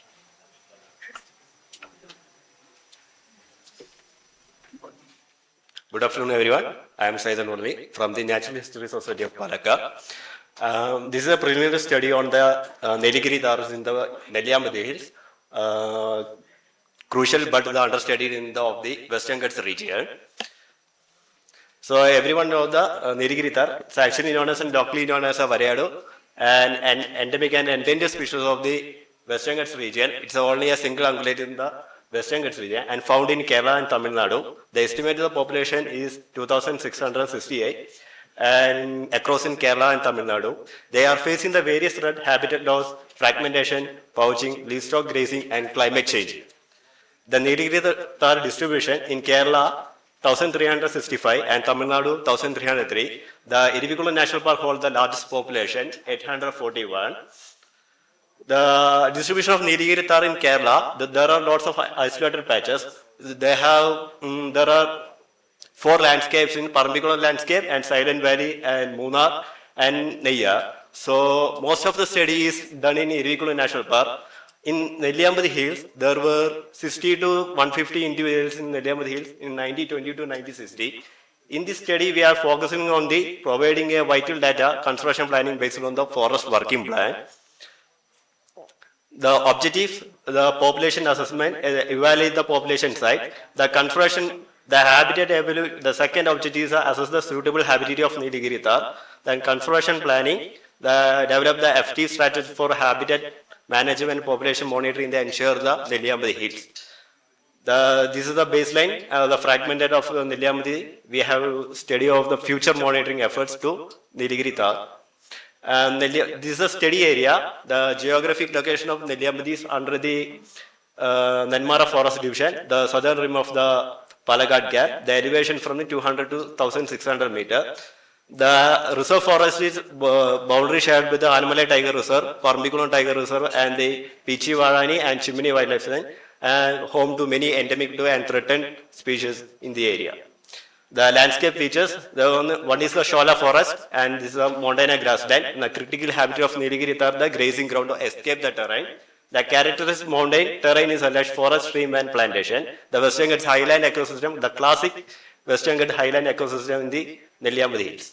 The survey location, we have focused on 16 key locations, 3 forest range, but our studies focused on 7 surveyed locations, but 9 additional sites were identified for future surveys. The field method, survey designing and data collection and data analysis. The total count we have used, and the data collection we have for the number of individual group and habitat type and signs of distribution. Data analysis, 8 sex and historical comparison.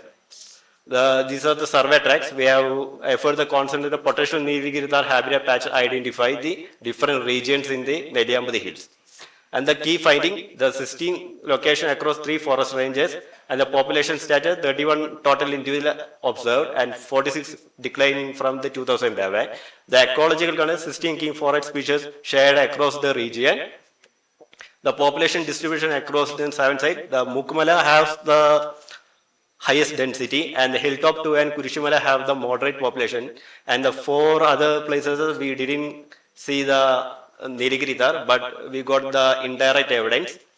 And the age of sex and current demographic structure is the young is 9.7%, yearling is 3.2, portion is critically low, adult males is 38.7, and outnumber for adult females is 22.6, the high percentage unclassified individual 25.8. The Nilgiri Tar habitat, the occupancy, we have seen the 4 occupancy result in 57.1% and absent is 42.9. We have found in the 4th place and we have not found in the absent in the 3rd place. This is a historical comparison with 1920 onwards to 2024. The first identification is 1926, the 75 AP kilo. Then when compared to the 2006, there is a 57 in 2011 and 38 in 2006.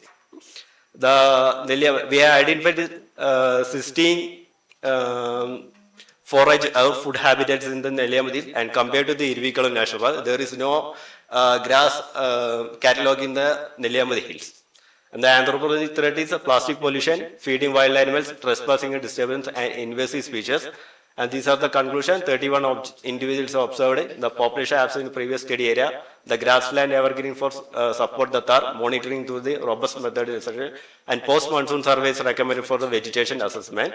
And the recommendation is the detailed population genetic studies, the seasonal monitoring of habitat, and the catalog for the dietary vegetation of Nilgiri Tar, the habitat restoration and invasive species control, and eco-sensitive tourism policy regulate the safaris and waste management, and the community engagement and conservation awareness. This is acknowledgement to Kerala State Forest Department and also reference, and thank you. Thank you, Said. We have got the last presenter of this session is Sasi, Modeling Wildlife Connectivity. Please be on time. I'll be presenting on modeling wildlife connectivity using GIS-based tools for landscape level conservation planning. Going directly to the standalone tools, this is to focus only on what new applications or new tools has been added in the standalone tools. So starting with CircuitScape, we know it's based on the circuit theory to see the corridor connectivity. So it can be applied for wildlife corridor design, landscape genetics, movement ecology. And newly we can see we can apply in connectivity for climate change, that is to see how range shifting is happening and how animals are moving their, shifting their ranges due to climatic effect. We can also apply for infectious disease analysis, fire analysis and agricultural applications. Then we have FracStat, which is basically for spatial heterogeneity of landscape quantification. We also have Conifer tool, which has upgraded with 2 new indices, that is integral index of connectivity and probability of connectivity, which is used for interpatch and intrapatch connectivity analysis. Again, EEMS, that is Environmental Evaluation Modeling System, it is basically a web server based software, like not software, it's a server based application, which is again used for decision support system to understand the connectivity. So all these basically CircuitScape, FracStat and Conifer are open source tools which is free to download. Going to geospatial tools, we have both licensed softwares and open source softwares. So starting with licensed software, that is ArcMap and ArcPro. We have again export to CircuitScape and CircuitScape for ArcGIS. So here it is a full replica of CircuitScape's tool, but it helps in running the tool very smoothly, where we have convert features to raster for CircuitScape, where this tool will help in standardizing all the like pinch points, conductance or resistance surfaces. Then we have, this was a study conducted in Palamu Tiger Reserve to see the elephant connectivity, which was part of my dissertation from Wildlife Institute of India. Then we have linkage mapper. This is again an inbuilt tool within ArcMap and ArcPro, which has multiple number of tools to understand the connectivity. So starting with linkage pathways is again like a habitat core connectivity. Then we have climatic linkage mapper, which helps to understand how microclimatic affects the core habitat connectivity. Then we have pinch point mapper, again a replica of CircuitScape. Then we have barrier mapper, like giving a resistance surface and see how connectivity is helping. And we have centrality mapper, which is to understand how the network of connectivity is very strong or weak. Next, we have biodispersal, which is a QGIS plugin. So here QGIS is an open source software which is free to use. So biodispersal, again, it helps to understand connectivity using cumulative cost. Then going to Python-based GIS tools, where Python is again inbuilt within ArcMap and ArcPro. So here we have STM, that is Species Distribution Modeling. It basically works like Maxent, like maximum entropy theory, to understand how species habitat suitability is happening. Then apart from geospatial and standalone tools, we also have R-based tools, again replica of all other tools which we have seen. So we have G-distance, we have landscape matrices, least cost path and range shifter R. Then going to recommendations, GIS will help in species-specific corridor design, conflict mitigation strategies, and community-based conservation.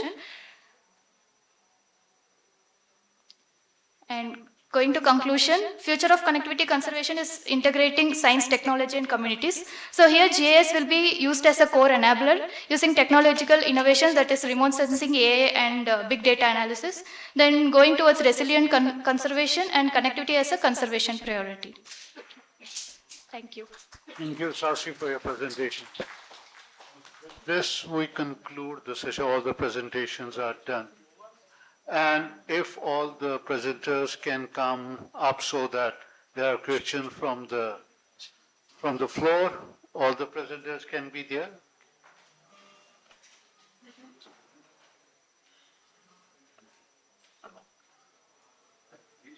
Any question for presenter?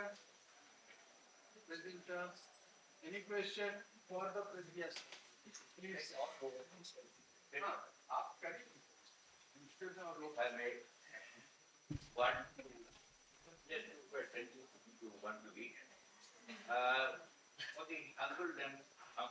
For the Hangul Lambu.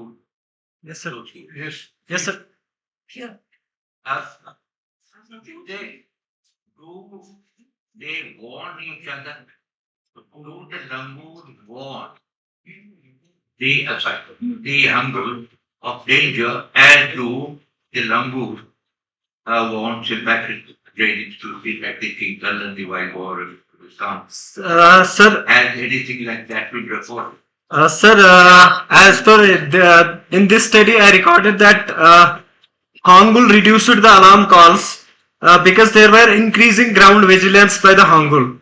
Because if there is any leopard movement, Hangul will disperse.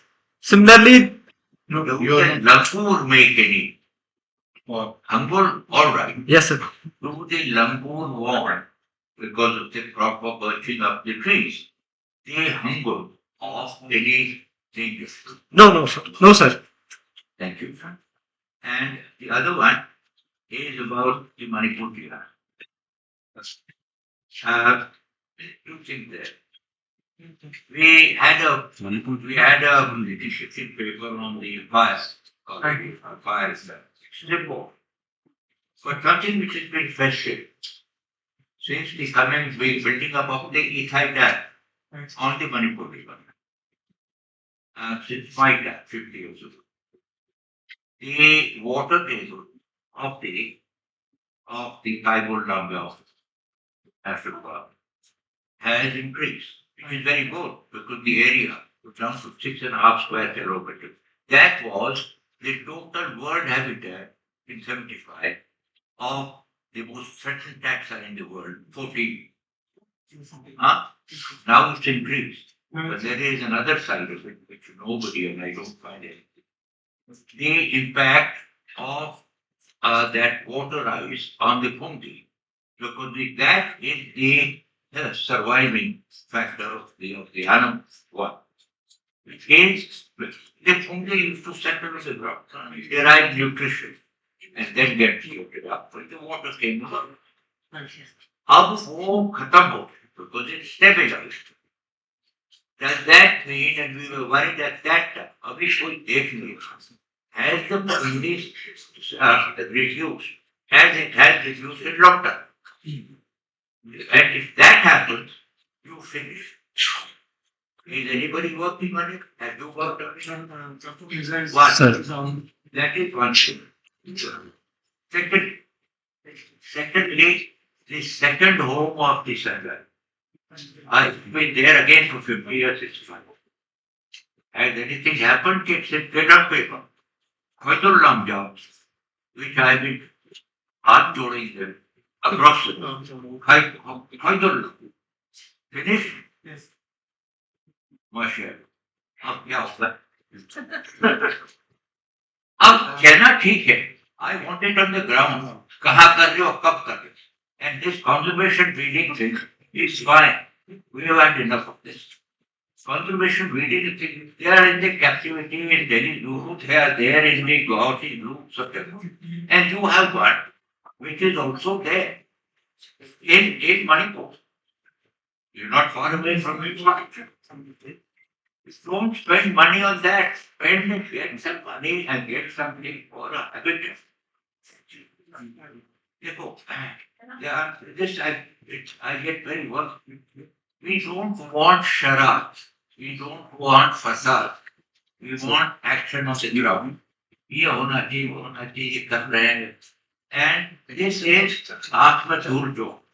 This cabinet building. Cabinet building, when are you going to release them? Where are you going to release them in the wild? That is good. And we have enough proof to come. I'm not saying don't do it, but that is not the alternative. It's in situ conservation, and the ex situ conservation must complement it, not a substitute. Yes, sir. Sir, this is for me to answer. I presented for Manipur deer. Sir, you are very right. But in the case of Sangai, conservation breeding is the only option left which can save this species because, honestly speaking, the abundance is critically low. Within 2 years or 3 years, the species may go extinct in the wild. So right now, what we are thinking, what we are planning to take 10 individuals, pure wild individuals, keep them in captivity. Second home is also ready. We have surveyed with forest department. It's ready for release. Conservation breeding center is almost done 50%. If we are going to wait for another 4 or 5 years and not catch animals from wild, there will be no animal left in Kibul for initiating any conservation breeding. And sir, for the captive population in India, there are more individuals of Sangai in captivity than in wild. More than 200 individuals, and those 200 individuals are descendant of a single pair brought back into the 1956. So they are highly inbred. They are of no use for establishing second population. The genetic pool is highly contaminated. So what we want actually right now is to catch as much individuals from wild pure stock we can just preserve in captivity. We will do same is happening, sir, for GIB. They are reverting the extinction process of GIB. So similar path we are actually planning because situation is actually very critical. And sir, you are aware of the situation of Manipur. It is actually very difficult just to stay there. Talking about conservation comes later. Conservation of human being is actually very difficult there right now. So we are trying our best, sir, and we are following your path only, sir. Every time we are writing anything on our report, our management plan, every time your papers, your literature comes up and we get inspired of it. And we will try to do it, sir. We will catch those individuals, and through conservation breeding only, sir, we think that is the way left for saving the species. ये मेरे को नहीं किया कि my grandchildren and only see the Sangai and the bustard in captivity. Yes, sir. They have to see them. The future generation has to see them. Yes, sir. Yes, sir. ये करो. Yes, sir. We are trying to do that, sir. And sir, for Fumdika thickness, Ithai barrage, that is in hands of National Hydropower Corporation. We are trying our best to negotiate with them to maintain sustainable water levels. Whatever we can do to manage the habitat conditions, we are doing. We are negotiating with them. So hopefully we will achieve that sustainable water level maintenance at Kebul Amja. Thank you, sir. Not the next question. I just want to add on to this conversation. I want to take in the perspective of vultures here. Yeah. Because you say conservation breeding is probably, you are the expert on Sangai, I don't know. But in the case of vultures, as you know, that a conservation breeding program has been going on for a while. But one of the reasons that the release in the wild has not been as successful as was expected was that they say we are not sure if we release it back in the wild, is the habitat safe enough? So I think what sir is saying has a very important yes, exactly. That is important actually, because just the thing is that habitat recovery is going to take time. We cannot wait for 10 years. We need to save money now. We need to invest now. We need to keep some Sangai from wild because we don't have wild stock across the globe. Wild pure stock of Sangai we don't have anywhere. So for that reason it is essential. That is the reason I think we have that global seed bank to preserve the genetic diversity. For the same reason we are trying to get some individuals. So we will be having pure stock. Because with the captive population we cannot revive the world population, and they are highly inbred. Diseases are there. After 6 years in captivity, the Sangai individuals, they get diseases. So many diseases they cannot even walk in captivity. But we have 200 individuals. But that is of no use. It is same like not having the species. So habitat recovery is going to take time. We will be working on that also. But we will just save some individuals for preserving the genetic pool. All I'm saying is you're right and you should do it, but I am giving you an example of what is has happened in the past. You know that the vulture Yes. breeding program has been happening for a while. Yes, yes, yes. So I'm just giving you an example of something that is happening. So Yes, yes, yes. I agree that is true only, but we are working on habitat recovery also. It will take time. Yeah. Okay, bit louder and if you can take a mic, that not the थोड़ा सा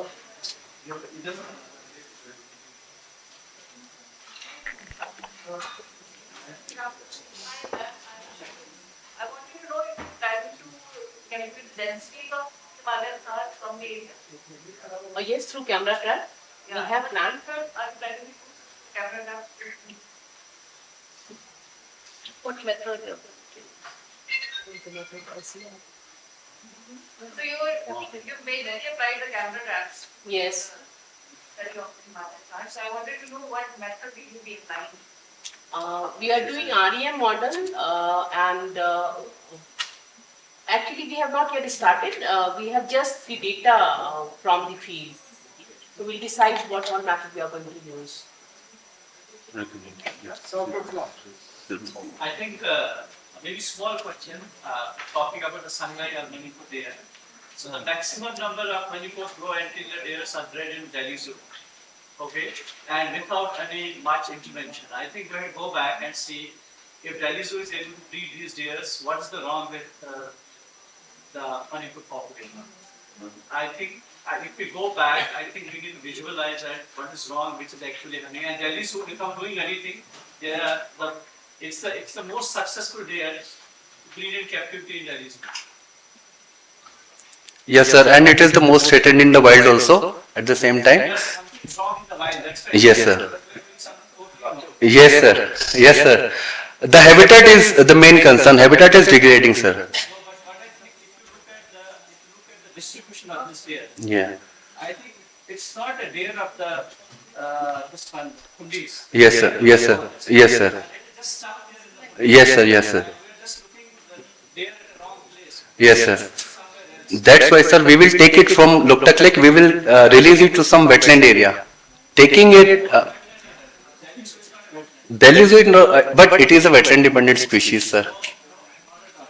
In Southeast Asia, they are found in dry areas, in dry dipterocarp forest. Yes, yes, sir. Yes, sir. Yes, sir. We will take it from Manipur, we will take it from Kibulamja, we will just establish first home and then we can, sir, just discuss third and fourth home for dry areas. Thank you, sir. Dr. Judah is probably the last one. W, you said it takes 21 years to remove the cattle. Are they caught by the carnivores in that area? How they get moved out? So, generally, because yeah. Hello. So, cattle in Panna are feral, and they are naturally they are predated by leopards and tigers these days. Habitat managers are also working on some habitat recovery and other practices, but again, removing cattle from the Panna is again big task. So yeah, those cattle by natural means I said is because of the predation is one and natural death. But there would be also recruitment in those cattle in those 21 years. Yes, but if they are feral. Yes, but those recruitments were remain close to the relocated villages. They will not move the other areas, like very far from the relocated village. You're telling the cattle are feral. Yes. You're telling they are not moving far from the village.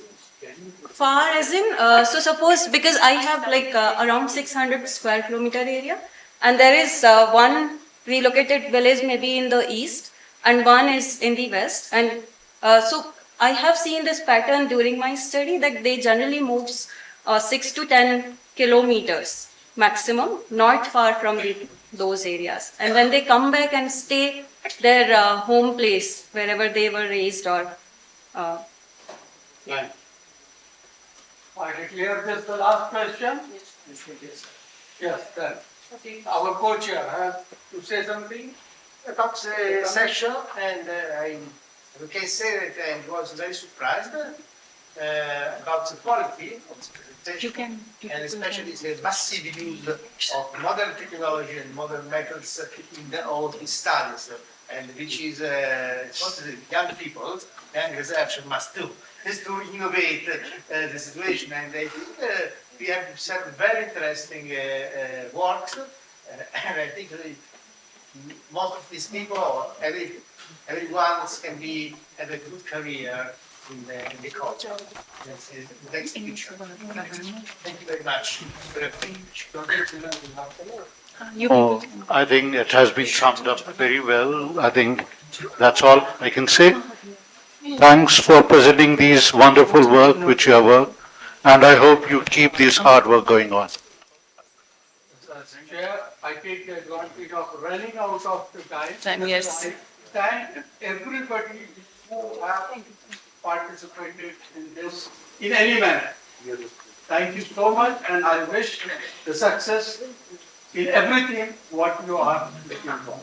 Thank you so much. Thank you so much, sir. I would like to thank, on the behalf of the organizing committee, it's our privilege to facilitate our chairperson of this session, Dr. Kaushalya Kumar by Dr. Junaid Shah, sir. Please. Sir, आपको इनको देना.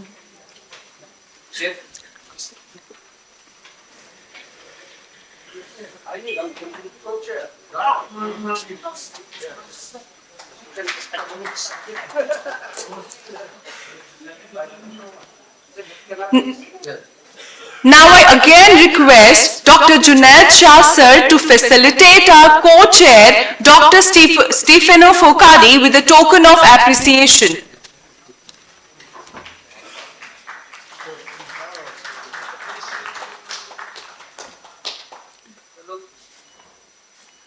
My humble request to Dr. Kaushendra to facilitate, Kumar sir to facilitate our co-chairperson Dr. Junaid Shah with a token of love.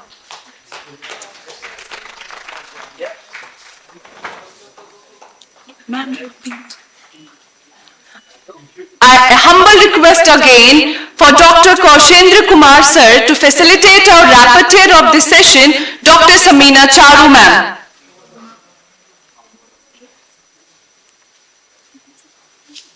Our co-chair. Please join.